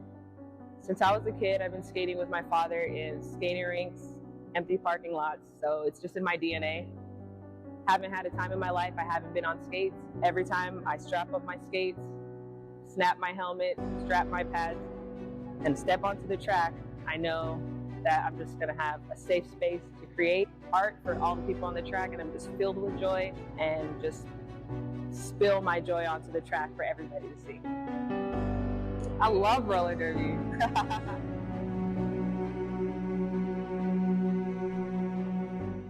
Pre-derby me was one thing, and post-derby me is another. And being able to really step into my full personhood within this environment has just been identity amplifying. So obviously I've always been a bit of a ham, but this is just so much more than that for me. Scald Eagle was always inside pre-derby, but actually getting into roller derby allowed me the space to like amplify that part of my personality, and the legacy part also like definitely feels impactful for me to feel like I've made a mark on this world, even if it's in this small little niche. Part of that legacy and part of that amplification, I guess, has certainly been absolutely facilitated by S1, best helmet company, best protective gear company since 2006, and they have been by roller derby's side, which has felt like by my side that whole time. Roller derby has been the biggest part of my life for almost 17 years now, and I've met my best friends in the world through roller derby. And it's so challenging and it's so rewarding, and I think the biggest thing that I've gotten from it is the community and the support from the community. I turned into an adult with roller derby in my life. I often play for the little 14-year-old Lauren inside of me, and I try to make her proud. And my teammates are always supportive of me, and S1 has always supported me, and so this community is just really special to me.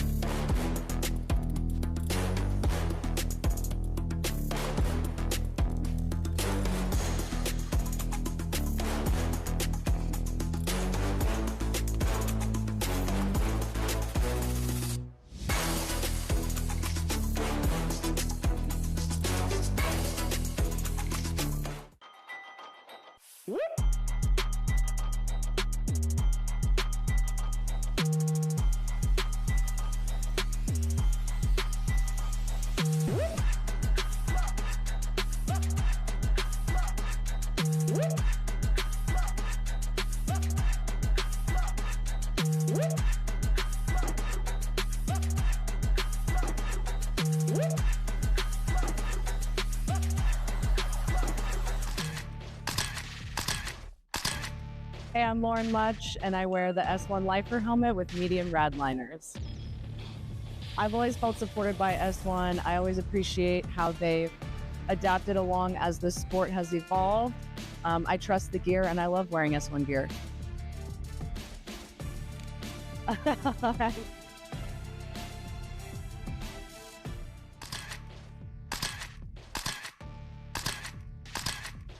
Hey, I'm Jess Hart, and I wear the S1 Lifer Visor helmet with medium rad liners. S1 has meant safety, security, and peace of mind. Every time I hear that click, I know my head's protected, and I don't have to worry about anything except being joyful, having fun with my friends, and putting on a great show for everybody.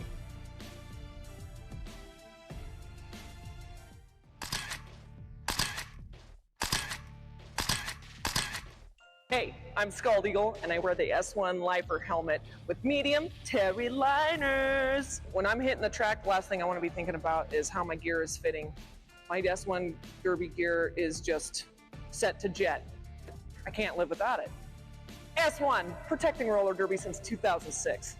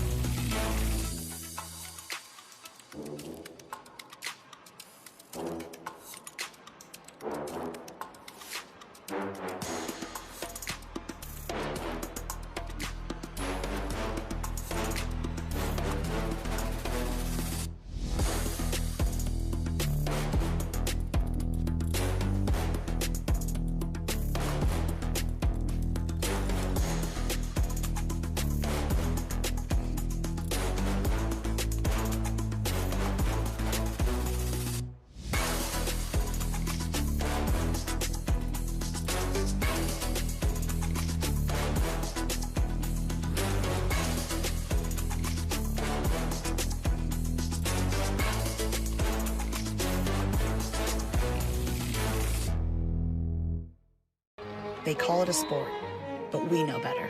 It's a symphony of dedication, grit, and heart. Tuned to one another in a composition of chaos on a stage built for progress.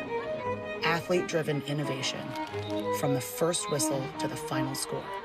Every hit, every fall, every win.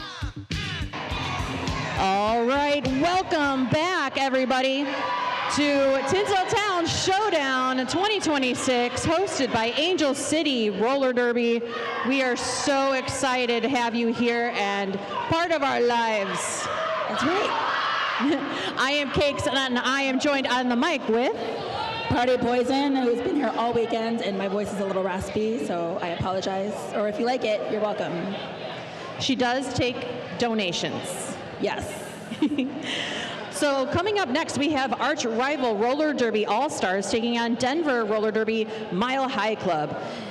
Which one should we announce first there, Poison? You go first. All right. I will go first with Denver Roller Derby, the Mile High Club. We have 027 Cole Hearted, 03 Scare Bear, 099 Chinaski, number 13 Homoerotic, 151 Cotton, number 1706 Misty Maven, number 22 Scara to Death, number 26 Mikwadza Be Blazin, number 33 Klein, 357 is Bree Afraid, number 50 is Scald Eagle, 505 Winspearski. We also have number 60 D-Rex, 8000 is California, number 88 is Axel, and that's your Denver Roller Derby Mile High Club. And then today in red, we have arch rival Roller Derby All-Stars. We have 1057 Shara Powers, number 14 Loki Doki, number 1853 Vicious Van Gogh, number 1900 Cloak and Drag Her, number 23 Pegasus, number 3 Scarlett Davidson, number 32 Sheesh, number 39 Eve, number 48 Bricktator, number 618 Cruella, number 68 Swanson, we have 810 Kwoo, we have 89 Hearts, 904 Aaron Go Brawl, and number 911 Pork Chop Slamwich.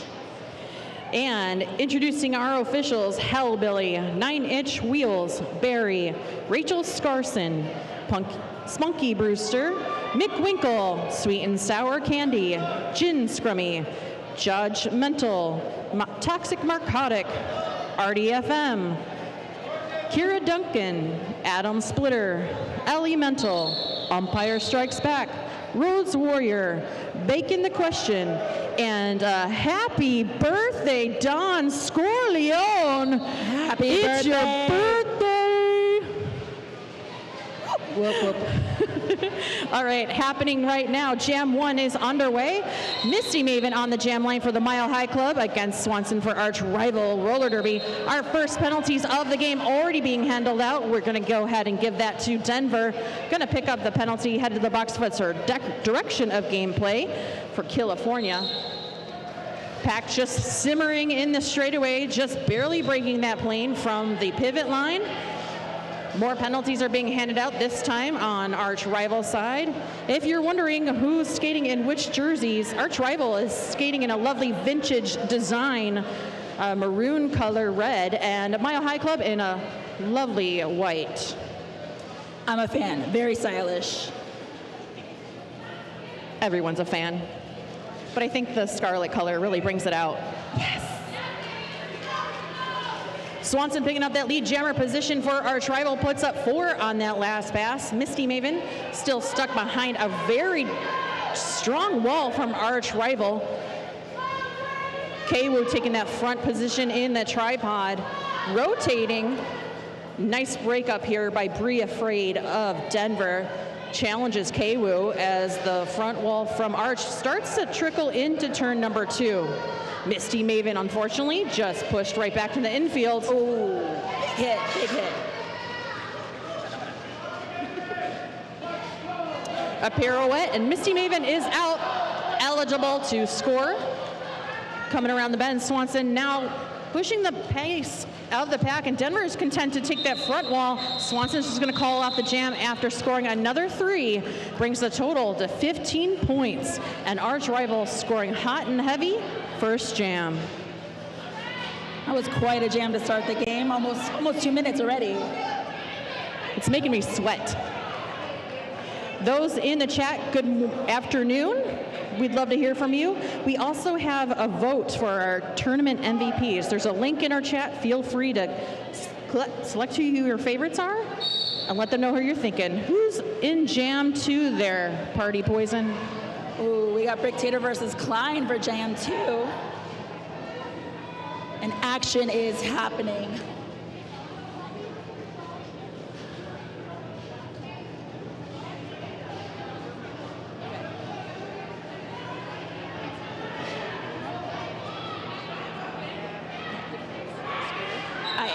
Oh, Klein gets lead. And to get some points on that scoreboard for the Mile High Club.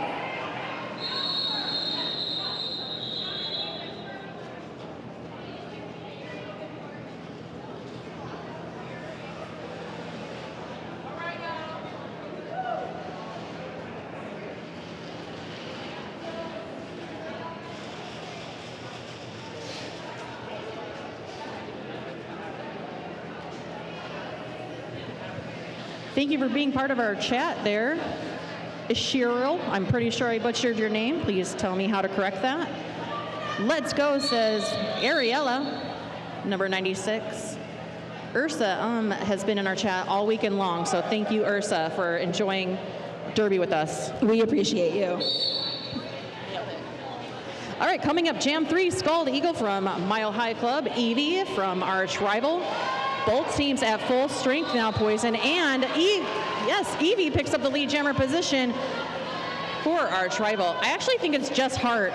It just might be looks wrong on our scoreboard right now. Yes, Evie is blocking right now. That's Jess Hart coming through the pack. They do such great work, picking up so much speed. We have some fans in the crowd with a Go Hart sign up, and Hart's family just doing so much love and encouragement, bringing so much positivity to the whole crowd, honestly. Like, the athleticism this entire weekend has just been exhausting to watch, but I am enthralled. Like, this is incredible. Incredible.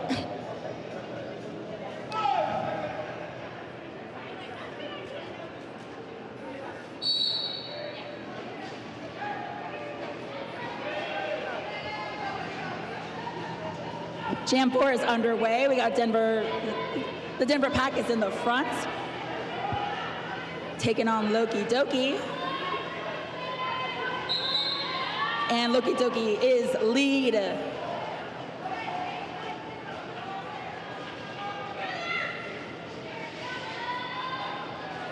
Looks like we're scoring some points. Misty Maven fighting the pack in the front. And Misty Maven is out.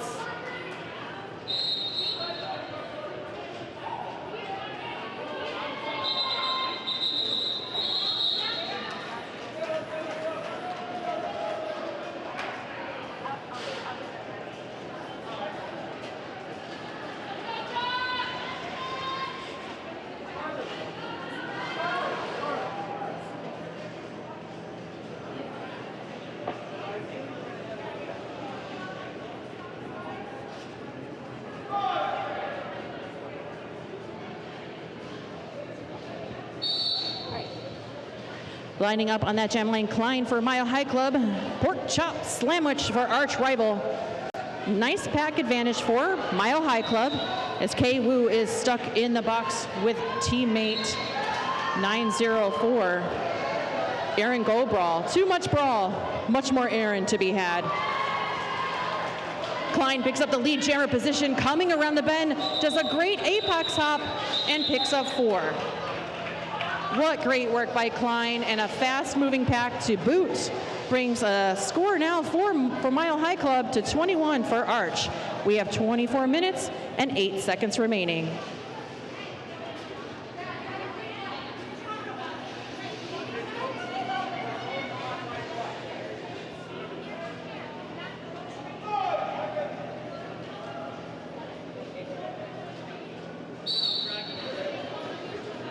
All right, jam number 6 is on the way. We got Scald Eagle for the Mile High Club and Swanson for Arch Rival. Both coming on turn 1. All the defense here. Scald Eagle is lead.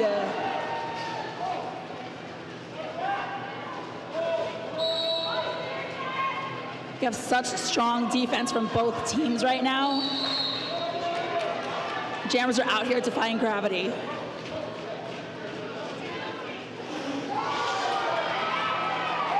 A big hit from Denver for the arch rival jammer on the inside.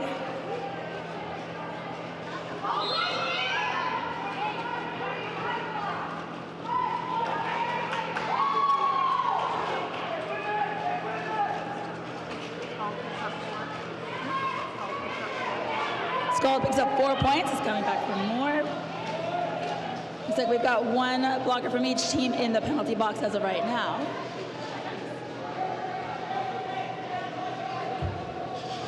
And Skull Eagle calls it.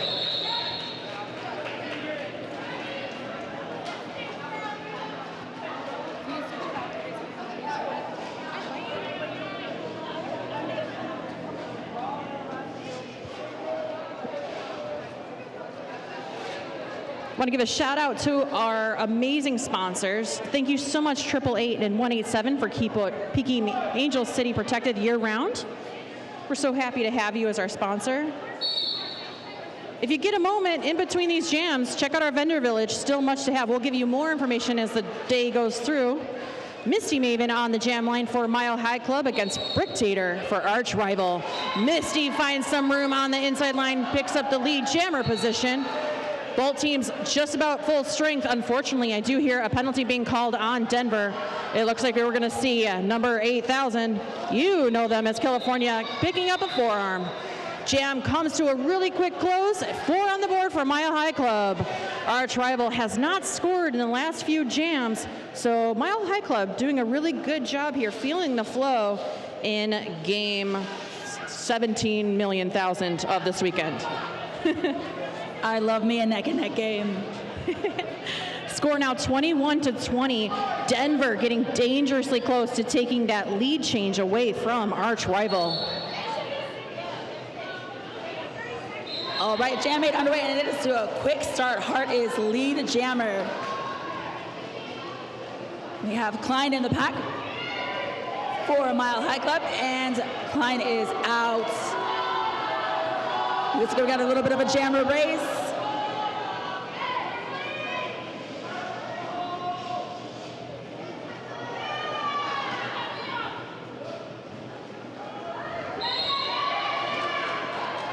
And just like that, Hart is out, scoring 4 points.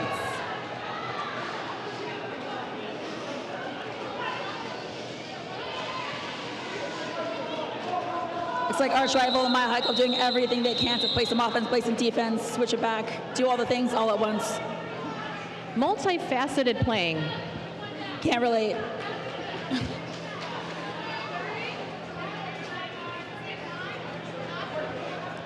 Ursa M says, now I got to see Evie jam though, and I agree, that would be very fun, but also dangerous. I would not want to defend against Evie.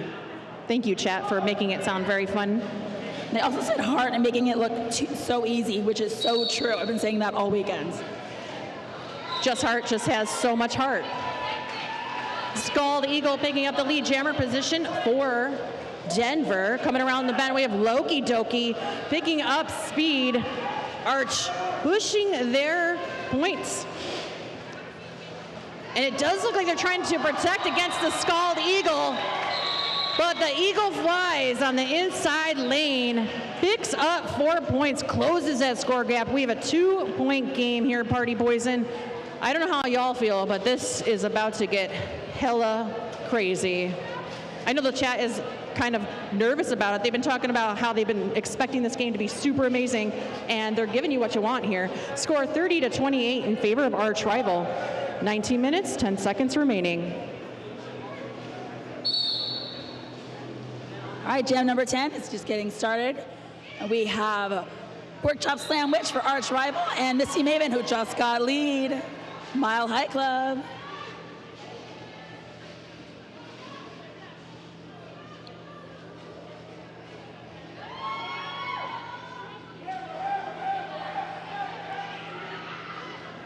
Pork Chop Sandwich getting recycled after fighting at the front.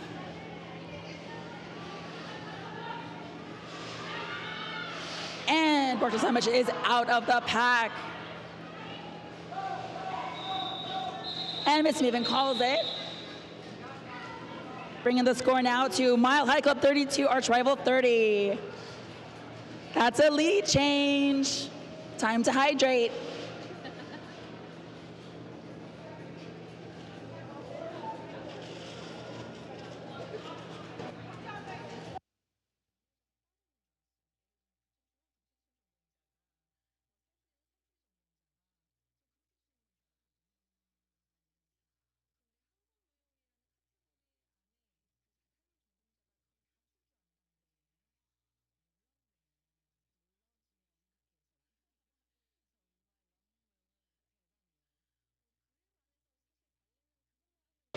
Jam 11 underway. Klein takes that lead position for the Mile High Club. Swanson swallowed up by the defense from Denver. Pack just hanging out at that pivot line. Denver's strong wall. Chinaski putting together that tripod. What great work by California. Swanson forced to recall.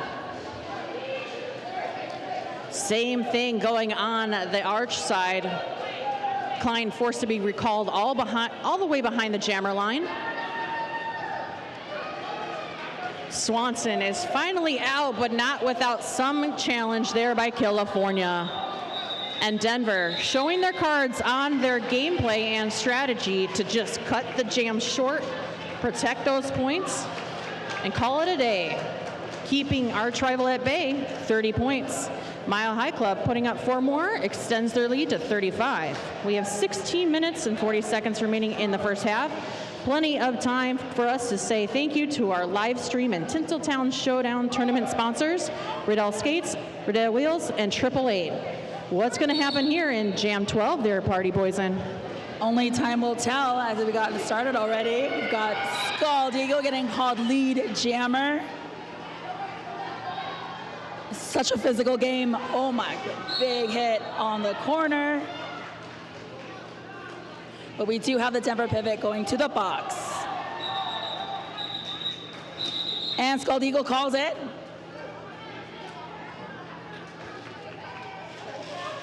So now Mile High Club is at 39, Arch Rival is at 30. This is a nail biter.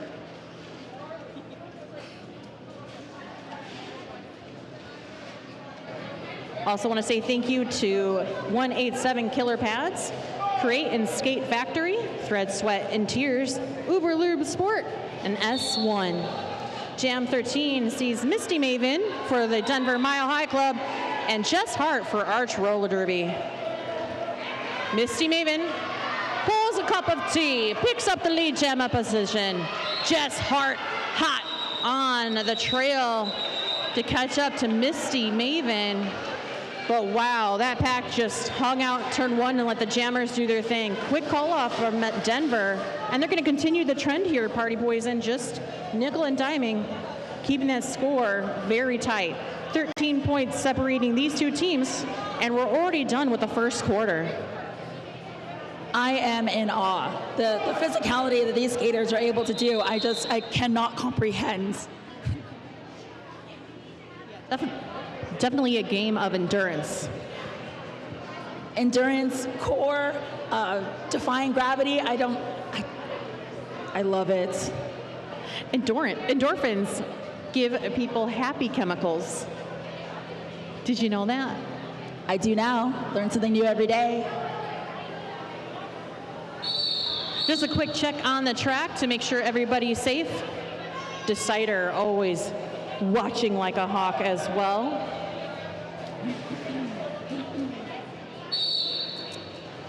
All right, Jam 14 has started. We got Loki Toki for Arch Rival, Klein for Mile High Club. Oh, and Klein is being sent to the penalty box on a cut track, making this a power jam.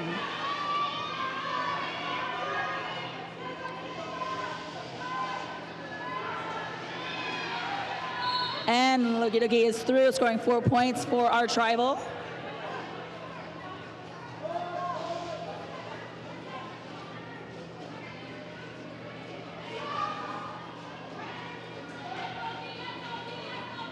And Loki Toki breaking through the pack again. scoring another 4 points and bringing that arch rival very close to where Mile High Club is on the scoreboard.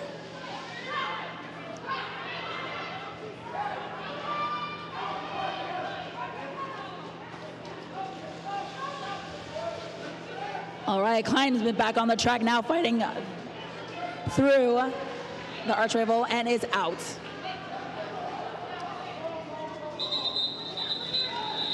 And the jam is called, bringing us, oh my goodness, 2 points. Arch rival 41, Mile High Club 43. This is so exciting. My default mode is fangirl all weekend, so sorry, not sorry.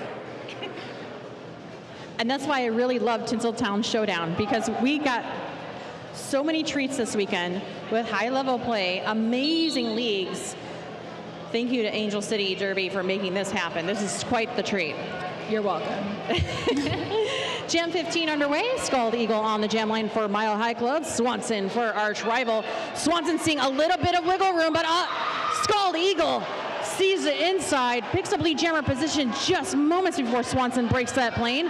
Pack starts to pick up speed. Denver trying to put their wall at the front, challenging arch rival to pick up speed, trying to get a point. And shuts it down is Scald Eagle. Just protect those points. Swanson very hot on the trail to challenge. So it's a 0-0 jam, and rightfully so. The score remains exactly the same. And let's see if we have any loving words in the chat. Definitely want to give you all shout outs. Want to give a shout out to our camera operators. We have great compliments saying this is peak camera work. So it just got better and better all weekend long, Party Poison. I am also a big fan of the camera operators. All right, Jam 16 is underway. What is it? Misty Maven getting up from a pretty hard hit. Still waiting on turn 1. And Misty Maven is lead jammer for Mile High Club.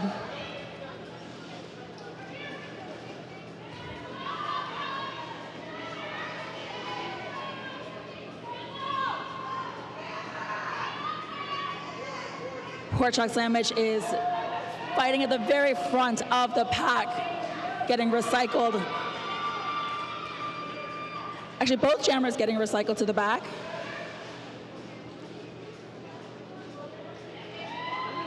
Oh, the fancy footwork. It's the fancy footwork for me.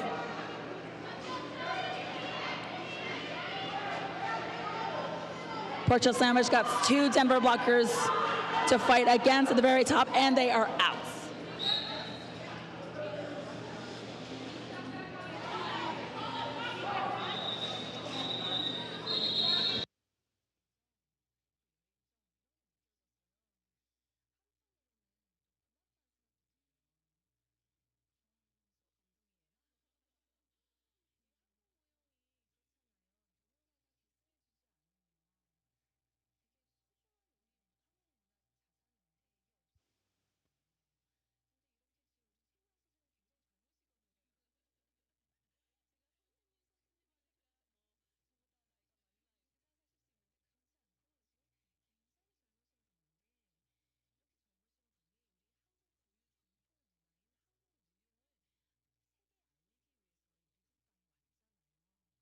All right, Jam 17 underway. Klein on the jam line for Mile High Club. Bricktator for arch rival. Slight pack advantage for Arch as Blazon's taking a seat. Bricktator picks up the lead jammer position for Arch. And Klein having to recycle all the way into the straightaway. We are going to get another penalty here, and it will go to a Mile High Club member. Coming around the bend, that is Chinaski. Chinaski having picked up a forearm. So the pack advantage remains for arch rival. Bricktator coming in smooth with that landing, and she's safe in turn 1. Wrong sport. Sorry? It's the wrong sport. I know, that's why it's fun. But you're right. Thank you, Party. My Party Poison. Nice work on the inside lane. Bricktator puts up 4.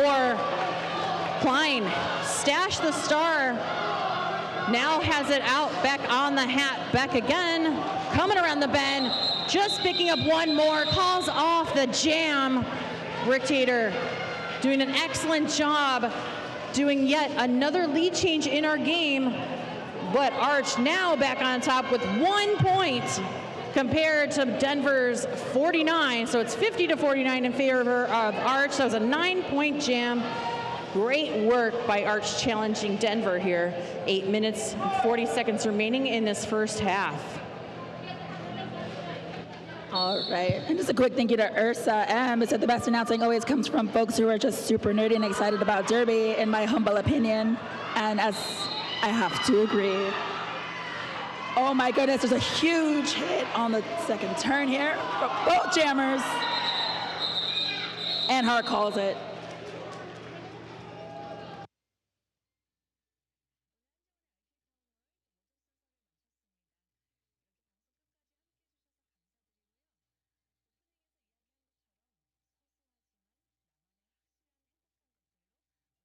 I want to give a quick shout out to all of the volunteers this weekend, everyone who's running concessions and the bar and merch and help set up and clean up, because we are here all 3 days and it is a labor of love. Denver taking a timeout. That'll stop our clock at 7 minutes and 49 seconds. Score 50-49, and this scoreboard is brought to you by Thread, Sweat, and Tears. If you have anything you'd like to let us know, join the chat. Donate some money to Angel City Derby. Support their dreams. Playoffs is just around the corner. And for those in chat, I think there was a comment about the volume dropping. That's just us turning off the microphones, so there's no loud noises being shouted from random directions. That was a super fun jam, says Tara Gilbert. Yes, I love when the score switches back and forth and keeps us on our toes.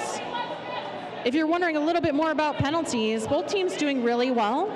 Arch rival sitting at 8 total penalties, whereas Denver is only at 11, so still pretty okay. No one in any penalty trouble. The highest penalty situation is only 3, so nothing to worry about. It's still early. I'm not sweating.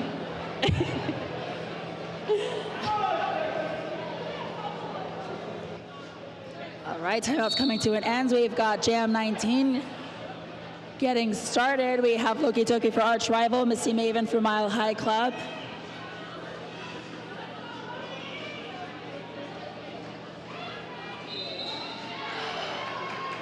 And we have Loki Toki getting recycled. They had some amazing offense from them, a teammate, but the defense was just there and they were ready. But Missy Maven is out of the pack and the jam is called.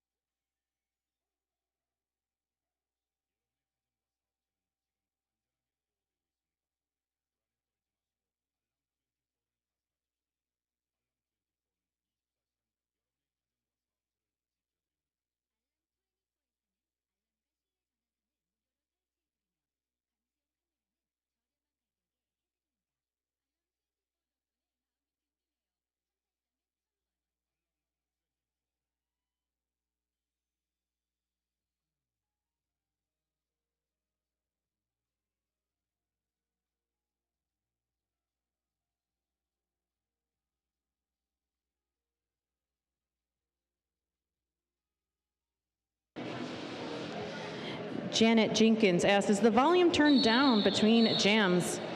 We just turn our microphones off.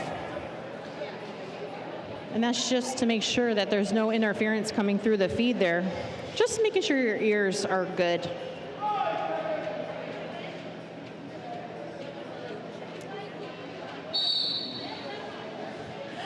All right, Jam 20 underway. We have Scald Eagle on that line for Denver and Swanson from arch rival Roller Derby.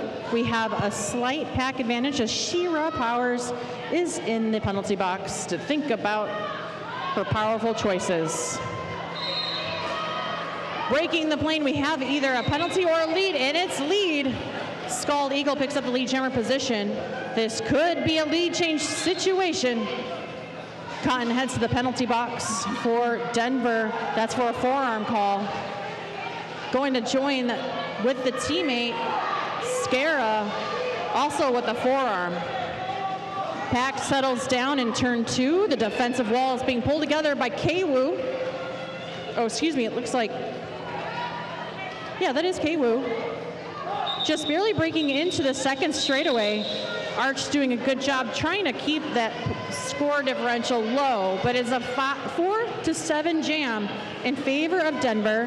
Denver changes the lead yet again. Our score 54-56. This is my kind of game.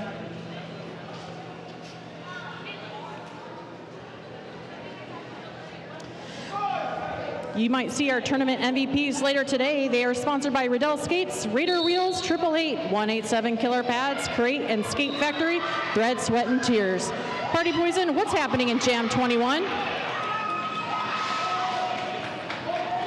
Jam 21, Klein is lead jammer for the Mile High Club and calls it off. That was a quick jam. Now we've got Mile High Club at 59, arch rival at 54. With 5 minutes left of the first half.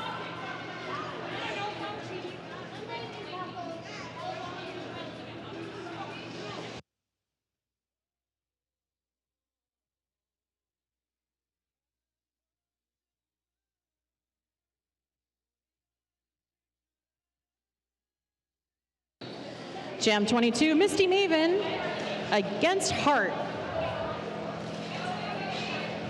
Packs at full strength. A lot of scrum work right there. Both teams doing great defensive work as we see Denver slows down Hart just enough to let Misty Maven out of the pack. Half track behind, Hart tries to pick up speed. Arch rival taking that back wall. Does Hart stay in? Hart picks up 4 points, hopping that apex very quickly. Does so, and that is why you push it through to the 4th whistle. Don't ever give up, because that is what you're going to get. You're going to get 4 points and outscore the other jammer 4-2. Wow, Arch 58-61, less than 4 minutes remaining.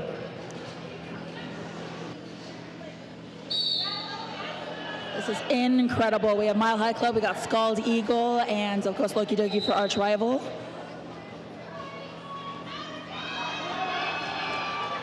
And we have Scald Eagle going to the penalty box, which means that we have a power jam for arch rival. Which does mean we may have a lead change soon.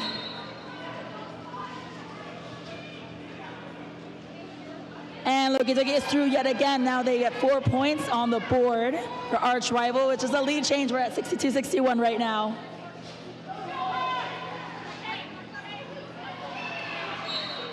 We're fighting one blocker and Loki Doki, another 4 points. They have the arch rival pivot heading to the box.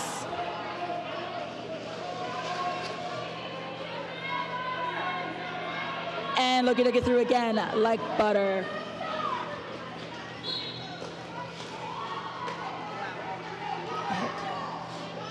And Scald Eagle is through as well with stashing the star.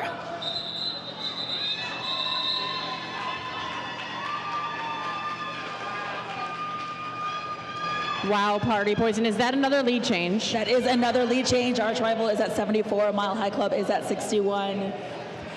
2 minutes left. 16-point jam. That is just wild, especially this late in the first half. But these two teams we very well know can pull off anything with their jammer rotation. Wowzers. Wowzers indeed. I'm so excited. Swanson back on the jam line for Arch Rival, Klein from Denver. Both teams have one in the box. Unfortunately for Arch, it is their pivot, Shira Powers. Bria, also from Denver. But Denver does have their pivot out on the track. That front wall now being built by Denver.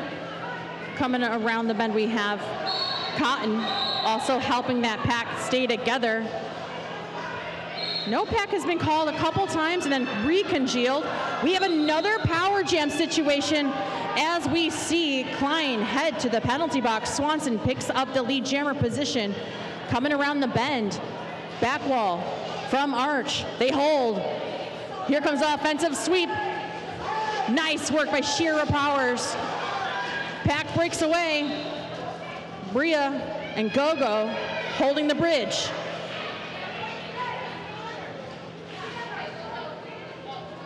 Could have sworn I heard another whistle. Oh, that was Skara from Denver. So still the pack advantage remains for Arch. Arch catching Skara and Klein. Klein following Skara through the middle of the pack. Denied by the wall of Arch. Arch constantly rotating and waterfalling these two-layer bricks of walls. The pack now in turn 3. K-Woo lays a hit on Klein. Klein bounces around, is now out, eligible to score. We're gonna get a low block called on Denver's pivot. And Arch Rival starts to extend their lead now. 8-point jam for Arch Rival brings their score 82 to 61. A little bit of discussion in the middle there, Party Poison, from the coach. They always see something I can't, and it's just not fair. Nobody calls a timeout, Party Poison, so we're not going to get any clock stoppage. That's going to bring us to halftime already. Wow. That was so quick. A little too quick, if you ask me. The tournament is so long and everybody has so much fun that the games end up going really fast when you're up here watching and commentating on all these wonderful, amazing athletes. So we're going to take a break, rest our vocal cords. We're going to go ahead and get some more information from maybe some penalties. And we will be back after halftime to let you know the conclusion of Arch Rival Roller Derby versus Denver's Mile High Club. I'm Cakes, and I'm with Party Poison. And we will be back shortly.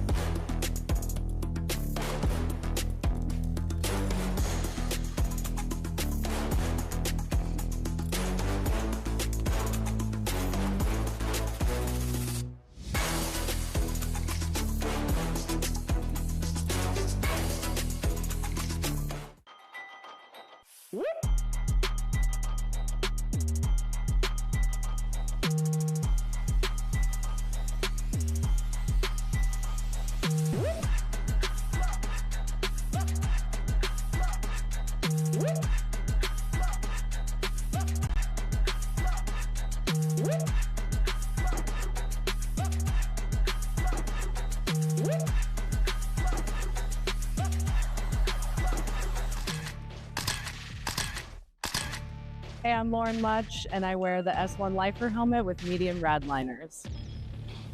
I've always felt supported by S1. I always appreciate how they've adapted along as the sport has evolved. I trust the gear, and I love wearing S1 gear.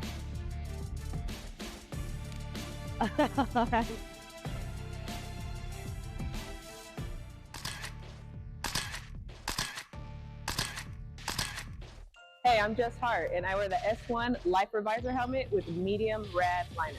S1 has meant safety, security, and peace of mind. every time I hear that click, I know my head's protected and I don't have to worry about anything except being joyful, having fun with my friends, and putting on a great show for everybody.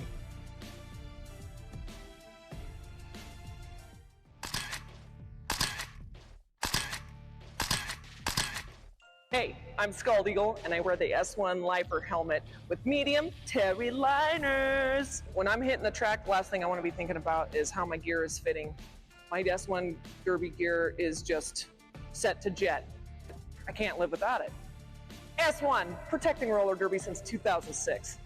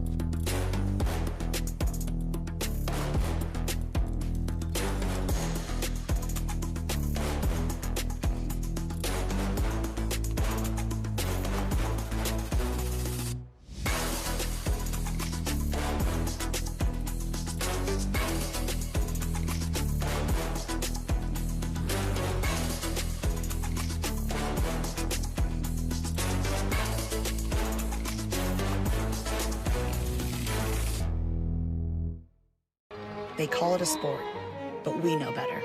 It's a symphony of dedication, grit, and heart. Tuned to one another in a composition of chaos on a stage built for progress. Athlete-driven innovation from the first whistle to the final score. Every hit, every fall, every win, every loss, every team, every season, every body. We've got you covered.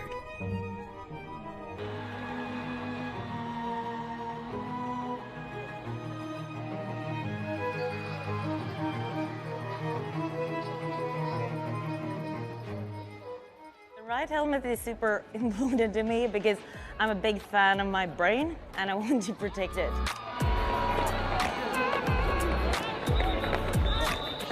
I'm gonna plug in the new deep cover helmet because it's amazing. That's the one helmet that I feel like I can adjust like perfectly and then I don't have to worry about it. Your head, your noggin, it's your life. When I play, if I am thinking about the game and not thinking about what I'm wearing, I am on fire. Our heads are so important, so I think it's really important to have a helmet that fits you. It just feels like nothing's on my head. I feel protected. It's definitely a great helmet. It feels like it was made for me. This sits my head. I feel really safe in this. I can adjust it on the fly. It also comes in a lot of cool colors. It feels very snug. I don't know, it's not like a tight helmet, it's like it really like a hug that just has so many fitting arrangements, like it changes everything. It landed where it needed to land. It protected me at the back of my skull. I just never felt more safe than I did with the deep cover. The smaller shell size means that my head is not 12 times bigger than it should be. It feels snug, it feels safe. When I tried it on, I was like, this is the greatest helmet of all time. I'm never taking it off. I think Triple Eight is doing an awesome job listening to the skaters. They're listening to the athletes and they're listening to the things that make us feel safe.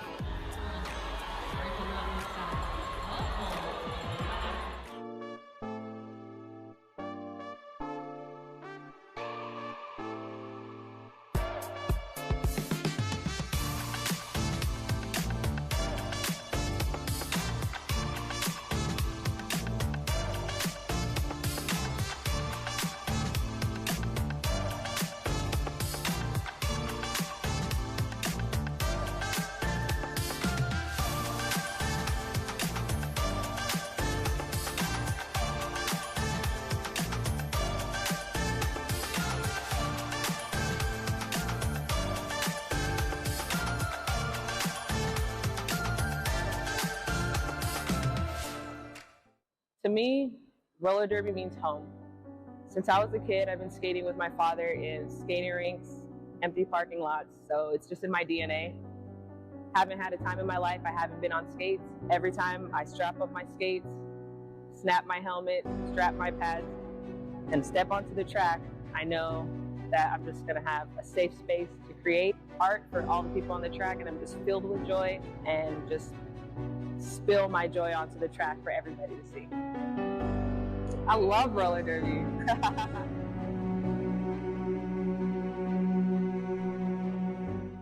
Pre-derby me was one thing, and post-derby me is another. And being able to really step into my full personhood within this environment has just been identity amplifying. So obviously I've always been a bit of a ham, but this is just so much more than that for me. Scald Eagle was always inside pre-derby, but actually getting into roller derby allowed me the space to like amplify that part of my personality, and the legacy part also like definitely feels impactful for me to feel like I've made a mark on this world, even if it's in this small little niche. Part of that legacy and part of that amplification, I guess, has certainly been absolutely facilitated by S1, best helmet company, best protective gear company since 2006, and they have been by roller derby's side, which has felt like by my side that whole time. Roller derby has been the biggest part of my life for almost 17 years now, and I've met my best friends in the world through roller derby. And it's so challenging and it's so rewarding, and I think the biggest thing that I've gotten from it is the community and the support from the community. I turned into an adult with roller derby in my life. I often play for the little 14-year-old Lauren inside of me, and I try to make her proud. And my teammates are always supportive of me, and S1 has always supported me, and so this community is just really special to me.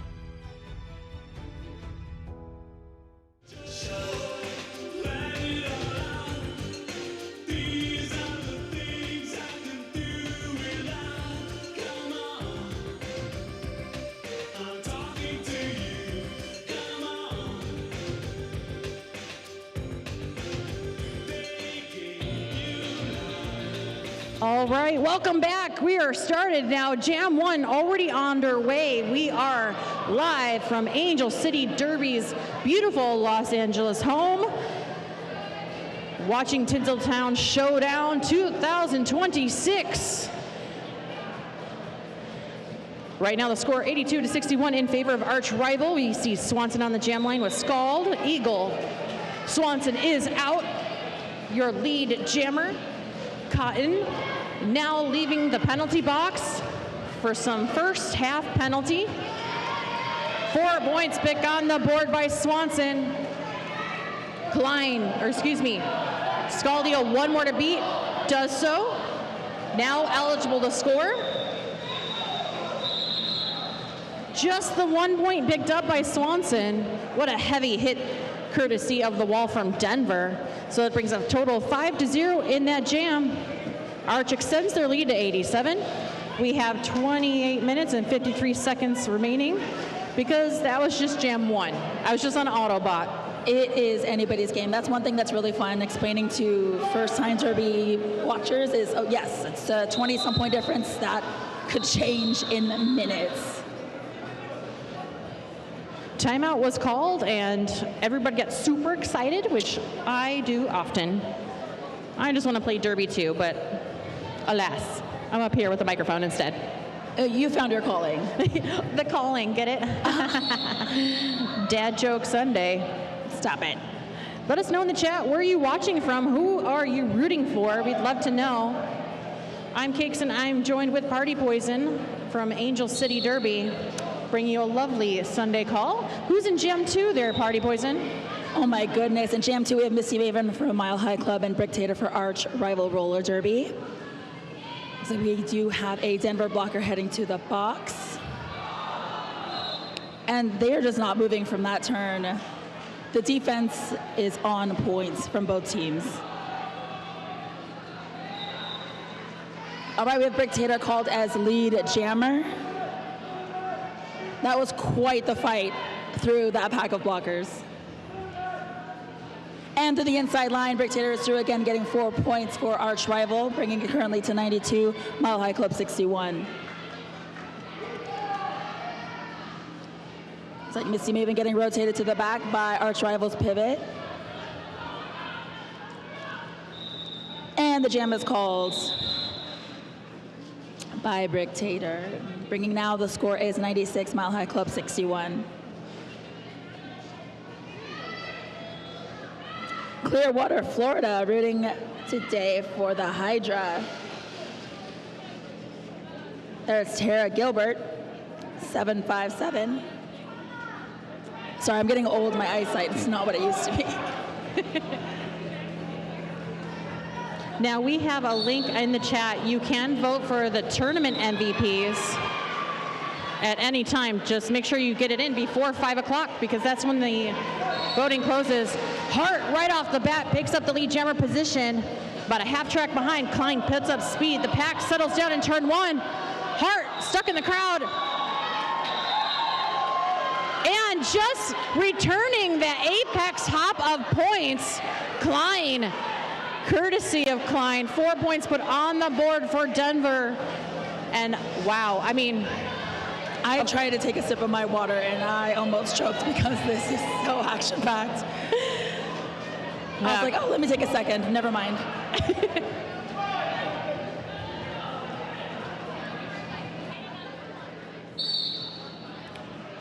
All right, we're starting jam number 4 of the second half of this game. We have Scald Eagle for Mile High Club and Loki Doki for Arch Rival. Both have not hit that hit line yet. Is still fighting through. Oh my gosh.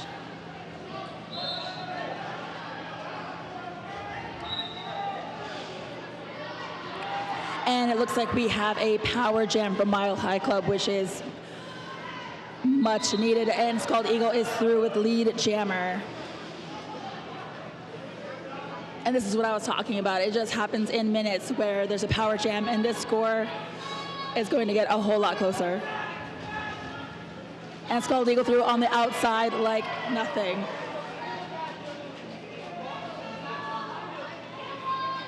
See Denver getting ready to throw some offense.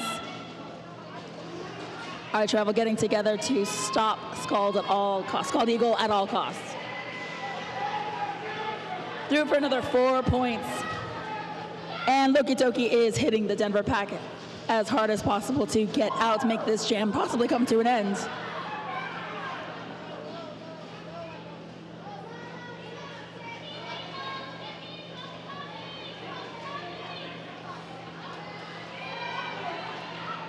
All right, and Loki Toki is out of the pack, making Scald called it in that turn. And as I said, that score got a little bit closer because we got Mile High Club now at 76 and Arch Rival still at 99.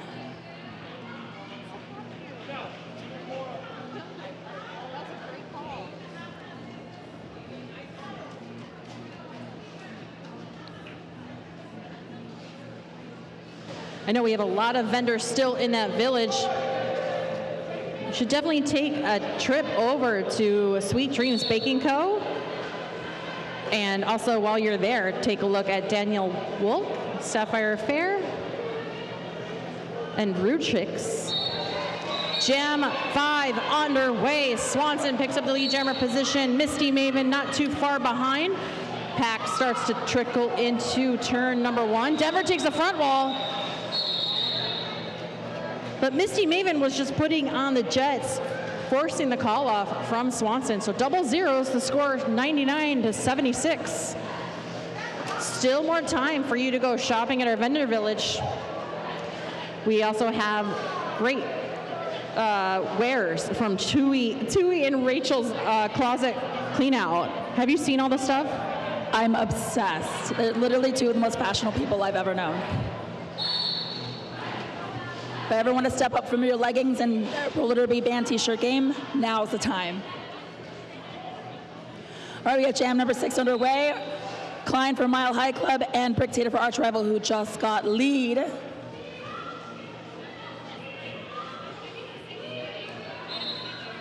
And is Oh, Bricktator hits the pack, and that defense was ready.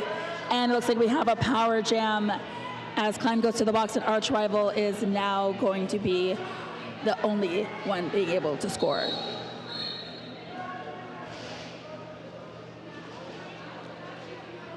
Looks like we've got some penalties assessed to Arch Rival. As Bricktator fights at the very front end, just like that, Bricktator is out.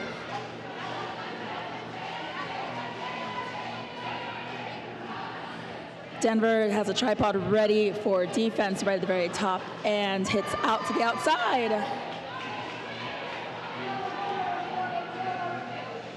Bricktator calmly reading the recycles on the outside.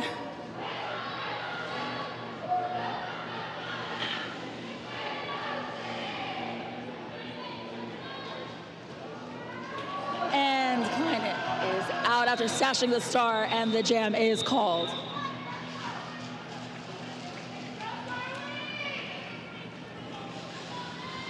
I really need the chat's help because as we're coming down to the wire of this game closing, I think we need help figuring out who should be the most valuable jammer for Arch.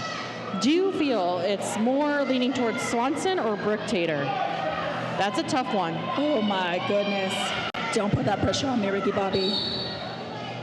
So let us know what you're feeling, chat. Help us make that decision.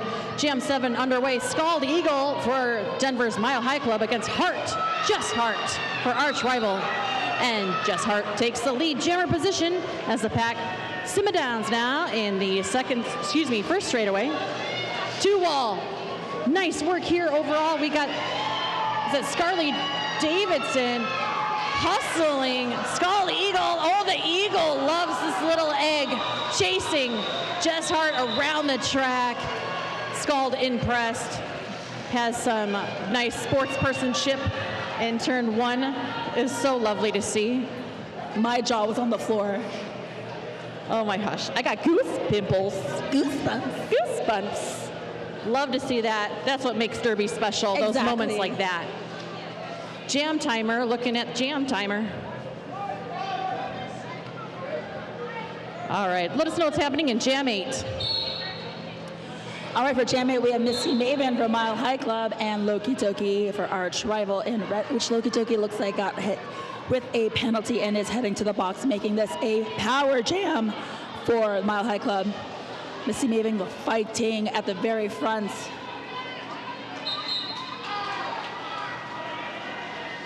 It's like Shira Powers really was making Missy Maven fight at that very end.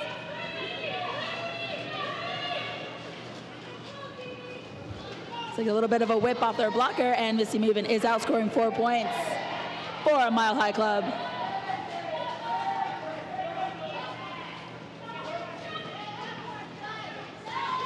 And Missy Maven on the outside, it was super sneaky, gets another 4 points.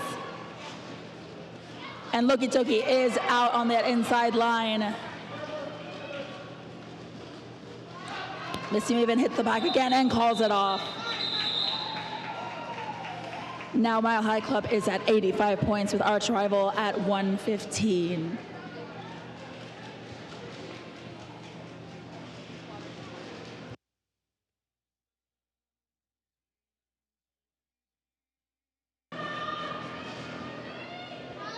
I've challenged the chat to help us pick an MV jammer for this game from Arch. It's very difficult. Arch just putting on all the clinics this tournament.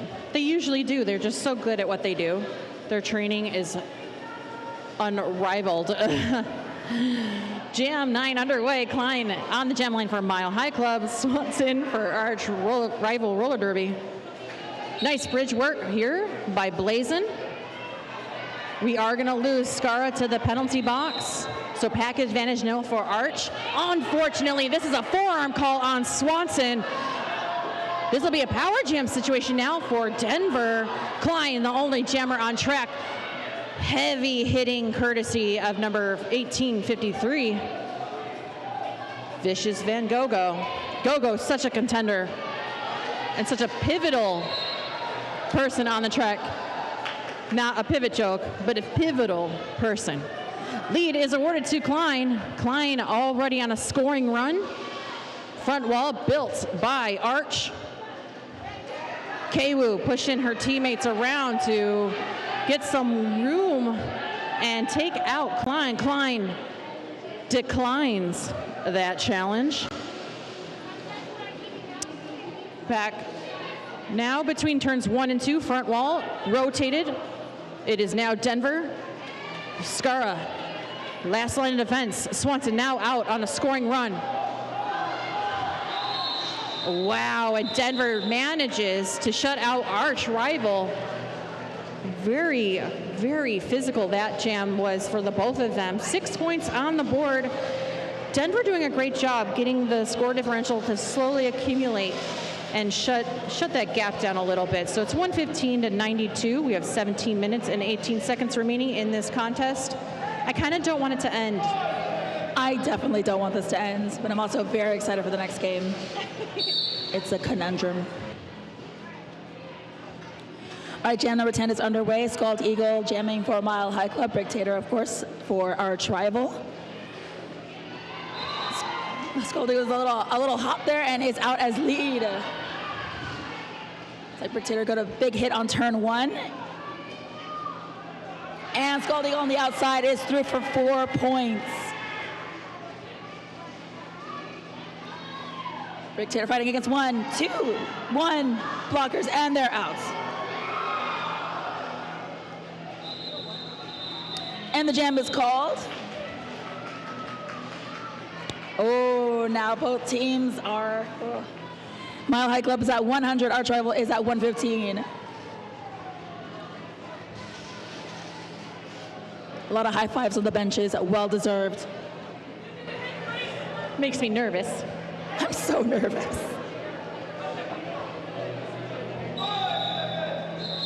Roller derby does nothing for my anxiety. But in a good way. Just as 5 seconds was about to be called here, we get a team timeout. Stops our clock there, Poison. 16 minutes remaining. 16:06 to be exact. Anybody's game. It's anybody's game. I love this. I love this sport. I like it a lot. I like it a lot. If you announce this weekend, we will be taking our announcer's photo immediately following this game after our MVP awards. Make sure that you let us know in the chat who you'd like to see for MVPs. Not only this game, but there is a link in the chat for the tournament MVPs. Let your voice be known. You've been watching all weekend. Your voice and your vote matters. Ursa M in the chat, why does my dog need to go outside right now? Terrible, terrible timing. They're on their own time. Does the dog not understand what's going on right now in this game? Luckily, we called a timeout just for your dog to go to the bathroom. You're welcome.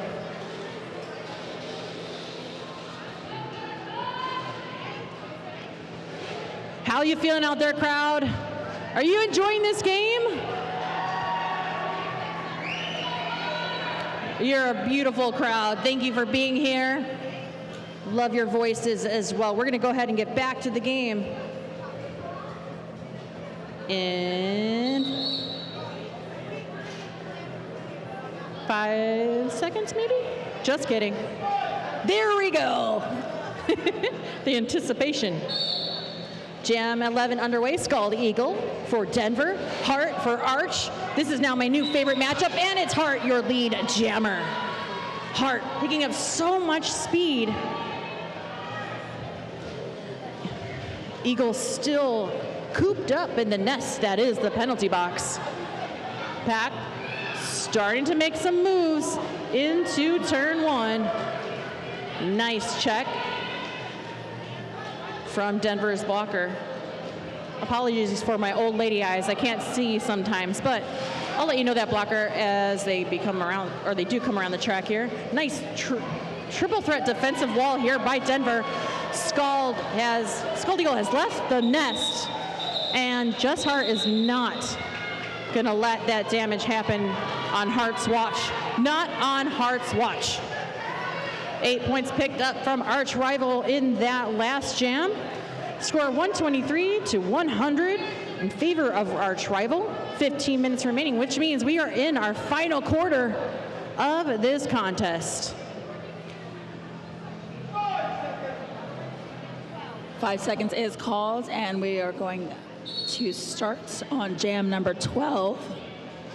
With about 14 minutes left of the second half of this game, we have Loki Toki for arch rival, Klein for Mile High Club. Both fighting for their lives against the defense of the other team.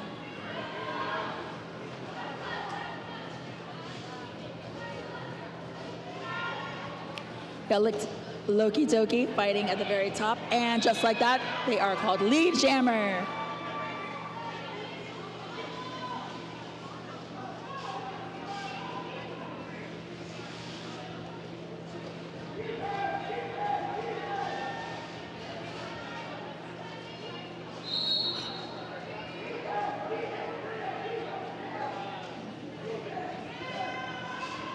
And we have arch rival blocker heading to the penalty box, which definitely should make Klein's fight.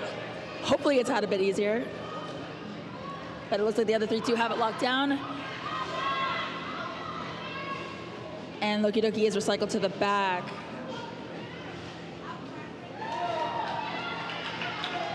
And with the Star Sash, they are out of the pack. And the jam is called. Current score, arch rival 127 to Mile High Club's 100.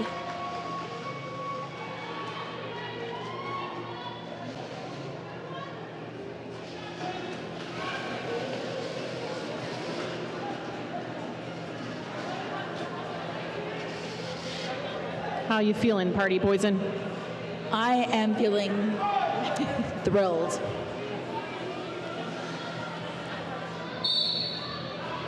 Whistle, let's jam 13 go underway. Misty Maven right off the bat picks up lead jammer's position.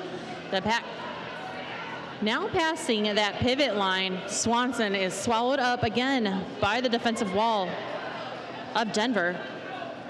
Great waterfalling work here by arch rivals defense. Evie holding it together in lanes 3 and 4. Oh, Evie gonna hold the cut, and did they pull a track cut on one of the jammers? Oh, Evie with that assist, holding down that line, forces Misty Maven to get that track cut.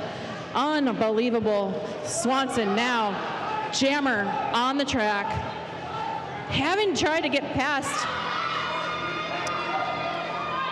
Roberski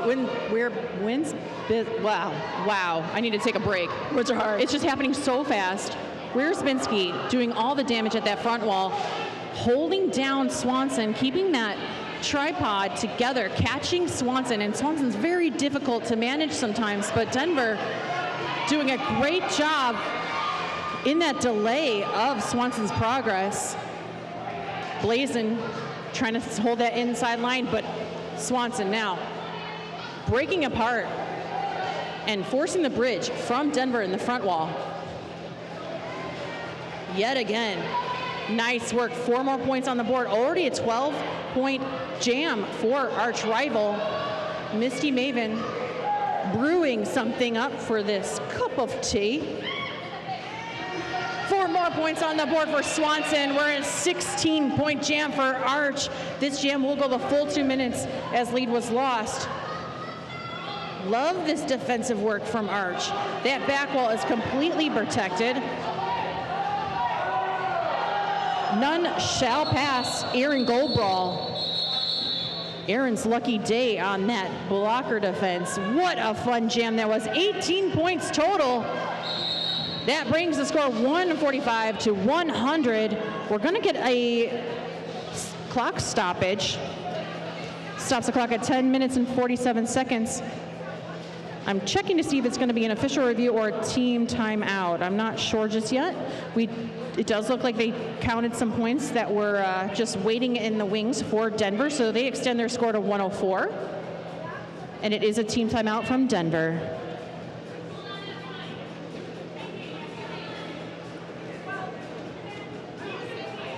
And honestly felt like the longest jam. I can't imagine what it was like skating it.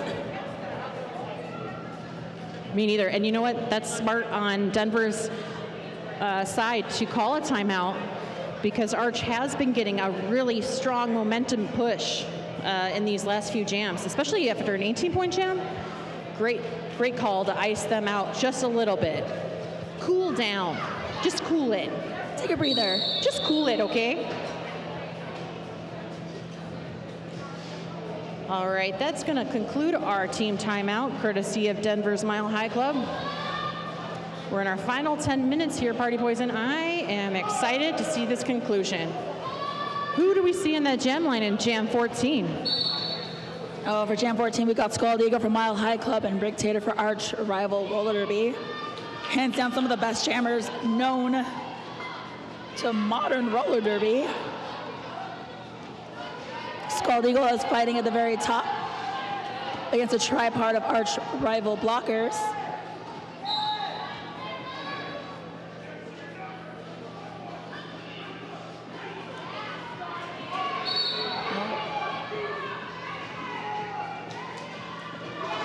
Scald Eagle fighting against two blockers at the very front. Only one blocker left to go. And Scald Eagle is lead, which did send the Arch Rival blocker to the box for a forearm, I believe. Scald Eagle out for 4 points.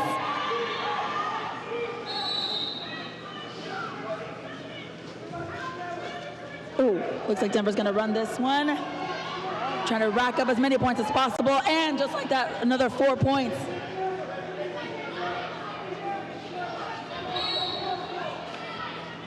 We know that these jams can get very tense when it's getting towards the ends of the game. It's like Brick Tater fighting against two Denver blockers at the very top of the pack. While Scald's getting recycled at the back. And Brick Tater is out for 4 points. Scald Eagle taking the outside and calls it. After taking a big hit, I would simply just pass away. Looks like we have an official timeout, which is excellent timing. I think gives everyone a chance to breathe. For the skaters, for the coaches, for the officials, for me, I need to breathe. This is very intense level of derby, and I love it. It's intense like camping. Like what? Like camping. Like, yeah. Oh, because it's intense. Oh my God. I'm so sorry. You're fired. Did they just go on X Games mode for Mile High Club? Like, what in the devil? Okay, so right now we do have this official timeout, and I'm wondering, as they're coming over to talk to the penalty box managers, what's happening here? We already have our official foul out, courtesy of Chinaski from Denver, with a high block on that last one. So, ouch. Yeah. So Denver is going to be skating down one from their roster. We're going to have a little switcheroo, have someone, the captain, serving that penalty. Only a couple more in penalty contention. I mean, there were so many penalties in that last jam. Right now, sitting at 5 total penalties is Cotton and also California. So those are the only danger zones for Mile High Club. On Arch's side, the only person sitting at 5 penalties is Vicious Van Gogh. Everybody else is at 4 or less. The total penalties, this is the biggest deal here, and probably why we see the score gap. Arch Rival is sitting at 21 penalties, whereas Denver is sitting at 32. Quite a bit of a difference. That definitely would explain it. Aw, love the love in the chat for Chinaski. Oh, Chinaski's been so amazing entire tournament. So good, that hurts, says Aaron Roden, and I couldn't agree more. All right, Jam 15 underway. Klein for Denver, Hart for Arch Rival. Hart picks up the lead jammer position. Pack still in the straightaway. Slightly scattered wall here defensively for Arch. Klein able to get through. And Arch Rival starts doing air push-ups. I know it means something important. Arch receives that message. Oh, nobody in to defend the inside line. Hart goes through. That Hart just knows how to beat on that time in lanes 1 and 2. Coach asking Hart to call that off, and going to talk to RDFM about some choices. 12-point jam for arch rival. Denver is still contending with those points, puts up 4. The score 161 to 124. We have 7 minutes and 50 seconds remaining.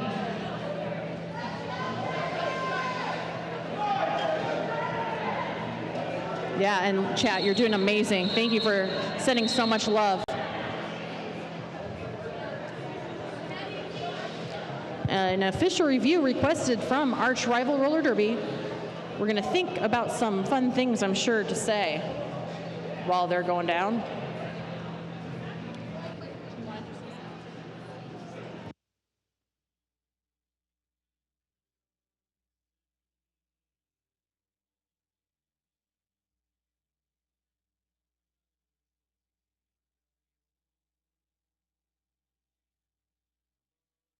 I'm going to take this pause to thank our sponsors. Of course, thank you to 888 and 187 for keeping Angel City protected year-round.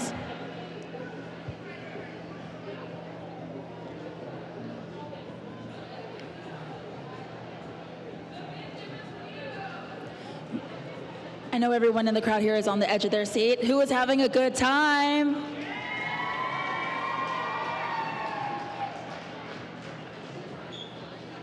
If you're feeling a little antsy, now's a good time to go over, maybe do a little shopping, a little window shopping, and then you can hit the vendors up again when the game is over, which, again, anybody's game. I'm having the best time. This is incredible. Now, Party Poison, you are on leadership for Angel City, is that right? I am, yes. Now, this has been a tournament that I've wanted to visit for a long time. Finally here. It's been a 6-year hiatus because of COVID. Now, you're bringing this back next year, right? Oh, absolutely. What would you like to see for 2027? Would you like to invite more teams? Would you like people to come join us in Los Angeles, California? What do you see happening for ACD in the future for Tinseltown Showdown? I'm very excited to have more teams visit us here. We've worked very hard to acquire this warehouse. We work very hard to maintain it as well. And it's a huge space in the heart of downtown Los Angeles. So we're very excited for even more leagues, for more teams to come visit our home, and see all the hard work that we put into this.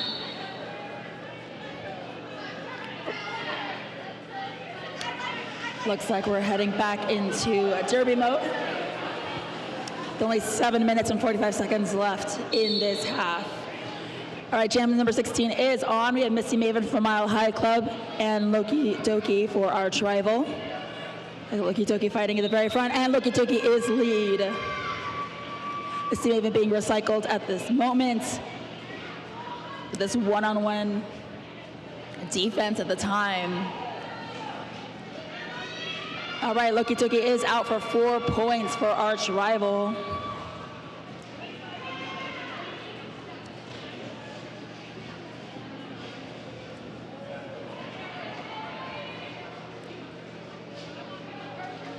This is super hard work for these jammers. It looks like every time they come in contact with the blockers, it's like hitting a brick wall.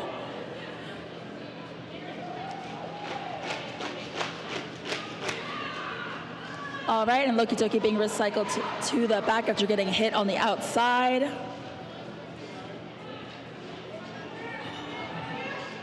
Both packs playing 100% defense and definitely giving it all.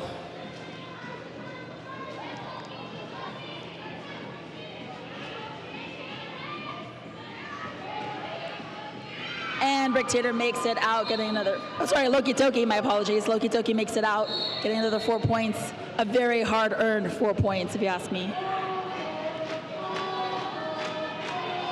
Misty Maven is out after a star sash, putting that back on.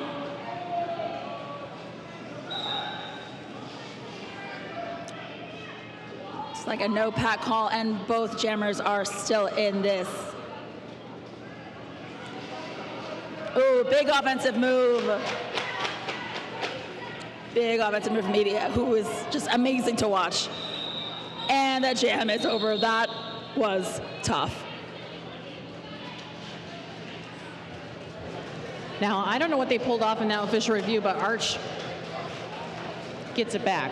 So they've won an official review. That's just talent right there.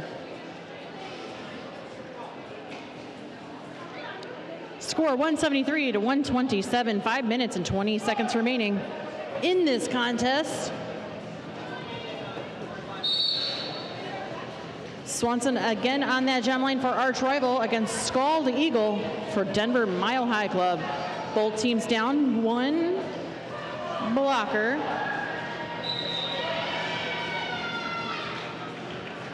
Now we have a 4v3 in favor of Arch. Swanson picking up that lead jammer position. Scald Eagle coming around the track, a full track behind. Two more to beat up at the front wall. Great hip work there. Nice job on Denver's part, forcing that call off from Swanson, and Scald putting on the pressure as well. That was Wierzbinski with that hit to Swanson. So again, love that work. Love the chat too, saying so much talent, so much to be had, and Tinseltown Showdown is coming back in 2027. So make sure you reach out to ACD. Jam 18 is well underway. We have Bricktator as lead, who got out of that pack. What felt like so quickly, but you know that was a fight. Klein is out. And looks like we do have a Denver pivot heading to the box. And now we have the current score. Arch Rival 178. Mile High Club is 127.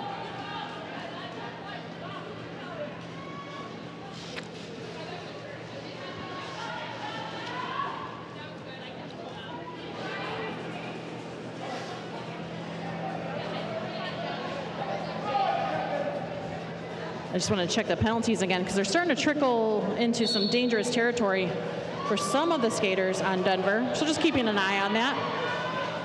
Right now we have Misty Maven on the jam line for Denver against Pork Chop Slamwich from Arch Rival. Pork Chop absolutely getting marinated between these two blockers of Denver. Wow, are you looking at this mad work by Wierzbinski? Pork Chop gets out but does not get the lead jammer position. Misty Maven has a chance to pick up the lead. Free Afraid with one more hit to the outside. Oh, what an elbow, or as we call it, forearm in this scenario. Bria coming to the penalty box for that forearm. That's Bria's fourth penalty.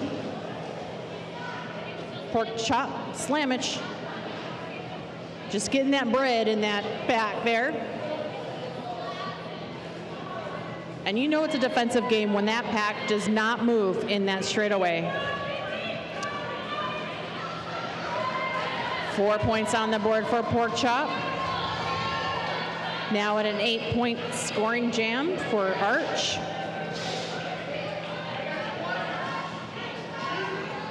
Nice two-wall here. That was courtesy of Pegasus and Shira Powers. We do have a team timeout requested from Denver that'll stop the clock at 1 minute and 55 seconds. Score 186 to Arch, 127 for Denver. Wow, okay, this is just a fun game. But if you're making plans, what's our next game? Oh, I put you on the spot. That's on me. That's on me. Now it's going to be our Hollywood Scarlets for Angel City Derby against Rose City's Wheels of Justice. Yes. Last game of the tournament. Oh, it's going to be a fun one. The grand finale, as some may say. Yeah, so we were talking about penalties a little bit earlier. And I think I've already given people updates on how many there are there. I don't want to just hammer that in there.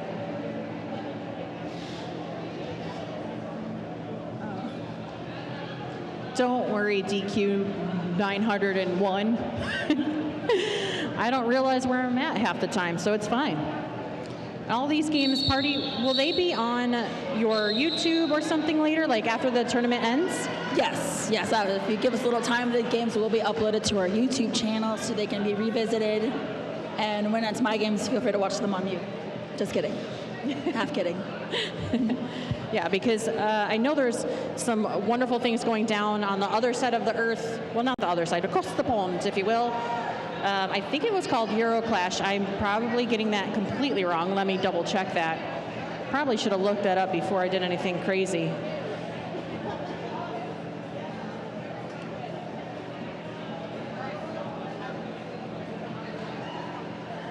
I know that there was a French crown happening. Yeah, French tramps were happening across the world. So that's always very fun. And I think another tournament was happening. So you should Google it, you know what I mean? Support Derby from all over the world.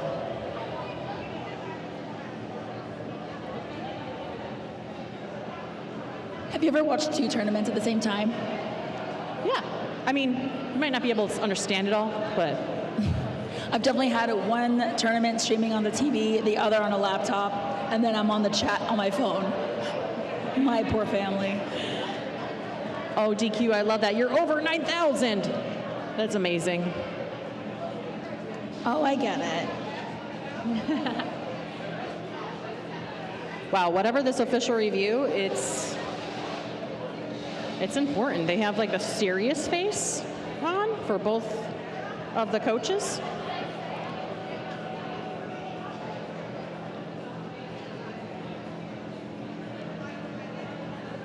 Abby Ferris says, Darth for Matinee MVJ.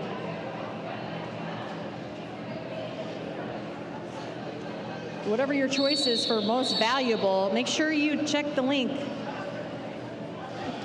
and vote accordingly.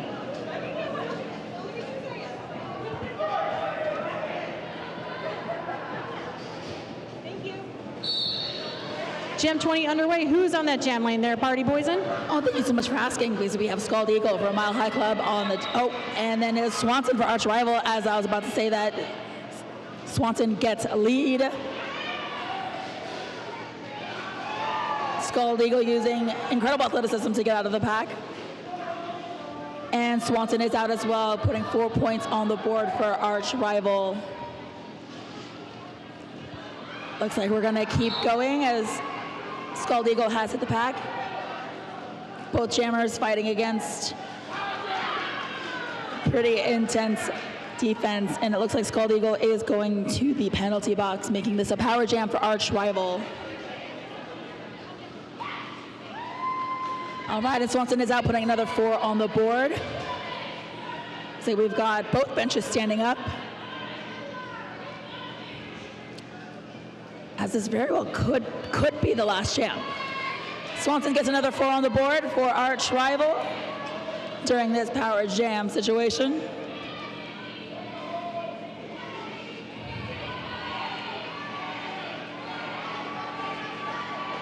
And we've got the teams chanting as Swanson is through for another 4. Scald Eagle hit the pack and is out, putting 4 on the board for Mile High Club. And both packs have not really left the same spot, as the jammers are just fighting their way through, getting out, and just coming back around. Scald Eagle out with 4 points on the board for Mile High Club. And it looks like the jammers are actually now side to side. Oh, for a moment. Oh, there's a countdown.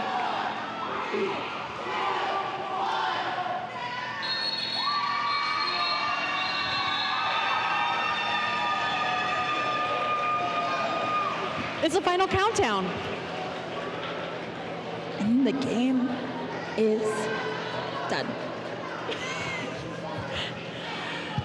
That was a wild ending. I saw both of the benches getting up and standing for their respective teams. Great job from both squads. We still have an unofficial score right now. So we'll let you know the official score once that becomes available. Thank you so much to our chat for hanging out with us. So much fun stuff. K-Woo is everywhere on the track, I agree. So much fun happenings there. What's the final score there, Party Poison? The final score is Arch Rival 205, Mile High Club 139. Thank you so much for joining us for this game. We have one more to go. My name's Cakes and I was joined by Party Poison. I'm gonna run down and get some MVPs to our amazing skaters. Party is gonna close us out for the rest of this game. Thank you, chat, for joining us. And as always, have a lovely rest of your day and hydrate. MVPs will be coming up shortly.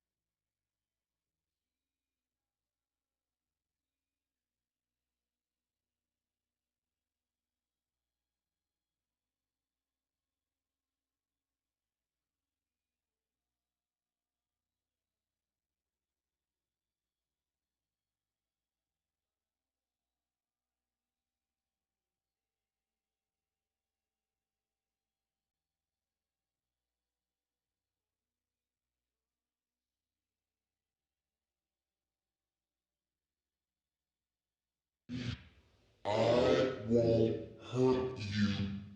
I only want you to have some fun.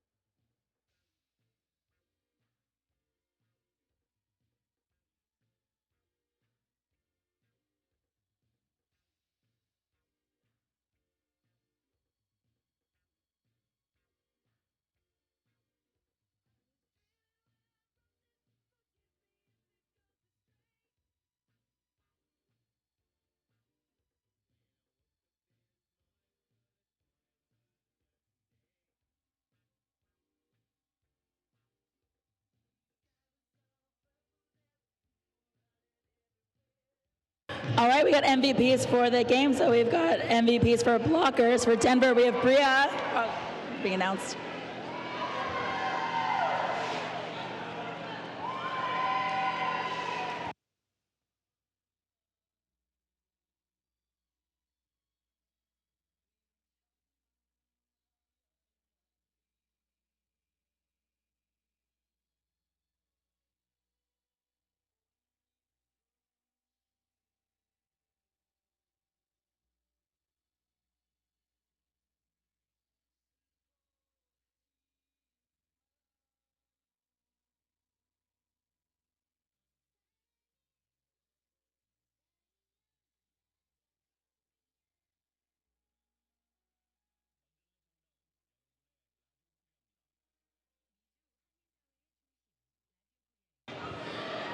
All right, for those who were not able to hear, for MVP blocker, for Denver, we had Bria Afraid.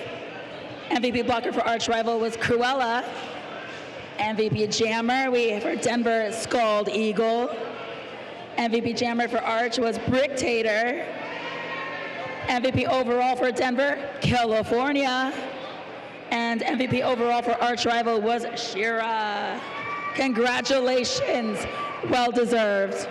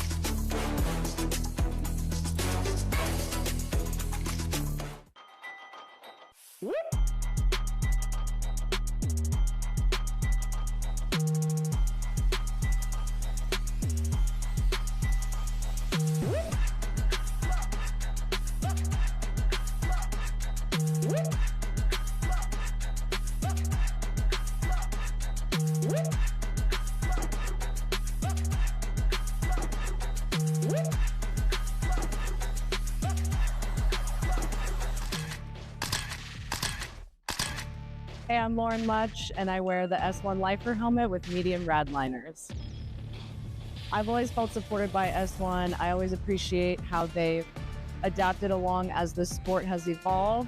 I trust the gear, and I love wearing S1 gear.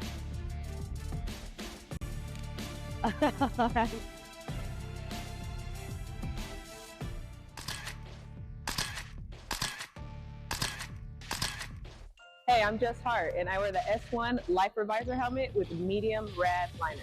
S1 has meant safety, security, and peace of mind. Every time I hear that click, I know my head's protected, and I don't have to worry about anything except being joyful, having fun with my friends, and putting on a great show for everybody.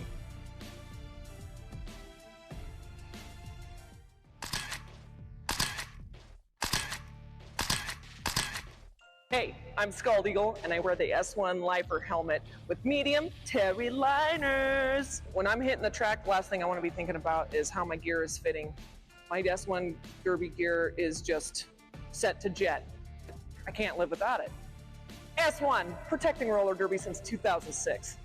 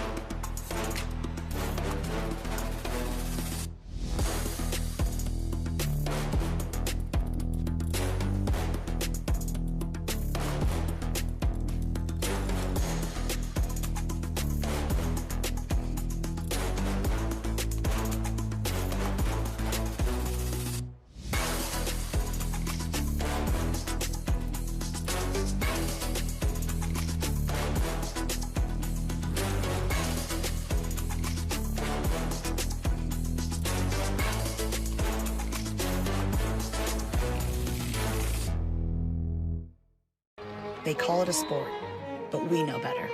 It's a symphony of dedication, grit, and heart. Tuned to one another in a composition of chaos on a stage built for progress. Athlete-driven innovation from the first whistle to the final score. Every hit, every fall, every win, every loss, every team, every season, every body. We've got you covered.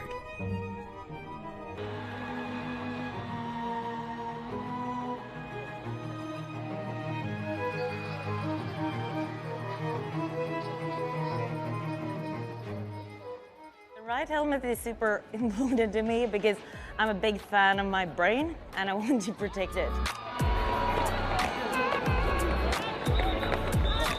Actually, I'm gonna plug in the new deep cover helmet because it's amazing. That's the one helmet that I feel like I can adjust like perfectly, and then I don't have to worry about it. Your head, your noggin, it's your life. And when I play, if I am thinking about the game and not thinking about what I'm wearing, I am on fire.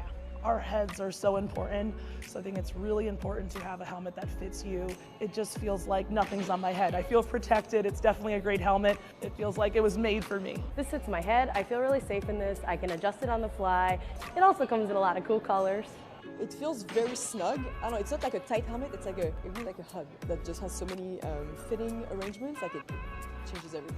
It landed where it needed to land. It protected me at the back of my skull. I just never felt more safe than I did with the deep cover. The smaller shell size means that my head is not 12 times bigger than it should be. It feels snug, it feels safe. When I tried it on, I was like, this is the greatest helmet of all time. I'm never taking it off. I think Triple Eight is doing an awesome job listening to the skaters. They're listening to the athletes and they're listening to the things that make us feel safe.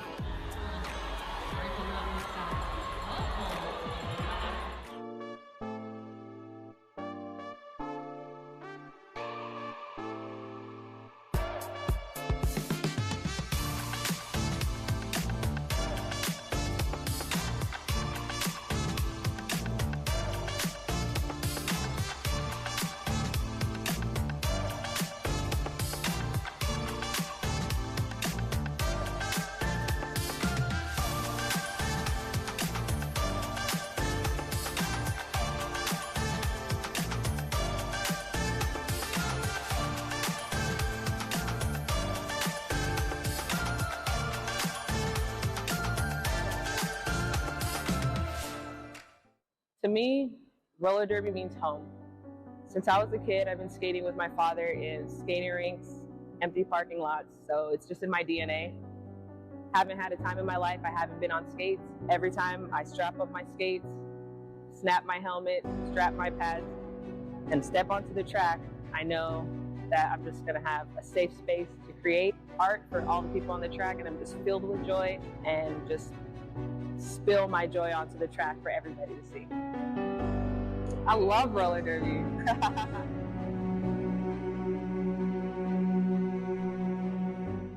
Pre-derby me was one thing, and post-derby me is another.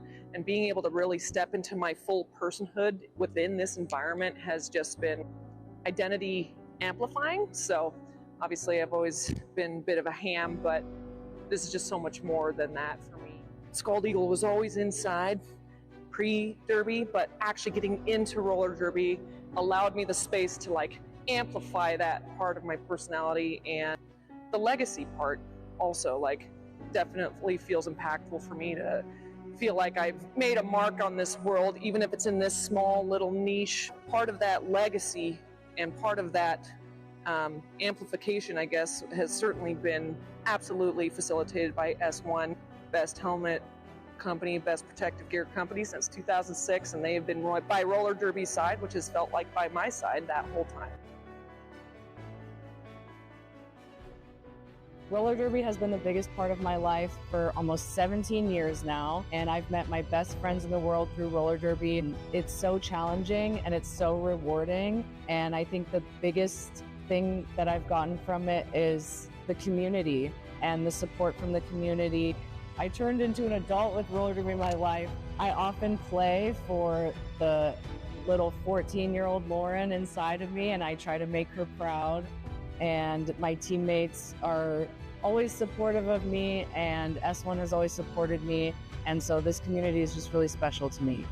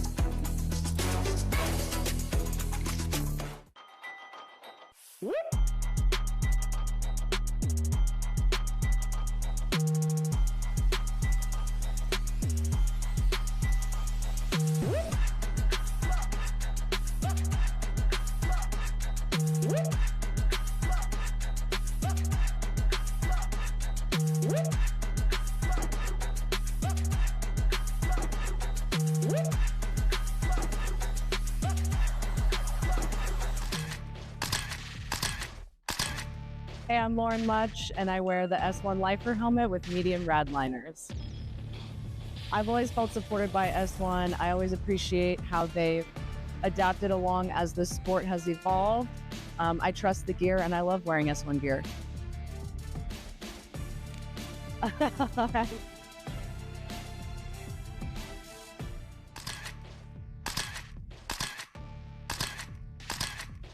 Hey, I'm Jess Hart, and I wear the S1 Lifer Visor helmet with medium rad liners. S1 has meant safety, security, and peace of mind. Every time I hear that click, I know my head's protected, and I don't have to worry about anything except being joyful, having fun with my friends, and putting on a great show for everybody.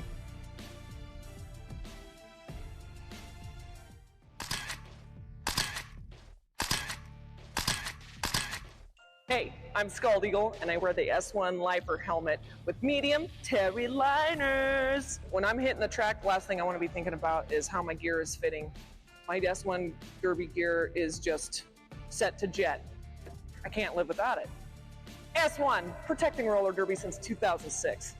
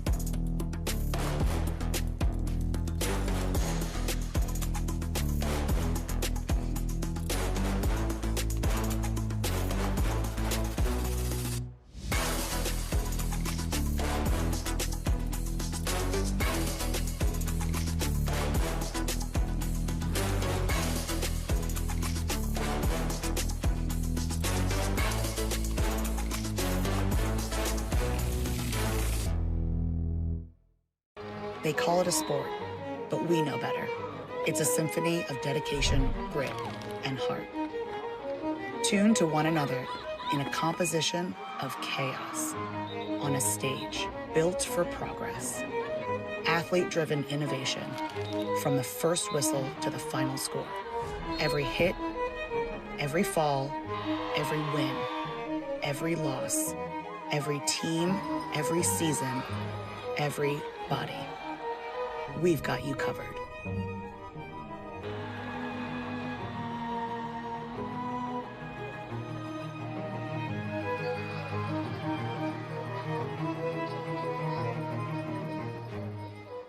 The right helmet is super important to me because I'm a big fan of my brain and I want to protect it.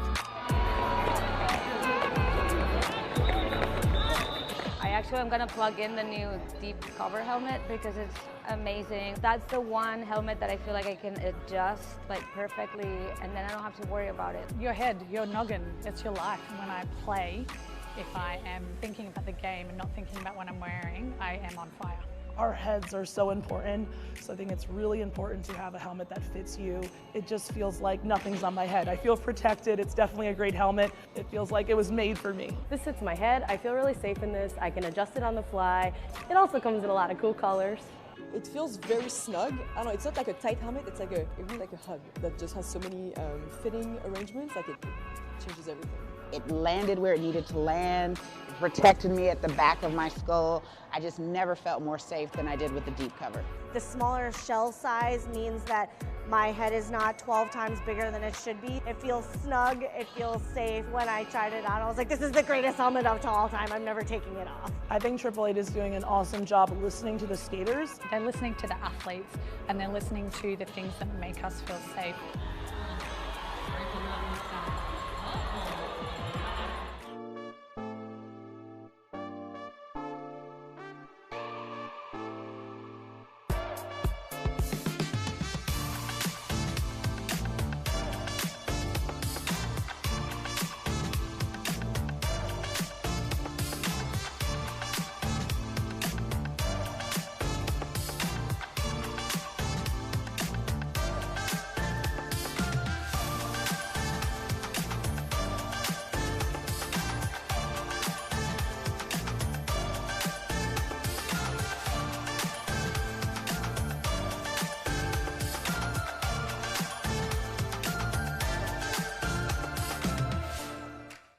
To me, roller derby means home. Since I was a kid, I've been skating with my father in skating rinks, empty parking lots, so it's just in my DNA. Haven't had a time in my life I haven't been on skates. Every time I strap up my skates, snap my helmet, strap my pads, and step onto the track, I know that I'm just gonna have a safe space to create art for all the people on the track, and I'm just filled with joy and just spill my joy onto the track for everybody to see. I love roller derby.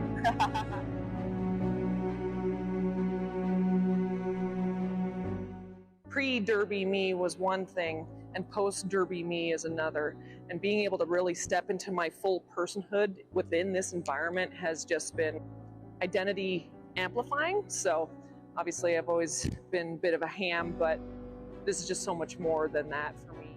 Scald Eagle was always inside pre-derby, but actually getting into roller derby allowed me the space to like amplify that part of my personality, and the legacy part also like definitely feels impactful for me to feel like I've made a mark on this world, even if it's in this small little niche. Part of that legacy and part of that amplification, I guess, has certainly been absolutely facilitated by S1.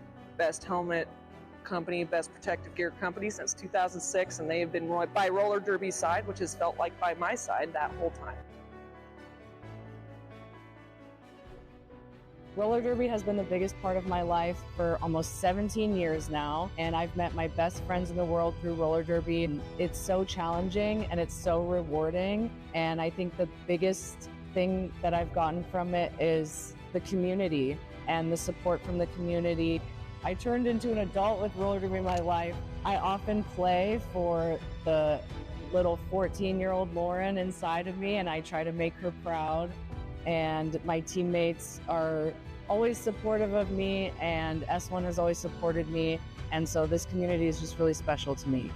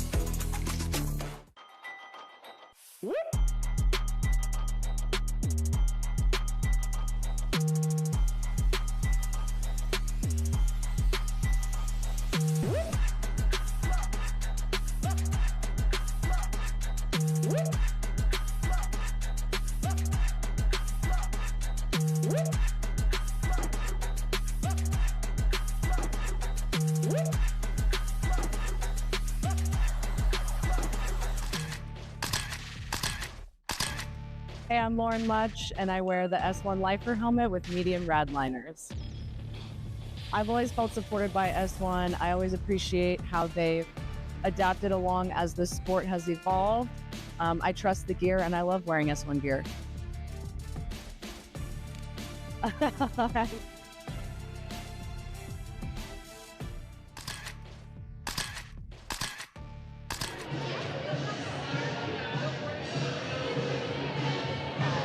Yo, yo, yo, yo, yo! Good afternoon, Los Angeles!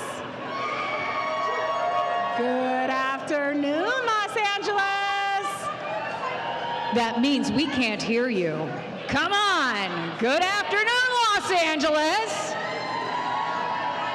I'm back, I'm back, I'm back! Hey, y'all, it's me, Physical Contact. I'm back for another day of announcing. Happy to be in the warehouse at the Angel City last game of the 2026 Tinseltown Showdown. Oh, Fizz, I am so glad to be here. This is OC Diva back for a second day of action on the microphone. The last of 3 days of action here at the Angel City warehouse. This has been an amazing tournament. I cannot believe we've had 12 games of Amazing Derby. But who's coming up in this final game? I'll let you go ahead and introduce our Wheels of Justice on our right side in the white. Go ahead with that lineup there. All right, lining up for the Rose City Rollers, Wheels of Justice, we have number 0, Zip, 00 on a roll. Our captain, 10 AMG WTF. Number 11 Smash Tag, 128 Carl, 143 Lily Valentine, 22 Habanero Romero, 247 Mia Palau, number 340 Bonnie Thunders, number 39 Gaffney, 48 is Brute, number 65 Simonis, 757 is Morgan Levy, 79 is Little Regulator, 85 is Darth, and 98 is Coda. Very nice. That's quite a lineup we got there for Rose City Wheels of Justice. Folks, I'd like to introduce you to over here on my left side, the home team in red. Please welcome the Angel City Derby Hollywood Scarlets. Starting with number 100, we've got Quiet Riot, 1031 Whiskey Von Sweets, 117 Jackson, 202 Freight Train, 26 Schadenfreude, 28 Death Down Under, 3000 Bubbles, 301 Black Soul Rose, 42 Blackman, 507 Rachel Rotten, 617 Ghetto Fabulous, 664 Psycho, 777 Perfect, 882 Lion, and number 9999 Queen Illusia Tifa. Give it up for both of our teams, the Rose City Rollers, Wheels of Justice, Angel City Derby, Hollywood Scarlets.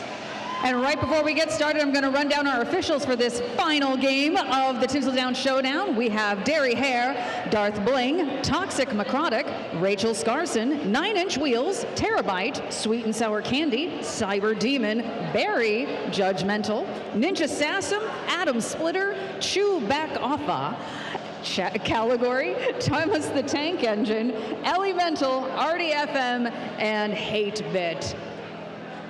With just 10 seconds left on the clock, we've got, it looks like Bonnie Thunders lined up for Rose City Wheels of Justice and number 202 Freight Train for Angel City. Let's do some derby, folks.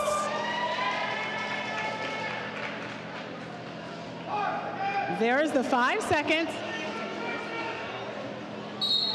We've got Angel City on that jam line.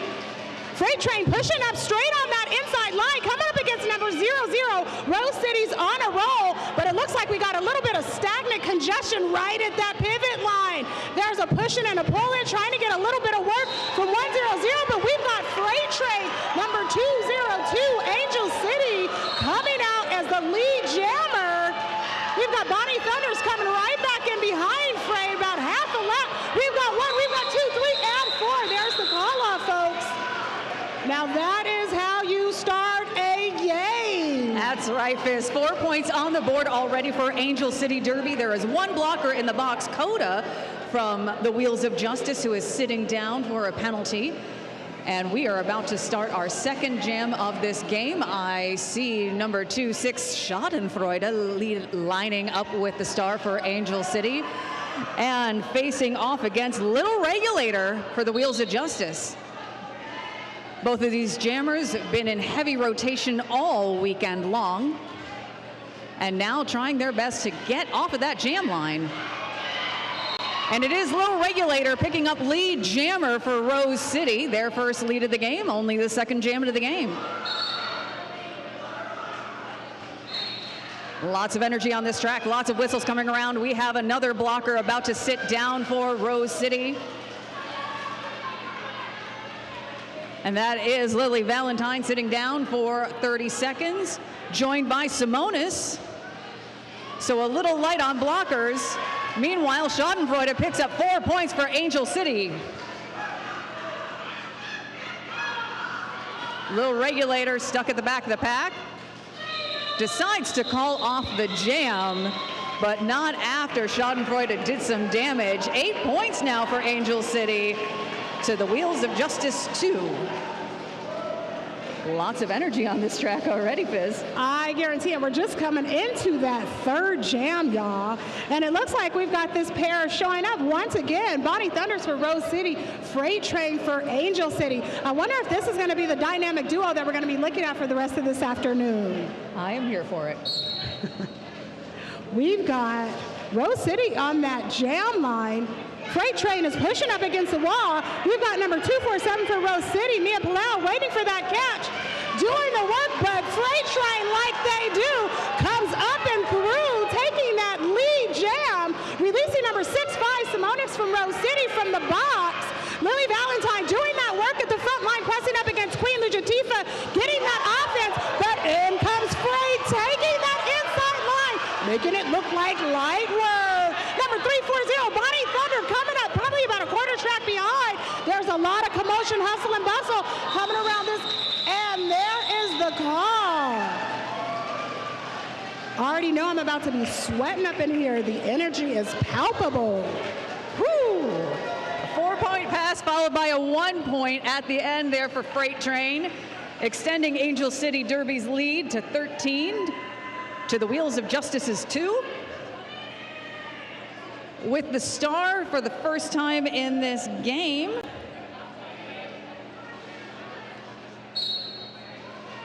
We have Jackson jamming for Angel City, facing off against Zippin. Jackson is already out of the pack and lead jammer. Angel City on a roll here with lead jammers so far in this game. Oh, coming back, hitting the back of that pack hard. Jackson trying to get some help from their blockers, calling off the jam. How many points? That's 4 points for Jackson. Picking up all those points for that round and then calling it off. Angel City 17, Wheels of Justice 2, 25 minutes left to go in this first half. Wow. Coming at you just under that 26-minute mark. We see Angel City trying to widen that gap, but that's just 15 points, y'all. A lot happens in Derby. 15 points can be nothing. There's the whistle. We've got Lil Reg on the line running up against Ghetto Fabulous. Looks like this is the first time we see Ghetto for Angel City on that line. Number 617, Ghetto Fabulous, pressing up against that front Rose City wall, including number 757, Rose City Morgan Levy. We've got 00 Ona playing that bridge there, a little bit of O, and it looks like Ghetto is doing Ghetto kind of things, coming around that turn 3, looking up that straightaway. It looks to be a helmet cover pass. That pass having to shift it over to number 247, Rose City Mia Palau, going from pivot to jammer, being taken back, but we see Riot at the back of the pack. Meanwhile, Ghetto picking up 4 points. That Rose City wall is not making this easy. Tui Lion holding on at 247, just gets in. Whiskey attempts to catch at the top of the back. There's a spin and a spin. Ghetto going into the back for another 4 if it's possible. Just skips, taps. Looks like Ghetto picks up 4. Looks like a team timeout to the team in white, Rose City Rollers, Wheels of Justice. At the same time, we're looking at 29, Angel City Derby versus 5, Wheels of Justice. Just over 24 minutes in this first half, y'all. Fizz, it is amazing to see how well these jammers are performing for Angel City. Lead jammer, 4 jams in a row, 5 jams in a row. It's a pretty amazing thing to see. And best of all, you see them smiling all the way through. All right, folks, you still have a little bit of time to vote for the MVPs of this tournament. If you go to the Angel City socials, you'll find on their link tree the ability to go place your vote. Make sure you do that before 5 o'clock. That's when the voting cuts off. I love it that you mentioned that even with everything going on, there's still smiles going on. There's a lot of tough, rough, and dirty stuff happening in roller derby, but the camaraderie that we have between players, skaters, and teams is just out of this world. Getting ready on the 5 seconds. And here we go. The jam is back on. It's Brute this time for the Wheels of Justice, who gets lead jammer status right out of the pack. Bubbles jamming for Angel City. Brute hits the back of the pack, comes all the way through on the outside line, picks up 4 points, calls off the jam.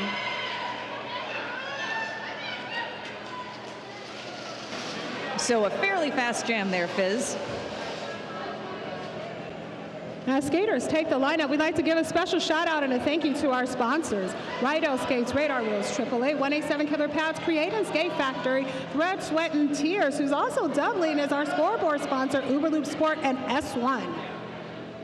Taking the line, once again, we've got that duo, Bonnie Thunders for Rose City, Freight Train for Angel City, but it looks like Bonnie Thunders, oh, say it ain't so, Joe, is that a cut track? Just when you thought it up and happened. Looks like a little bit of confusion on the face of Freight Train. Do I do it? Do I don't? Do I do it? But there's some work. Look at that. Ryan making some offensive play coming up against Rose City number 757, Morgan Levy. But then there's Freight Train number 202 for Angel City getting out and about, making the way through. That Angel City defensive line. Number 340, Rose City Jammer, Bonnie Thunders, trying to come back in the pack. Quiet Riot, number 100 for Angel City comes in. That is a hard front hit to number 88, Angel City's Tui Lion. And the dominoes go down, y'all. And there it is. We've got another 2 points picked up by Angel City's Freight Train. That's a 0 for Bonnie Thunders with Rose City, bringing the score Angel City Derby 35, Wheels of Justice 9. Still a lot of time left in this first half, 22 minutes to go. Last time these teams met was back in September at the Hometown Throwdown, not to be confused with this tournament. And at that one, Rose City won that game. But Angel City in the lead right now. Schadenfreude out and lead jammer. Zip still stuck. Oh no, Schadenfreude being called for a track cut, has to sit down in the penalty box for 30. Zip, meanwhile, out of the pack, and Zip is the lead jammer for the Wheels of Justice.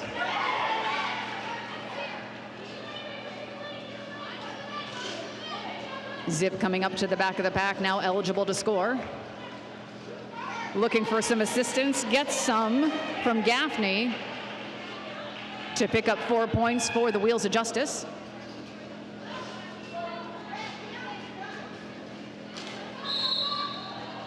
Zip fighting through the Angel City blockers, but Zip is now called for a penalty. So 30 seconds in the box for Zip. This is going to be a 2-minute jam. Schadenfreude recycled back to turn 1.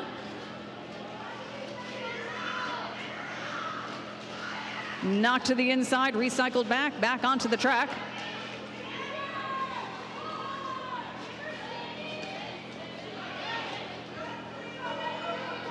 At the front of the pack, OMG, WTF, Simonis slowing down Schadenfreude. Meanwhile, the Power Jam is over as Zip is back on the track, facing a tough wall. A little bit of offensive help from Blackman at the front of the pack.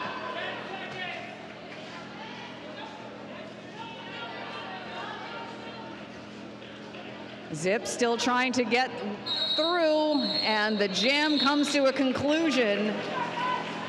And we'll see how many more points were put up on the board. 3 more points. That brings it to 7 for the Wheels of Justice in that jam. Angel City not putting up any points on the board, but Angel City still with the lead. 35 to the Wheels of Justice's 16. This is what I have to say about a 2-minute jam. I've said it once and I'll say it again. There are things in life that are difficult to do for 2 minutes. Hold your breath, a plank, and a jam is a jammer, y'all. And there's the whistle. We've got Lil Reg on the line for Wheels of Justice going up against Jackson. Angel City Derby. Lil Reg, number 79, takes the lead on that inside line. You've got Jackson going up against 2, 4, 7. That's Mia Palau. Coming up at the top of the line. It's just 1 to go. That's 00. Ona Jackson coming in. Makes it around that inside stretch. We've got number 39 for Rose City. Gaffney released from the box. And a solid call-off, but not before picking up 4 points from Rose City's number 79, Low Regulator, bringing us to a score of Angel City Derby 35, Wheels of Justice 20. Wheels of Justice are creeping up on the scoreboard. But let's see what Ghetto Fabulez says about that, wearing the star for Angel City in this next jam.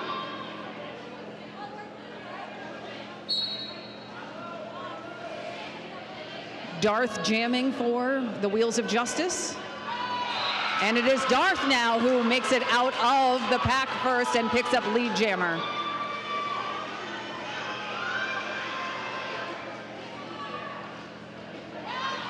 Darth hits the back of the pack hard, comes into the center, gets swallowed up by a bunch of Angel City blockers. And oh, we have a power jam as Darth now sits down in the penalty box for 30 seconds. And Ghetto Fabulez with a nice little apex jump, picking up 4 points for Angel City. Ghetto Fabulez coming up around the back again. Blockers looking for a tactic.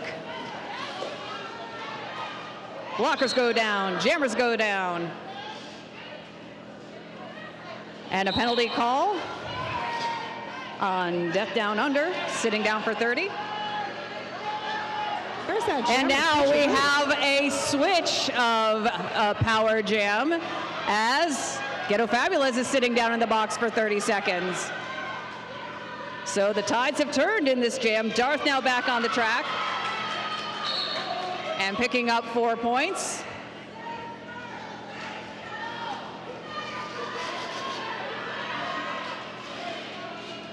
Darth coming back in, looking to score a few more, and sliding around on that outside line, getting by all the blockers, putting up another 4 points for the Wheels of Justice.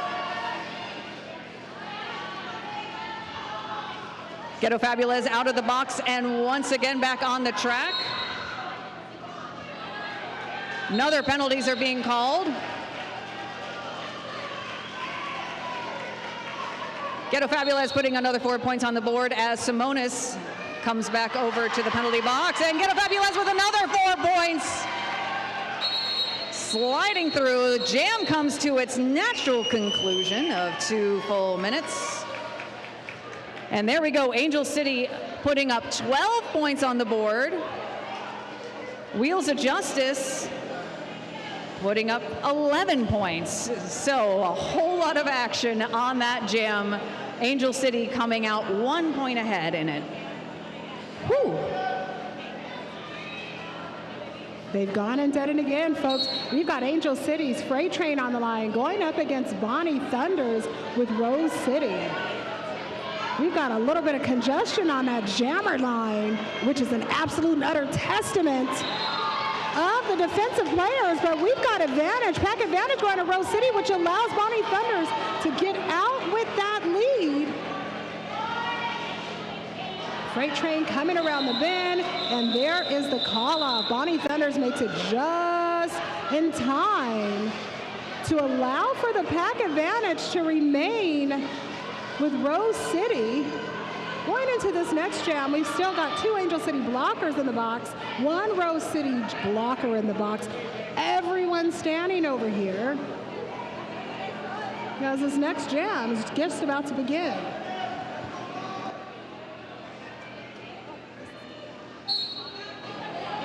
We've got Brood on the line for Rose City. We've got doubles on the line for Angel City.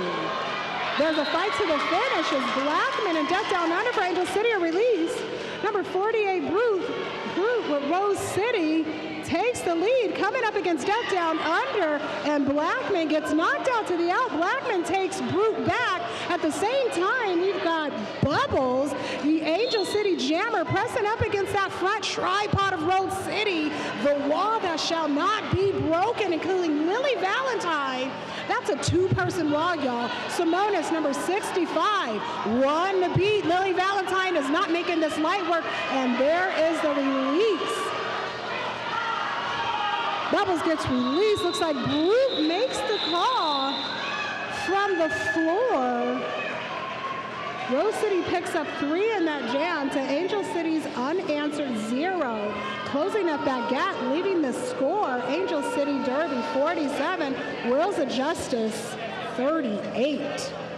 So this game getting closer and closer on the scoreboard. We still have a little less than 14 minutes to go in this first half, and a timeout has been called by Angel City. So who should we thank during this timeout?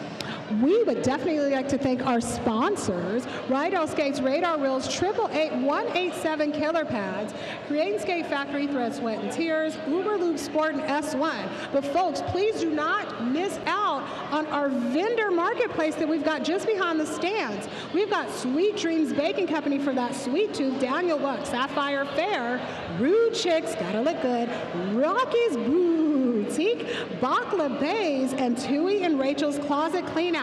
There's a little bit of everything for everyone up in there this afternoon. And we also want to give a shout out to all of the wonderful fans who are watching us on the live stream. We are so grateful here to have such an amazing production crew. Just mad props to all of the camera folks out there, because we have been hearing nothing but wonderful remarks from our friends on the live stream. Absolutely. So once again, put in your vote for the tournament MVP. You got another 15 minutes. Find the link on the socials.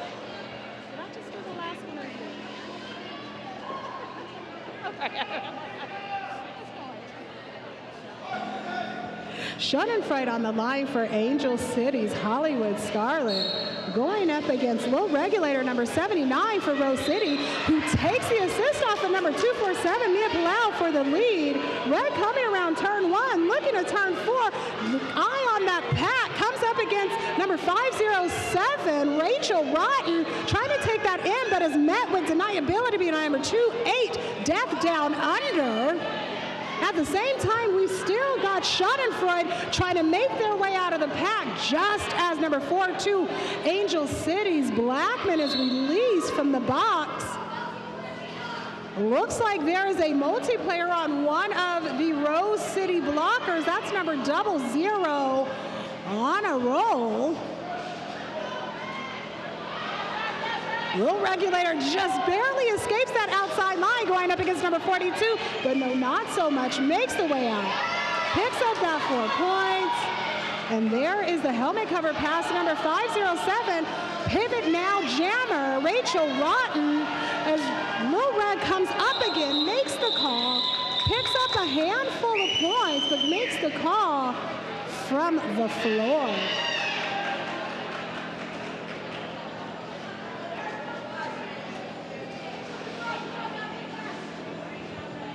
That's 4 points for Low Regulator, going with an unanswered, pardon me. That's 6 points. There's an additional 2 points that was picked up by Low Regulator, going up against Angel City's unanswered 0. So it's a 3-point game now, and Bonnie Thunders is wearing the star for Rose City, facing off against Freight Train for Angel City. Both of them stuck in the pack that has not yet passed the pivot line. Chewy Line headed to the penalty box for a forearm. will sit down for 30. Meanwhile, both of those jammers still trying to get through the pack on their initial pass. And it is Freight Train who picks up lead jammer for Angel City. Freight Train now coming through into the pack and scoring. Oh, a huge hit there. Freight Train picking up 4 points. Bonnie Thunder's now through the pack and eligible to score. Freight Train coming up looking for a few more before this. Picks up a few more points. Hopefully that is 2 more points. And then calling off the jam. Angel City 6 points, 6 needed points. Wheels of Justice with 0 on that one. Yo, the talent, skills, and strength on these skaters out here, y'all, is just undeniably phenomenal. And lucky us, we get to see it going up again. We've got Jackson for Angel City coming up against Rose City's Zip. Jackson at the top of the line. Looks like pushing up against number 65, Simonas. Is that who that is? Nope, that's not 65. That looks to be Coda, number 98. Zip gets the lead. Well, we got number 757, Morgan Levy, coming into the penalty box, who will be unaccompanied by Angel City's pivot, number 507, Rachel Rotten. At the same time, Death Down Under is dragging Zip back, but manages to make it out on that line. That's that fancy footwork that I'm talking about, y'all. Coda looking back to take Jackson back, who's holding that helmet cover in hand, gets past Coda, but number 128 for Rose City, Carl, knocks Jackson out. Coming up against Jackson again, Morgan Levy returns from the penalty box. There's that 3-pack, y'all. Coda taking the very top. When I tell you the switcheroo's happening, and there's the call off from Zip. There was some amazing blocking work on the track from Death Down Under and from Psycho in that last jam. Just doing an amazing job swallowing up Zip every chance they got. Do you see this score? Do we see the score? 1 point difference. Oh my. That's what I'm talking about. All right, fans, let me hear you. Who's excited for a 1-point game here? 1 point game. All right, Ghetto Fabulous wearing the star for the Angel City. And Wheels of Justice, Legal Regulator jamming and getting lead jammer.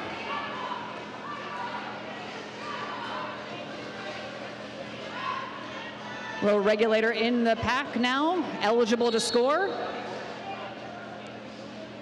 Penalty whistles being called. Simonis headed to the box for another 30 seconds.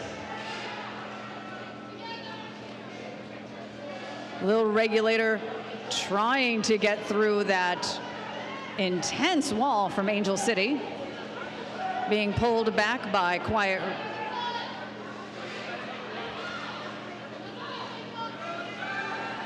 Little Regulator still trying to get through, decides to call off the jam before Ghetto Fabulous comes around, picking up 2 points for the Wheels of Justice, and oh my, Fizz, we have a lead change. There's a lead change, but still that 1 point difference. It's still a 1 point game. So that's a lead change, meaning it's time to take a drink, and if you don't have a drink in hand, please be sure to visit the Angel City concession stands. Keep in mind, Angel City is a nonprofit organization, and all proceeds go so that they can continue to host amazing events like this one.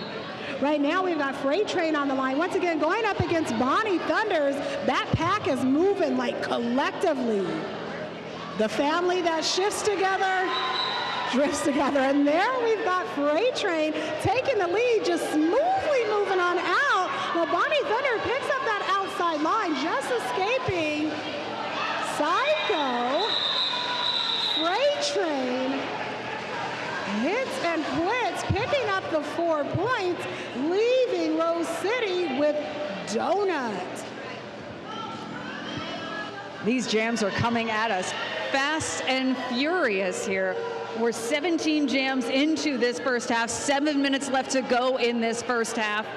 We have Angel City Derby with 57 points, Wheels of Justice with 54. This is an exciting final matchup. And now we have Bubbles jamming once again for the Hollywood Scarlets against Brute for the Wheels of Justice. Both jammers stuck in the middle of that pack. Still between that jam line and that pivot line. Both jammers trying to get their way up the inside, and it is Bubbles picking up lead jammer for Angel City. Right behind him is Brute.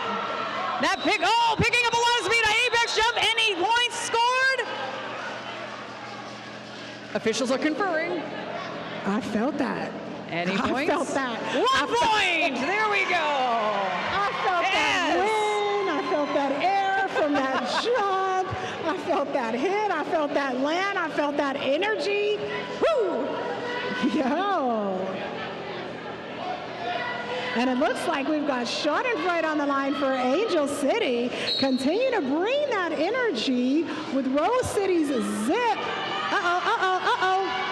1-2-8 goes down. Carl becomes right back up just in time to catch that tripod. That's a push, a grind, a shove. The work being done on that back Angel City pack, consisting of Psycho number 664, number 507, Rachel Rotten, and it looks like that's Death Down Under, only to be accompanied by Quiet Riot coming out the box, looking to play some offense, looking to wreck some stuff. Schadenfreude ready to get past these blockers up here. We've got Double O on a roll, tripod, only to be met with Morgan Levy's. That's 2 blockers right there, 1 to beat, and there's the roll off the bat. Schadenfreude picks up that lead. Yo, that was that was a whole minute. That was an entire minute of grind. And there's the call off. There's a whistle. Looking for the points. 2 points. Oh, after that, a 1 minute without a lead jammer. That is a long time, folks. A whole minute of pushing, shoving, grinding, making things happen. That's dang near as bad as that 2-minute jam. That is exhausting. Now we have Freight Train jamming once again for Angel City against Darth, and it is Freight Train who picks up lead jammer status. But right behind is Darth. Darth coming off essentially a doubleheader, having played in the previous game. Here comes Freight Train right in the back of the pack. Oh my word! Darth comes in, pulls off one heck of a jump there for 4 points. Leaping that apex at least 1.5 feet off the ground. There's an official review. I have 2 words. Chef's kiss. Woo! I love watching that kind of derby happen. I love watching that kind of action. This energy is amazing. This is exactly what we need. The hairs are standing up on my arms. Mm-hmm. My heartbeat is going like a mile a minute. Mm-hmm. I can't stop smiling. Like, my ears are holding up my smile and my glasses. Like, this is some great derby going on. That was an amazing jump that we had by Rose City's number 85, Darth. At the same time, the way that Freight Train just comes into that pack, giving everything and all things. Oh, that is just amazing power, amazing skill. There's nothing like watching this high level of derby. I agree 110%. Thank you to our skaters. Thank you to our fans. Thank you to our medics and our EMTs. We couldn't do this without you. And thank you for those that are joining us on the live stream. Be sure to continue to vote for that MVP, the overall tournament MVP. That link will be open until 5 p.m. Right now, we're looking at a score of Angel City 60 to Wheels of Justice 48 with just over 3.5 minutes. There's the 5 seconds. There's Lil Red pressing up against that Angel City wall, going up against number 117 for Jackson, who's riding that inside line, only to be met by that Rose City wall. Oh, say it ain't so, Joe. Looks like penalty. Makes her way over to join us in the penalty box while Jackson is pressing up against 247 Mia Palau, then meets Coda, number 9-8 for Rose City, and manages to pick up that lead. We've got a trifecta of Angel City blockers back there coming up with a master plan. Blackman comes in. Rachel Run comes in for the O. Jackson coming up against Rose City's 247, the pivot, Mia Palau. We've got a jammer standing in a box. We've got a blocker standing in a box. Lil Red comes in high, ready to make some moves with the helmet cover in hand. Number 2A, Death Down Under, comes in, catching that outside. At the same time, you've got 247, Mia Palau, bringing Jackson way back. Jackson comes in on that outside line, following Blackman, playing that O. Lil Red manages to escape.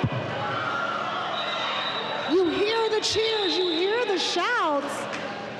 And there goes Death Down Under, unfortunately returning to the penalty box. We've got sub 2 minutes left on the clock. There's Angel City 60, Wheels of Justice 58, 2-minute game. Woo! So an update also on that official review. Rose City was requesting an illegal procedure because they asserted that there were 2 jammers on the track at the start of the jam. The officials did not agree. Rose City does not retain their official review for this first half. But we're less than 2 minutes to go in this first half. And I see, I believe, Ghetto Fabulez. Somebody happy over here about something. But I like joy, so I'll take happy. Any way that I can get. And wearing the star for Rose City is number 4-8, Brute. But this is amazing. 64 for Angel City, 58 for the Wheels of Justice. Less than 2 minutes to go in this 22nd jam of this first half of this final game. Oh, and it is Brute who pops out on the outside line and picks up lead jammer status. Ghetto Fabulez also out of the back now. Brute coming up. Decides to call off the jam. Any points? I believe I see one. There is 1 point on the board. So chipping away at that lead, but Angel City, Hollywood Scarlets still hanging on. As we prepare for the line out, I'd like to say thank you again to our sponsors, Ride Out Skates, Radar Reels, 888-187 Killer Pads, Kraken Skate Factory, Thread, Sweat and Tears, Uberloop Sport, and S1. There's that 5 seconds. Looking at Freight Train, once again going up against Bonnie Thunders on that jam line. There's the whistle. Freight Train lining up on that outside line. Bonnie Thunders taking the in. Quiet Riot tries to catch Bonnie Thunders, but no way, Jose. Bonnie Thunders takes the lead.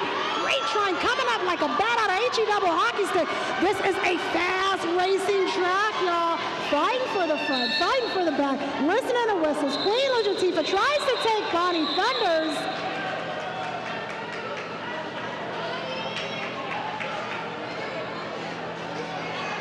And I'm waiting to see what just happened there. I'm thinking that was a 0-0 jam. Donuts across the board.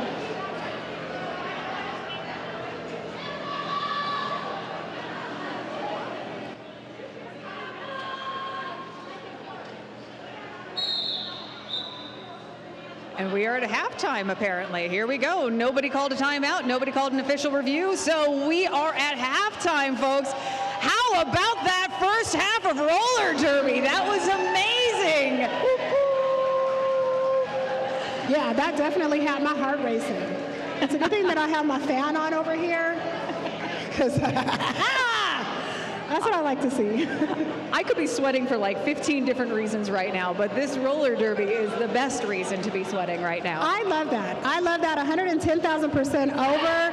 Again, thank you everybody for coming out this weekend. It has been an amazing 3 days, but I got to be able to announce with you all at Angel City's 2026 Tinseltown Showdown.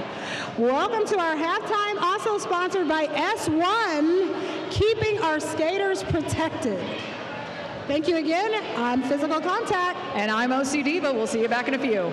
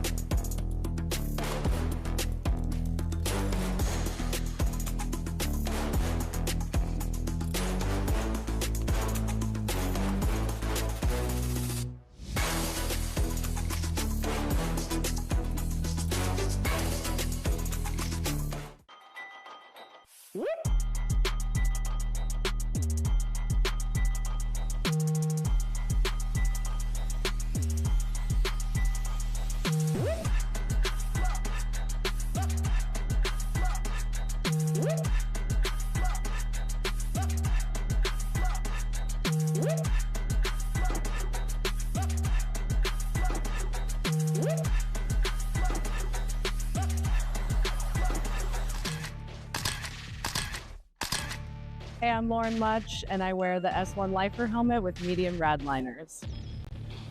I've always felt supported by S1. I always appreciate how they've adapted along as the sport has evolved. I trust the gear, and I love wearing S1 gear.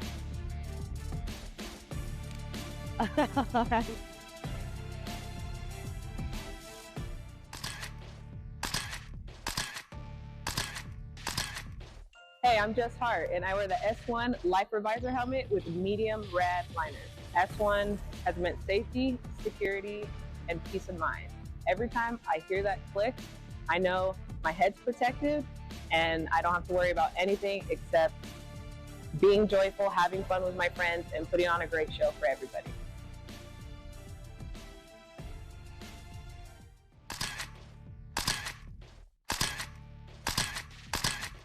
Hey, I'm Scald Eagle, and I wear the S1 Lifer helmet with medium terry liners. When I'm hitting the track, the last thing I want to be thinking about is how my gear is fitting.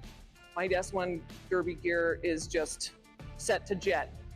I can't live without it. S1, protecting roller derby since 2006.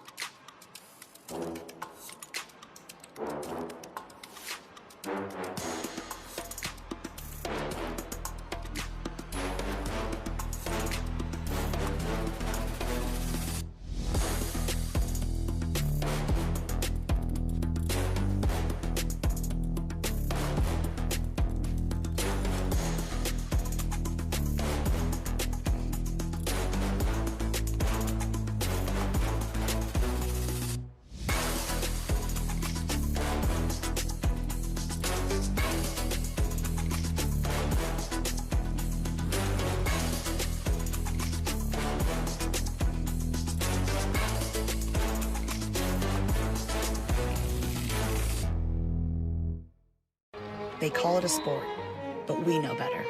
It's a symphony of dedication, grit, and heart. Tuned to one another in a composition of chaos on a stage built for progress. Athlete-driven innovation from the first whistle to the final score. Every hit, every fall, every win, every loss, every team, every season, every body. We've got you covered.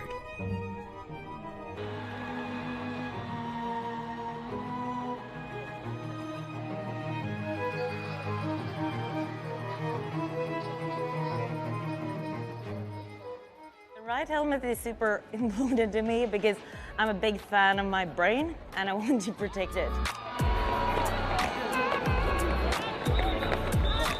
Actually, I'm gonna plug in the new deep cover helmet because it's amazing. That's the one helmet that I feel like I can adjust like perfectly, and then I don't have to worry about it. Your head, your noggin, it's your life. When I play, if I am thinking about the game and not thinking about what I'm wearing, I am on fire.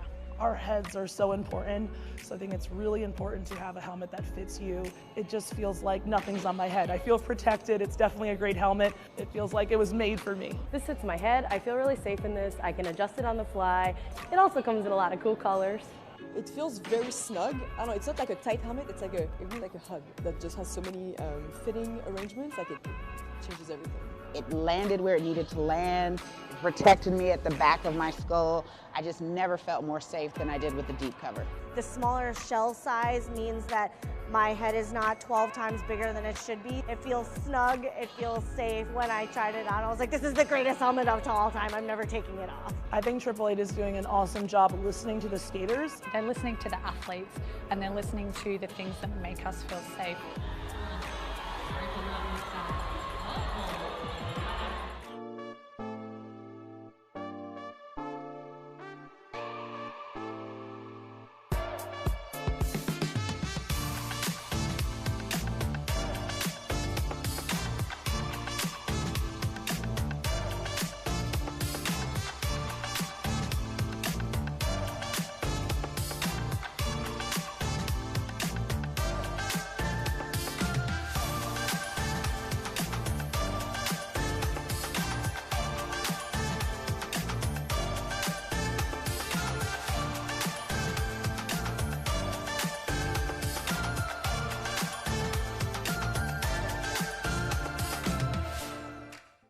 To me, roller derby means home.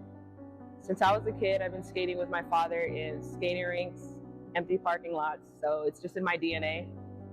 Haven't had a time in my life I haven't been on skates. Every time I strap up my skates, snap my helmet, strap my pads, and step onto the track, I know that I'm just gonna have a safe space to create art for all the people on the track, and I'm just filled with joy and just spill my joy onto the track for everybody to see. I love roller derby.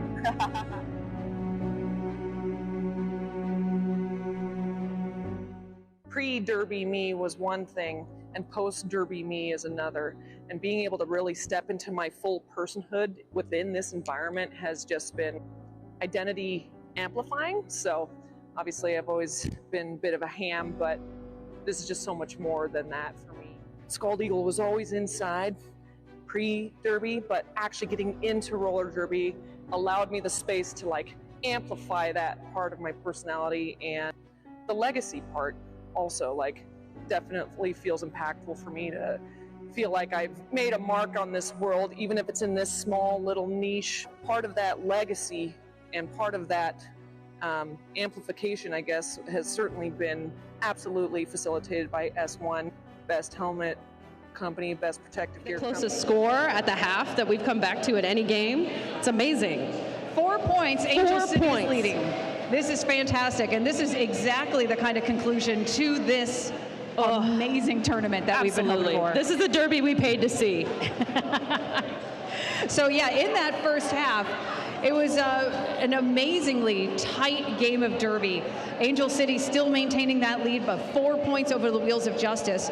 And we've had jammer penalties have been part of the story of this game. Rose City with 4 different jammer penalties, Angel City with 2. But I think we'll see a really exciting second half here. Yeah, they're playing it pretty clean out there in terms of the jammers, and with only 2, that's pretty good. And we're seeing folks line up on the track. We got Mia Palau in the box for Rose City with pivot cover on. Freight Train on the jam line against Bonnie Thunder's legendary matchup, if I might do say so myself. And that's a heck of a start to a second half, huh? Oh my God. Let's go. Y'all ready to watch some derby?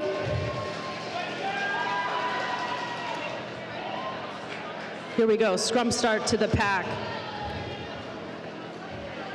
Freight Train knocking on that wall of Rose. Quiet Dragon Bonnie all the way to the back, but Freight is out, lead jammer Angel City. Bonnie's still working that pack, 4 blockers. And Freight Train, catching that back block on the inside, it goes straight to the penalty box. Bonnie is out, not lead. Oh, 2-minute jam indeed. We love to see it as an audience, not so much when you're out on the track.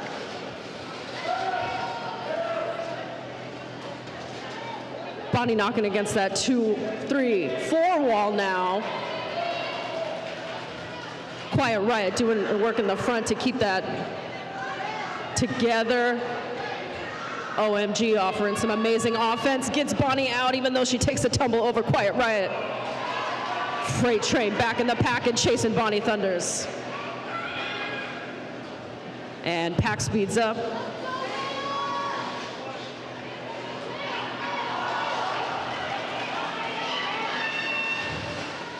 Both of them trying to hold him down. Death down under, last line of defense, but Bonnie gets through easily. Another 4 points for Rose City. Freight Train right behind her though. 4 points for Angel.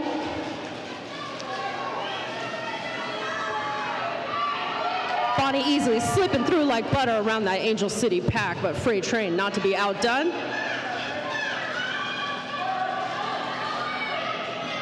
Simona's dragging Freight Train through the back. Oh.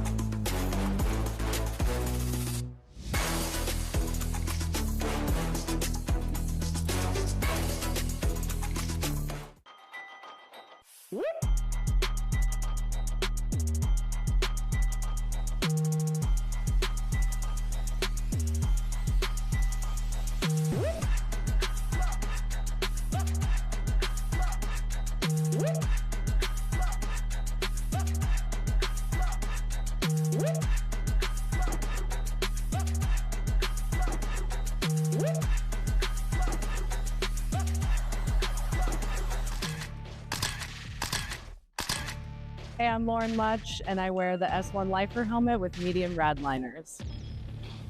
I've always felt supported by S1. I always appreciate how they've adapted along as the sport has evolved.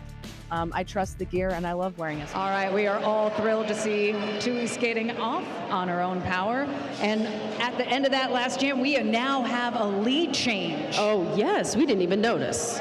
We were so stunned by the great work of our medics. Shout out to the tournament medics, officials, and all volunteers that help make this Derby game happen.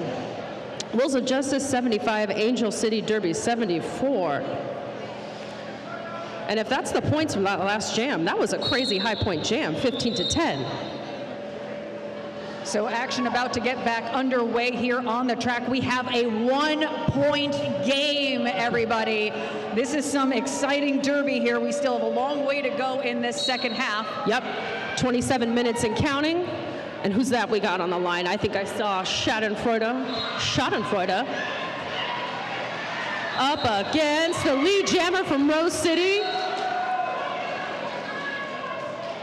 Little regulator, lady.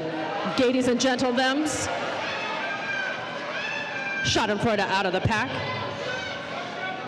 Oh, pivot in the box, Mia Palau. And that jam is called off, 0 to Angel City. We have 3 in the air for Rose. 78 Wheels of Justice, Angel City 74. So still an incredibly tight game here, only now a 4-point lead for the Wheels of Justice over Angel City. Angel City having the lead for most of the first half of the game, I believe all the first half of the game actually. But now coming back into the second half, Jackson jamming for Angel City, facing off against Zip for the Wheels of Justice. Beautiful. Both jammers stuck in the middle of that pack trying to work their way through.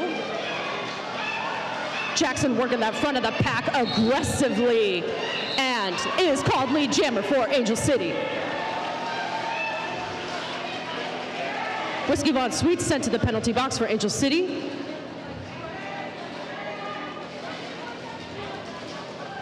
Simona's trying to stop Jackson from getting out of that first point trip out of the pack. Meanwhile, zip out, have it cover off. Angel City trying to break up that defensive wall, but forces Jackson to call it.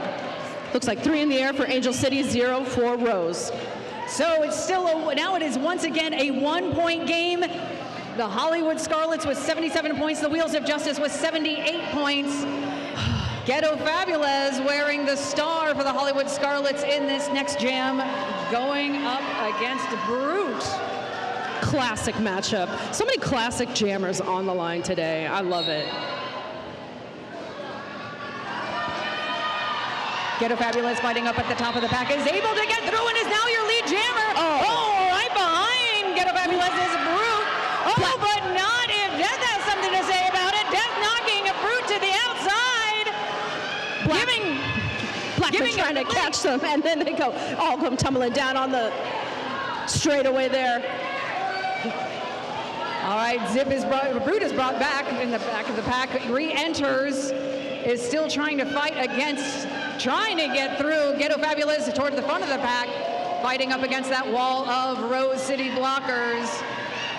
Oh, look at that. Blackman coming up to the front of the pack saying, no, thank you. Try again. We are not going to let you through today. Ghetto Fabulous with the back of the pack coming against that tripod for Rose City. Both of these jammers fighting so hard. We have a bridge between them with Death. Who is going to get through that tripod first? Brute working so hard and slips right through. Angel City blockers come to the back of the pack to meet them, but it is off. 4 points in the air for the Scarlets, 0 for Wheels of Justice. So Angel City reclaiming that lead, 81 points to the Wheels of Justice, 78. Was that a lead change? Lead change. For your home team, Angel City, Los Angeles, you better get loud. There you are, I hear you now. And if you're home on the live stream, get loud there. Let us know in the chat. Yeah, who you rooting for? I see Darth. I believe that is Darth on the line for Rose City, who is a chat favorite. Let me tell ya. We got Vulturine to Slayer wearing the star for Angel City. Perfect, helping her out, and that is a lead jammer for Angel City. Oh, and now we have a pass on the other side. Simone is putting on the star for Rose City, tapping back into those old jammer days of old. Oh my, attempting to call up the jam, but no, going to the penalty box. A track cut being called on Bubbles, sitting down in the box for 30. Meanwhile, Simonis, the former pivot, now jammer for Rose City, swallowed up by that pack. Knocked to the outside, and Queen Luz Yatifia dragging Simonis back. And we have Perfect, the pivot for Angel City in the box as well. Angel down to a 3-wall in the front. OMG trying to offer some offense, and it works. Simonis out for all 4 points for Rose City.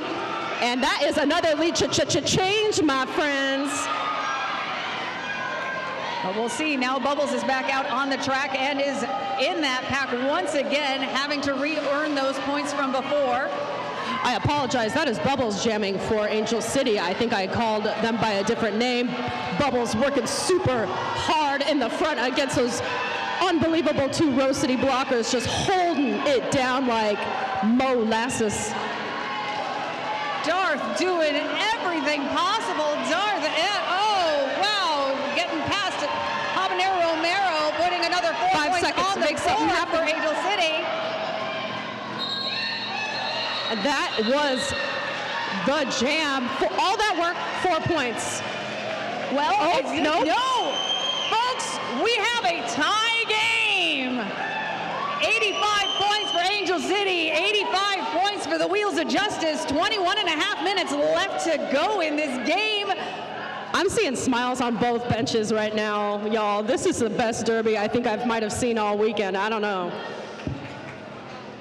It is such a privilege to call this game. Freight Train now jamming for Angel City. Bonnie Thunder's jamming for the Wheels of Justice. We've seen this matchup all game.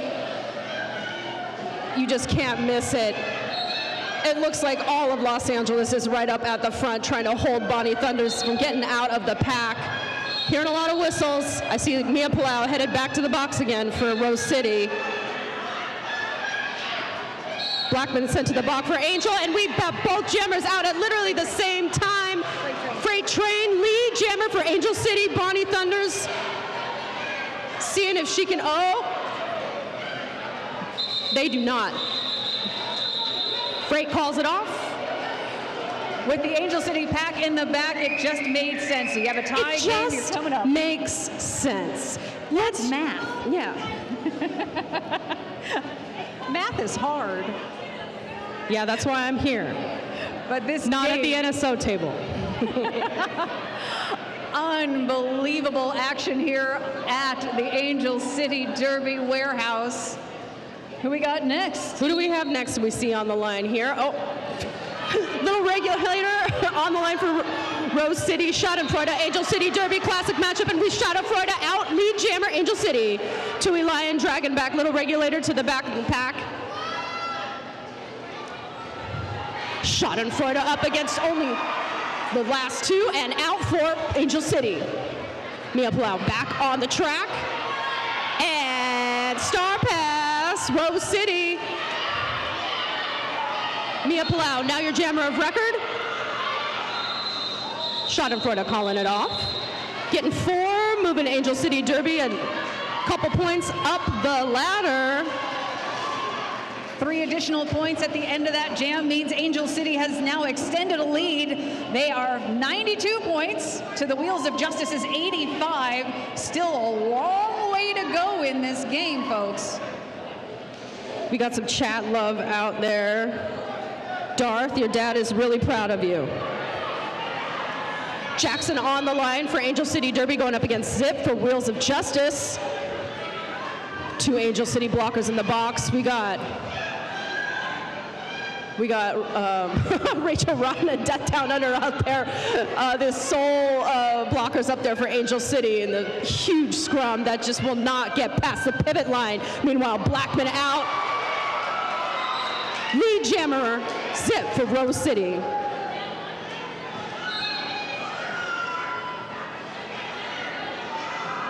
There has been a star pass. Rachel Rotten now wearing the star for the Hollywood Scarlets and is your jammer of record. Meanwhile, the pivot. Mia Palau getting in a couple of penalty troubles. I feel like that's 3 jams in a row. I've seen them run to the box. And is that a power jam? Angel City for Rachel Rotten. Queen Lucia Tifa offering some offense there, trying to move the Rose City blockers and keep them in the inside line. Rachel doing her best to keep afloat in this pack of hard line Rose blockers. Mia Palau back on the track. Rachel taken to the inside, having to navigate her way back. All blockers on the line for Rose City.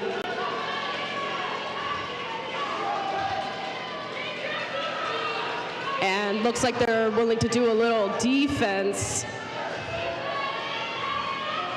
They can see who's coming back from the box, and that is Zip being taken all the way, way back by Blackman.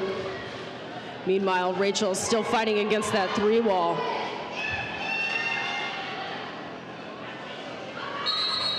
And that is the jam. I see 4 in the air for Rose and a 0 for Angel City Derby. Another 2-minute jam for these 2 amazing teams in this final game of the Tinseltown Showdown. Nothing is as exhausting as a 2-minute jam, folks. No, especially when you get no points for it. Angel City. Absolutely not. 92 points to the Wheels of Justice's 89s. Ghetto Fabulez jamming once again and is now lead jammer. With Brute right behind them. Pigtails just stepping right over that apex so they could catch right up. And did they call it in time? They got one, and so did Rose City. Total wash, 90-93. Whew, this game gets better and better. Oh my goodness. Less than one jam separates these teams. This is legendary, folks. If you are not getting loud in here, I don't know what is wrong with you. Let's go. Come on. All right, now the jam is on. Bubbles is jamming for the Hollywood Scarlets. Darth is jamming for Rose City, and it's Darth who makes out Perks. Making Daddy proud, lead jammer for Rose City. Darth essentially skating a doubleheader here, having just come off of the previous game. Ooh, trying to sneak inside that inside line, and it works. 4 points in the air for the Wheels of Justice. So that is a lead change as of right now, but Bubbles still seeing what they can do. Darth coming through for another 4 points. Darth out there doing the most. Meanwhile,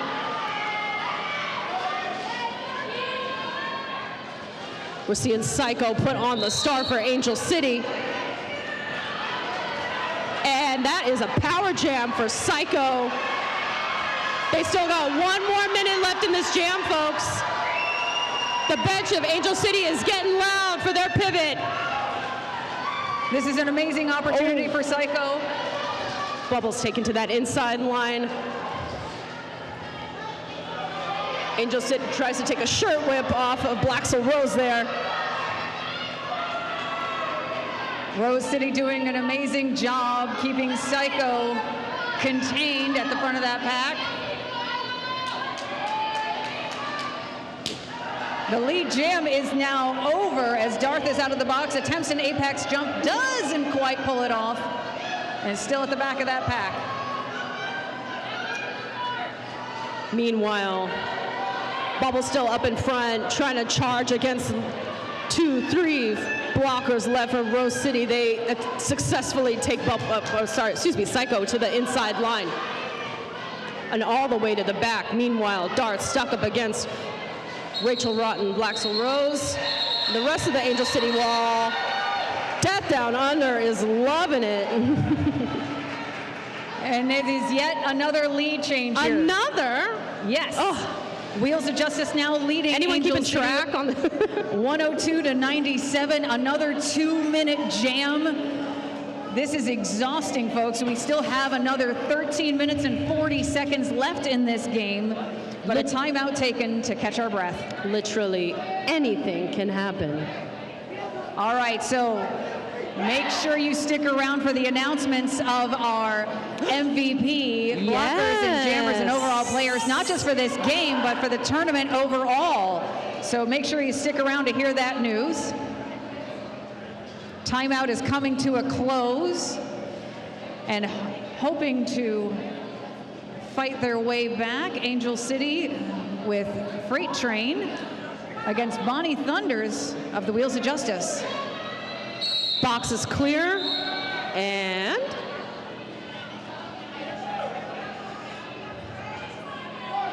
here we go. 5-on-5 on the jam line.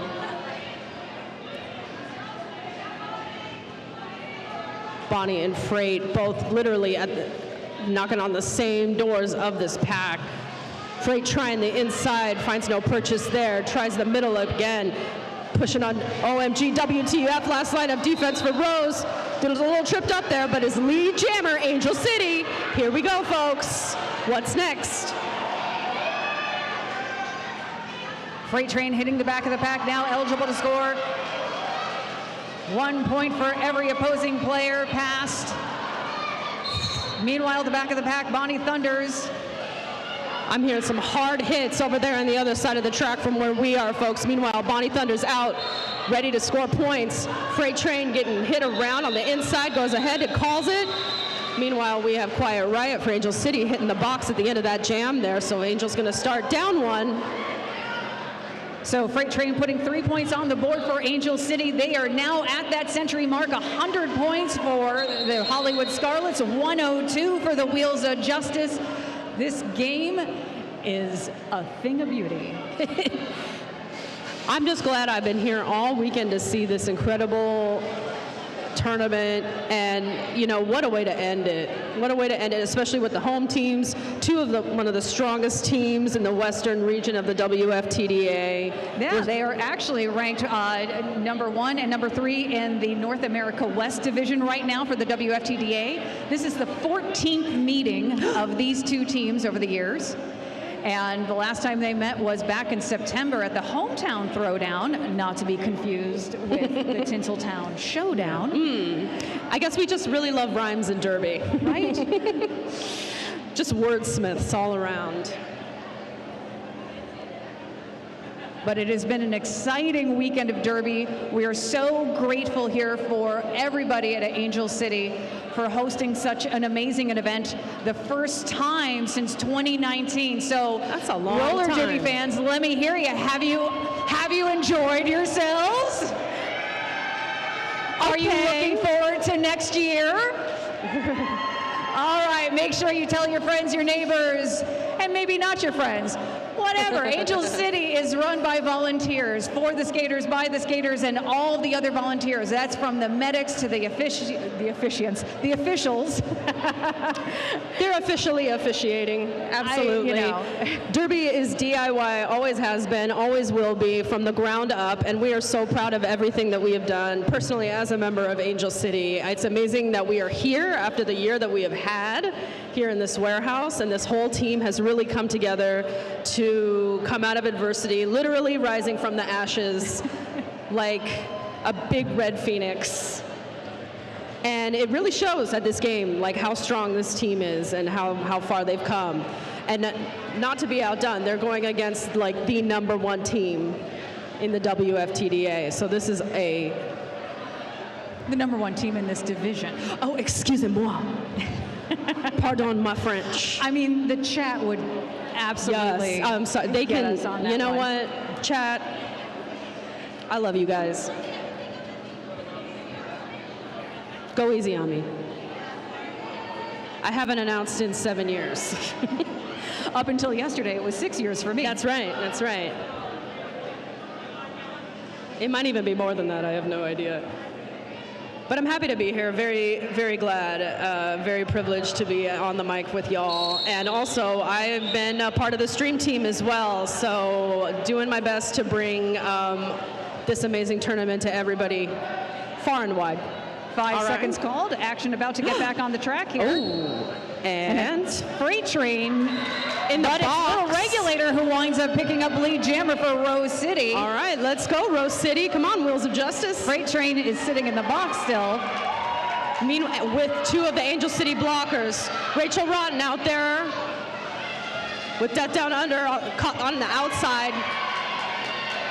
Mia Palau trying to draw that track cut. And company, meanwhile, Little Regulator up against one and is out. Rachel Rotten finally joined by her fellow teammates as the lone blocker on the track there for quite a while, trying to fight off Little Regulator, which is a real tough job when you're the only one out there. Freight Train also out of the box, making their way through the pack and is now eligible to score. Yeah, a hard 30 seconds for Angel City. And the jam is called. Jamheiser-Busch furiously calling a timeout from the track. Timeout now being called by Angel City Derby. A rough jam for Angel City in that one as the Wheels of Justice put up 16 points on the board, extending their lead 118 to 100, but we still have 11 and a half minutes left to go in this game bomb. Yeah, these Rose Jammers putting up a lot of points in one jam and really kicking that score into high gear for them. But let's see what Angel City can do with Schadenfreude on the line. We have both pivots in the box for both teams. What are you doing down there, you guys? Come on. Your team needs you. The city needs you.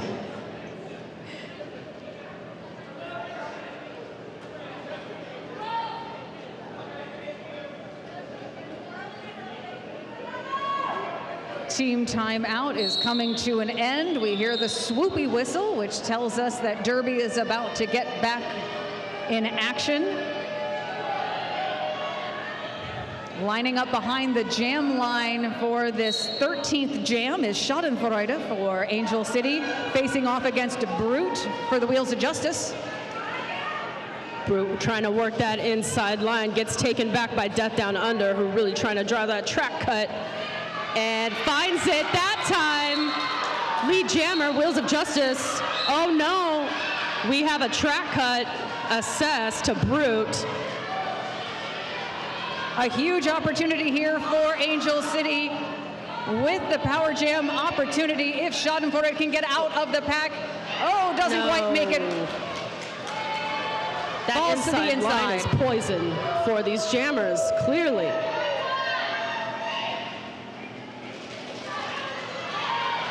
Schadenfreude knocked to the outside this time around, comes back to the back of the pack, re-enters, coming up against OMG, WTF, and Simonis fighting up at the front of the pack, trying to get through.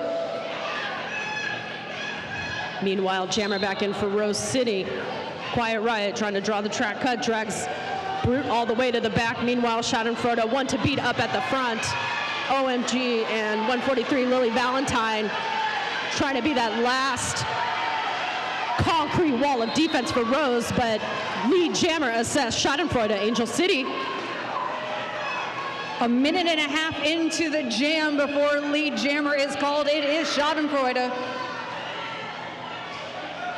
Looking to earn some points here for Angel City. And the whole pack comes tumbling down. Bah, bah, bah, on the inside line. Schadenfreude taken to the back. Brute right behind them, going up against Quiet Riot and Death Down Under. Ooh, looks like there was a hard hit there.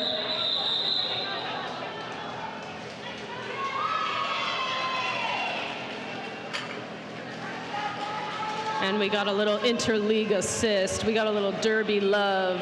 Meanwhile, Angel City up by 2 on that jam, 102-118. Less than 10 minutes left in the game, folks. Still, anyone's game here. Wheels of Justice with 118, Angel City with 102. Behind the jam line now is Freight Train for the Hollywood Scarlets up against Zip for Rose City. Oh, Zip goes down and Freight Train is able to take advantage and pick up lead jammer for the Hollywood Scarlets, and it is a power jam as Zip is now sitting down in the penalty box for 30 seconds. We'll see if Freight Train can take advantage of this. Blockers going down, Freight pushing through. Had only one to beat, now has all three of them. Tries to tiptoe away on their way on the inside, but finds no purchase there. Is going to head for the middle. Meanwhile, their full Angel City blockers doing everything they can to get Freight out, and Freight just plows right through. Choo choo. Freight Train's put 4 up in the air for Angel City. The power jam has come to an end as Zip has re-entered the pack. Freight Train attempting to do a little bit of a jump on the inside Trying line. to jump the track there, Freight Train. Not quite making it, but that's okay. Back at the back of the pack. Zip fighting through, knocked to the inside. Good job, recycled. Perfect. That's my girl. Perfect drag Zip all the way to the back, beating up with the rest of the blockers to hold them back. Meanwhile, Freight Train is pushing the full contingent of Rose City blockers up to the front. Simonis, last line of defense. Meanwhile, both jammers are out. 4 in the air for Angel City, 0 for Wheels of Justice. That was a great jam for Freight Train. Angel City picking up 8 points in that one, cutting into the lead of the Wheels of Justice. Only an 8-point game here with 7.5 minutes left to go in this final game of the Tinseltown Showdown. I'm telling you, my heart rate's like at 120. I see some favorites in the chat on the line for both teams. We got Jackson for Angel City going up against Darth for Wheels of Justice. Penalty box is empty. Love to see it. But we are still in an official timeout right now.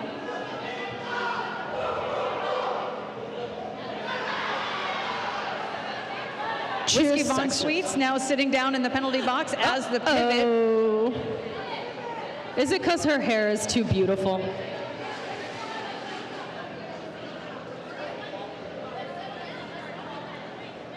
We want to thank our officials. Roller derby could not happen without them, so we're going to give them all the time that they need to figure out what's going on before we get the action back on the track here. Everybody anxious to see the last 7.5 minutes of this game. Wheels of Justice 118, Angel City 110. It's just going to take a couple quick passes for Angel City, but it could take a couple more for Wheels of Justice to move that point differential out of reach for Angel City. It's anybody's game, folks. It's very exciting. I'm hearing some whistles. And I heard a 5 seconds. Jamming now for Angel City is Jackson, going up against Darth of the Wheels of Justice. Blocker sandwiching each of the jammers inside of the pack, staying right back at that jam line. Meanwhile, looks like Darth is out. Lead jammer, Wheels of Justice.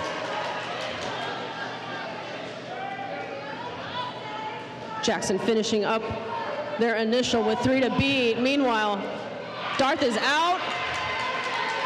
4 points for Rose. 5 if the year was like 2010.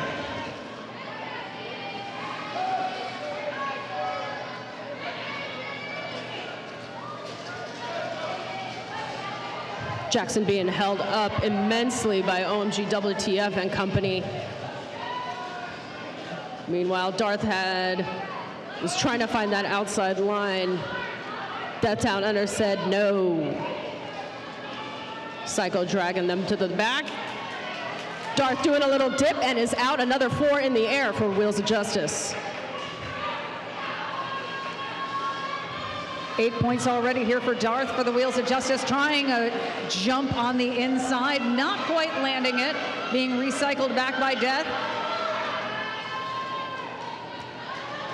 And we now have a successful star pass. Whiskey Von Sweets picking up the star right as the jam is called off. Stopping the bleeding there for Angel City, very successful. No points awarded, but sometimes it's about strategy. So the Wheels of Justice with 126, Angel City with 110. And we'll check in with the penalties. Number 42 on Angel City, getting it close to that penalty trouble there. That would be Blackman. Jam is on. We have Bonnie Thunders going up against Freight Train. Your favorite jammer combination, I am sure. Freight Train doing what Freight Train does, getting out and getting lead jammer for Angel City. Meanwhile, Bonnie's stuck against Tui Lion, Perfect and company. That is no fun at all. Freight Train out, 4 points. Tui Lion getting sent to the box for Angel City. Queen Lucia Tifa and Quiet teaming up to try to keep Bonnie. But Bonnie is out and ready to score some points for that Rose City scoreboard. Freight Train out, calls it. A beautiful 8 points for Angel City Derby, keeping this game within 10. Wheels of Justice 128, Angel City with 118, 4:45 left on the game clock, or 4:47, excuse me. Don't want to be misleading here. But this is some amazing action at the end of this game. 10 points separating these two teams. It's under 5 minutes, so it is about to get intense, like camping. So who's going to bring the intensity at this next jam?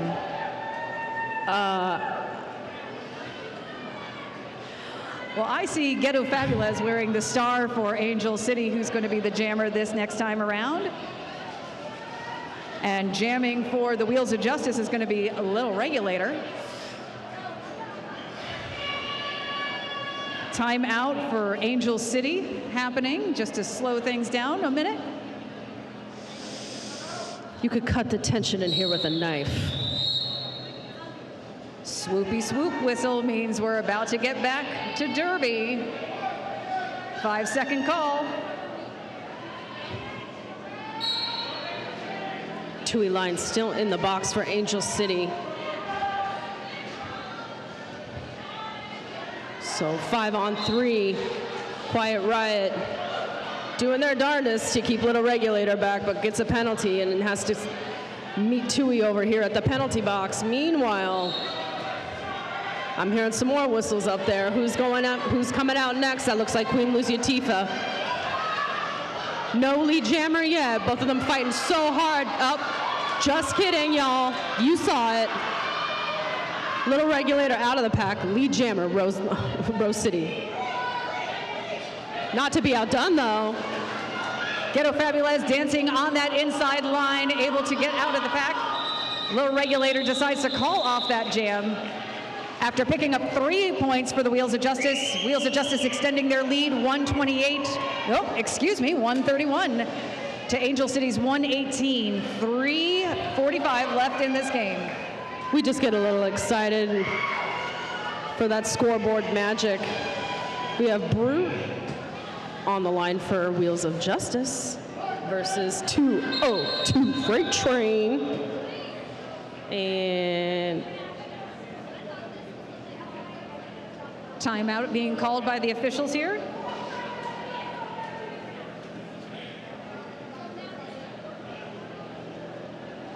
A little bit of a conversation, and Queen Lucia Tifa now sitting down in the box for Angel City.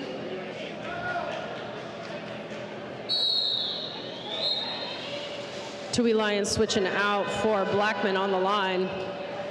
Tui joining Death Down Under as that 2-wall in the front.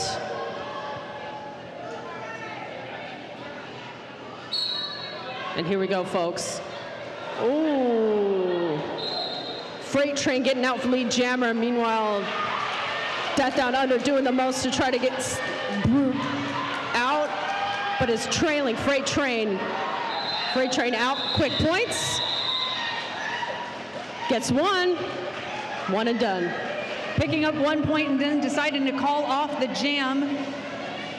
So Angel City Derby with 119, Wheels of Justice with 131. We got 3 minutes left to go in this amazing game. Roller Derby fans, let me hear you out in this warehouse.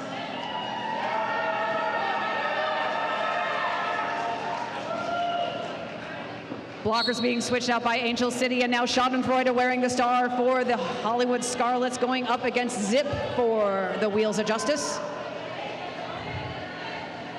Seeing some hands go up from the officials. Not sure what I'm seeing there, but we've got Rachel Rotten and Psycho doing their most to keep Zip from getting out and getting lead. Rachel Rotten doing their amazing job, but it's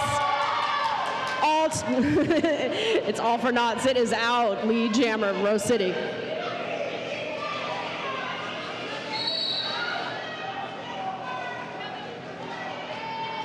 Direction of gameplay call. And coming up against the Wheels of Justice, number 39, Gaffney. Schadenfreude is out, ready to go get some points. Ooh. Trying to slide on in there under Lily Valentine. Another penalty call. This time it is going to Blackman. That might be their 7th penalty of the game. Blackman in some serious penalty trouble here. Zip having some problems at the front of the pack, being drawn back.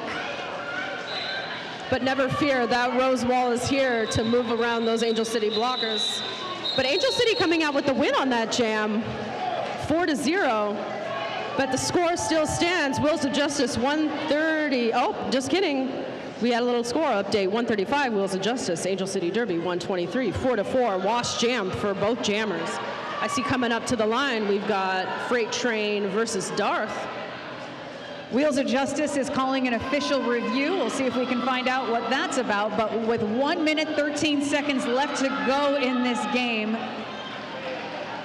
this is some exciting derby, folks. This is some exciting derby. An incredible showing by both of these amazing teams. Angel City Derby with 123 points, Wheels of Justice with 135 points. These teams work so hard. I mean, you know how hard these teams work at this level. They are practicing day in, day out to get this good. And here we are, folks. One of the closest games of the tournament. Nope. We're going to check in on the penalties. We have a foul out for number 42 Blackman on Angel City. And everyone else on the Angel City side not sitting on too many penalties. Meanwhile, 65 and 247 on Rose City with 5 penalties apiece.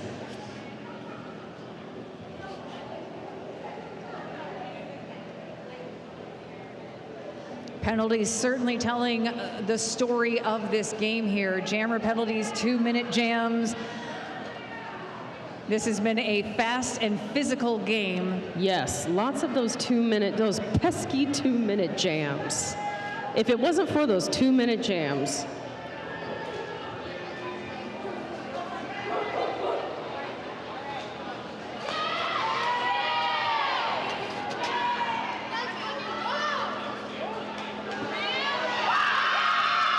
Rose City was requesting a low block in the previous jam on the jammer for Angel City. They succeeded in that. So it is going to be a power jam now, or a power start, excuse me, for the Wheels of Justice. Schadenfreude sitting down in the penalty box for 30 seconds to serve that low block penalty. Wheels of Justice retains their official review.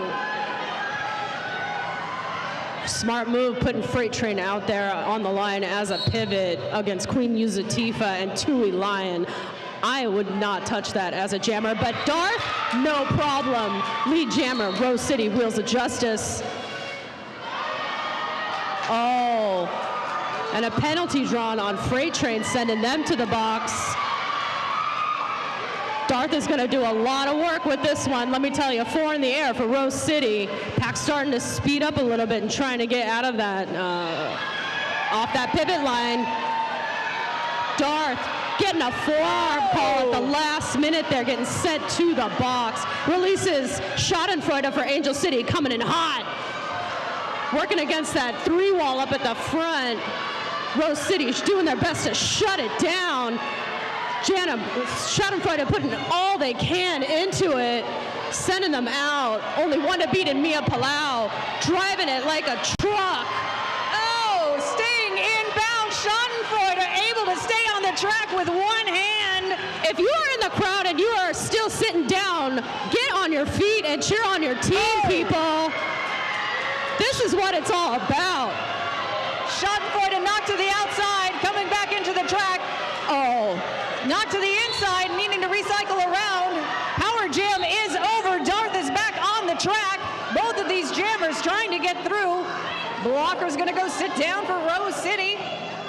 Both of these jammers trying to get their bearings, having a tough time on both sides in the final seconds of this game. There has been a start past Freight Train now. The jammer of record for Angel City coming around the back of the track. 15 seconds to do work here. Let's go. Freight Train at the front of the pack, yes, and able to put up another 4 points on the board for Angel City in this final jam. 5 seconds to Freight Train. 1 second, and there we go. The unofficial score. Such an amazing last jam. 8 points for both teams. Wheels of Justice putting 8 up. Angel City putting 8 up. And our unofficial score right now, the Wheels of Justice taking this game 143 to the Hollywood Scarlets 131. I'm gonna need a cocktail. Yeah, I don't know how I didn't fall off of this announcer's dais from the amount of just derby awesomeness that just hit me in the face. The swoopy swoop whistle means that is a final score, so get on up to that yellow line and give these amazing athletes a high five. We're going to give you the names of the MVPs in just a moment. So much love for both of these teams. Rose City traveling here all the way from Portland. Angel City literally rising from the ashes, from bringing this warehouse back to life, bringing Tinseltown Showdown back to roller derby after so many years of it being gone. We miss this tournament. We miss people in our space, and we're so excited to bring you in our home. So excited to see Rose City work so hard for this incredible win.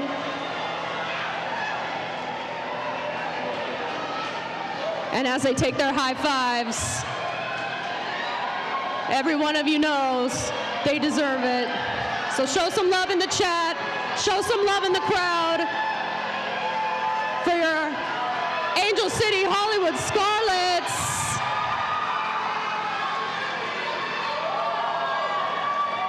Just an absolutely amazing game between these two teams. Stick around, we've got some MVPs coming right up.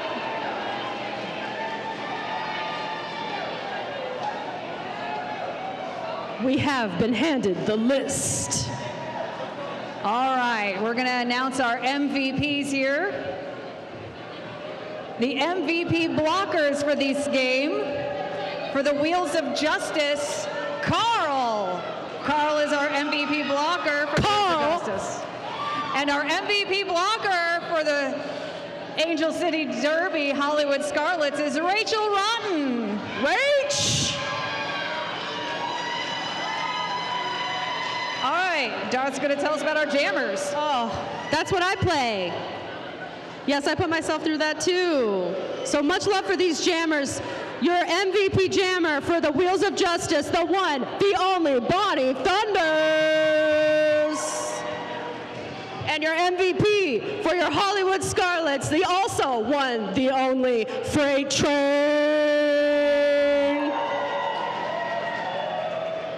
And now our MVP overall best players for this game. For Angel City, it is Tui Lion. And for the Wheels of Justice, the overall MVP is Gaffney. So congratulations to all of our MVPs. Bomb, I cannot believe this game. We did it. We hung out. We survived. We survived this game. We survived. That was a lot. My eyeballs could not take it. So thank you to all of our volunteers. Thank you to all of our officials. Thank you to our fans here at the warehouse. Thank you to all of our vendors and our sponsors. We could not do this game. We could not do the roller derby without them, and certainly on the stream. So thank you to Rydell Skates, Radar Wheels, 888 187 Killer Pads, Create and Skate Factory, Thread, Sweat and Tears, Uber Lube Sport, and S1. And thank you to all of the world fans of roller derby who keep this sport alive. Thank you so much. I am OC Diva. I am Bomb Dylan. Have a good night.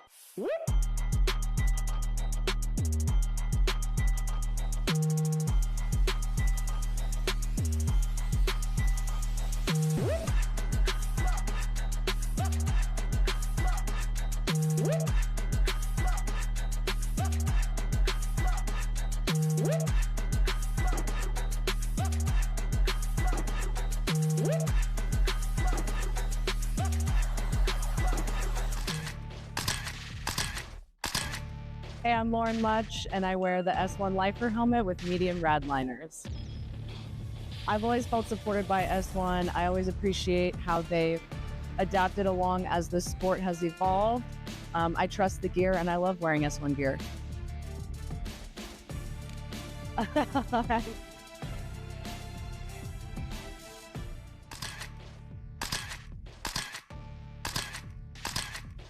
Hey, I'm Jess Hart, and I wear the S1 Life Revisor helmet with medium rad liners. S1 has meant safety, security, and peace of mind. Every time I hear that click, I know my head's protected, and I don't have to worry about anything except being joyful, having fun with my friends, and putting on a great show for everybody.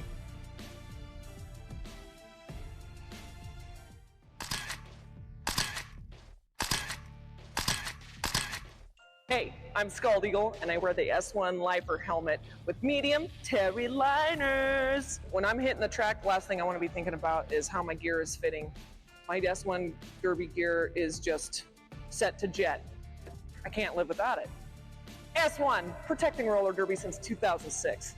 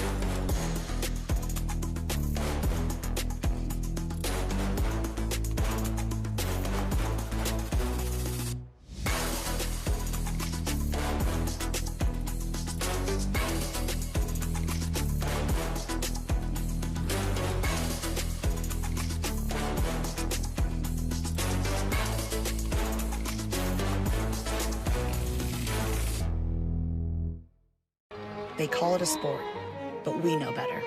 It's a symphony of dedication, grit, and heart. Tuned to one another in a composition of chaos on a stage built for progress. Athlete-driven innovation from the first whistle to the final score. Every hit, every fall, every win, every loss, every team, every season, every body. We've got you covered.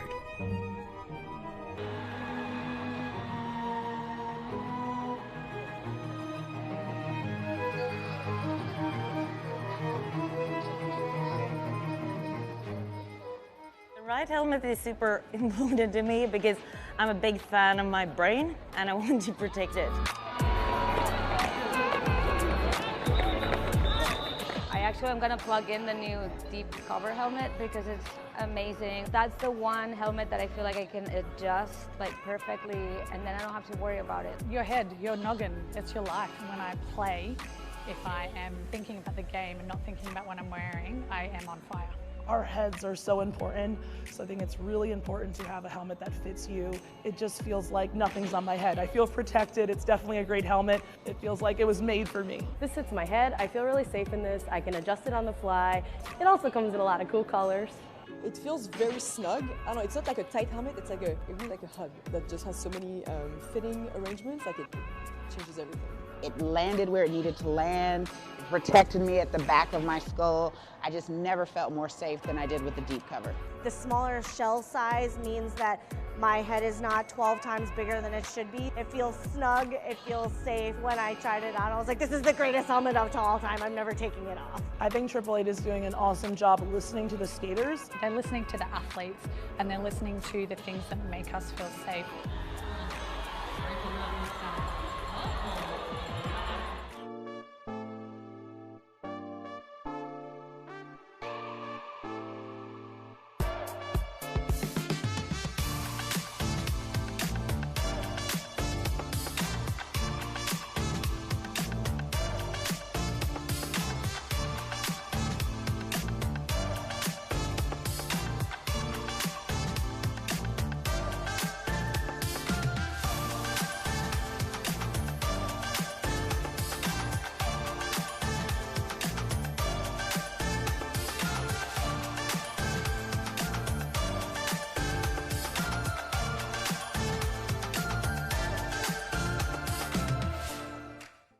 To me, roller derby means home. Since I was a kid, I've been skating with my father in skating rinks, empty parking lots, so it's just in my DNA. Haven't had a time in my life I haven't been on skates. Every time I strap up my skates, snap my helmet, strap my pads, and step onto the track, I know that I'm just gonna have a safe space to create art for all the people on the track, and I'm just filled with joy and just spill my joy onto the track for everybody to see. I love roller derby.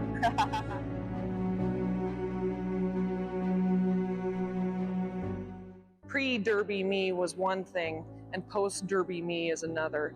And being able to really step into my full personhood within this environment has just been identity amplifying. So obviously I've always been a bit of a ham, but this is just so much more than that for me. Scald Eagle was always inside pre-derby, but actually getting into roller derby allowed me the space to like amplify that part of my personality, and the legacy part also like definitely feels impactful for me to feel like I've made a mark on this world, even if it's in this small little niche. Part of that legacy and part of that amplification, I guess, has certainly been absolutely facilitated by S1, best helmet company, best protective gear company since 2006, and they have been by roller derby's side, which has felt like by my side that whole time. Roller derby has been the biggest part of my life for almost 17 years now, and I've met my best friends in the world through roller derby. It's so challenging and it's so rewarding, and I think the biggest thing that I've gotten from it is the community and the support from the community. I turned into an adult with roller derby in my life. I often play for the little 14-year-old Lauren inside of me, and I try to make her proud. And my teammates are always supportive of me, and S1 has always supported me, and so this community is just really special to me.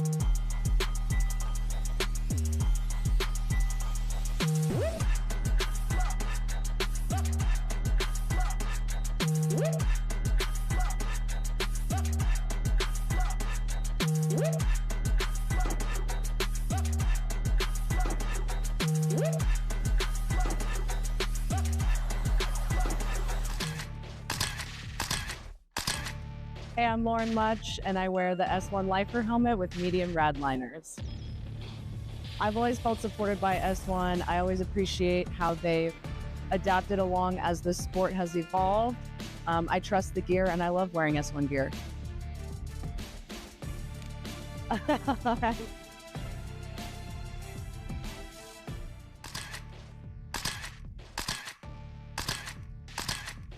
Hey, I'm Jess Hart, and I wear the S1 Lifer Visor helmet with medium rad liners.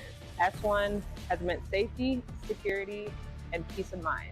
Every time I hear that click, I know my head's protected, and I don't have to worry about anything except being joyful, having fun with my friends, and putting on a great show for everybody.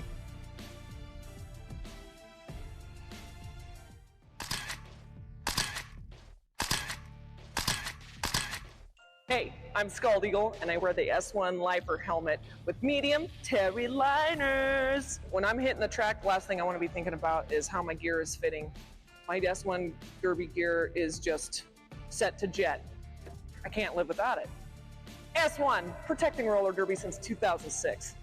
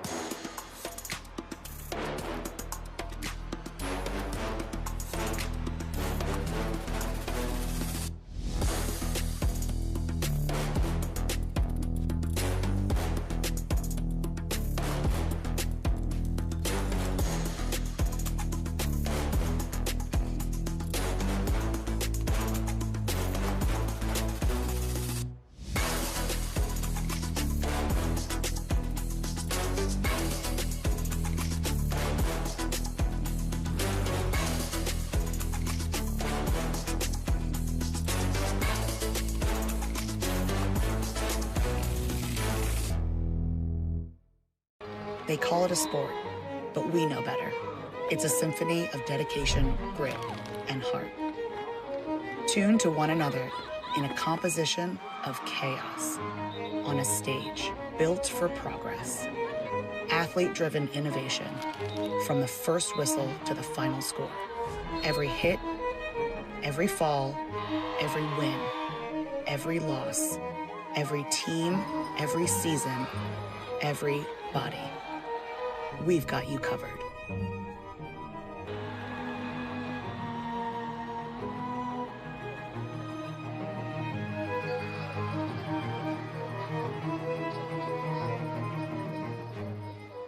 The right helmet is super important to me because I'm a big fan of my brain and I want to protect it.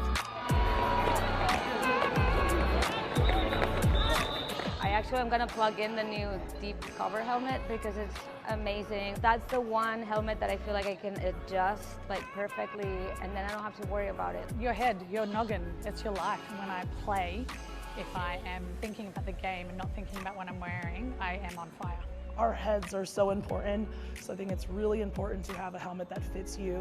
It just feels like nothing's on my head. I feel protected. It's definitely a great helmet. It feels like it was made for me. This fits my head. I feel really safe in this. I can adjust it on the fly. It also comes in a lot of cool colors. It feels very snug. I don't know, it's not like a tight helmet, it's like it really like a hug that just has so many fitting arrangements, like it changes everything.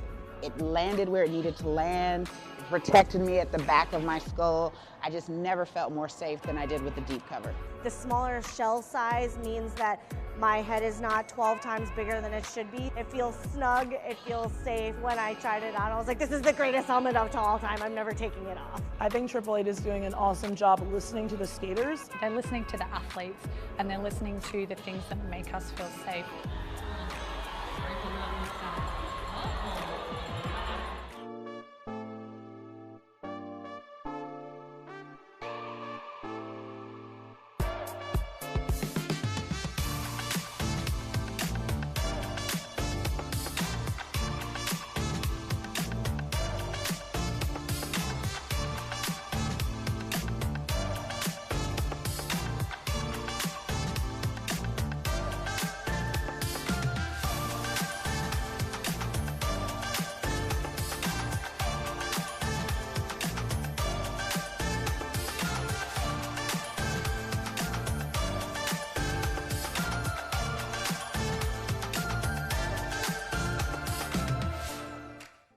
To me, roller derby means home.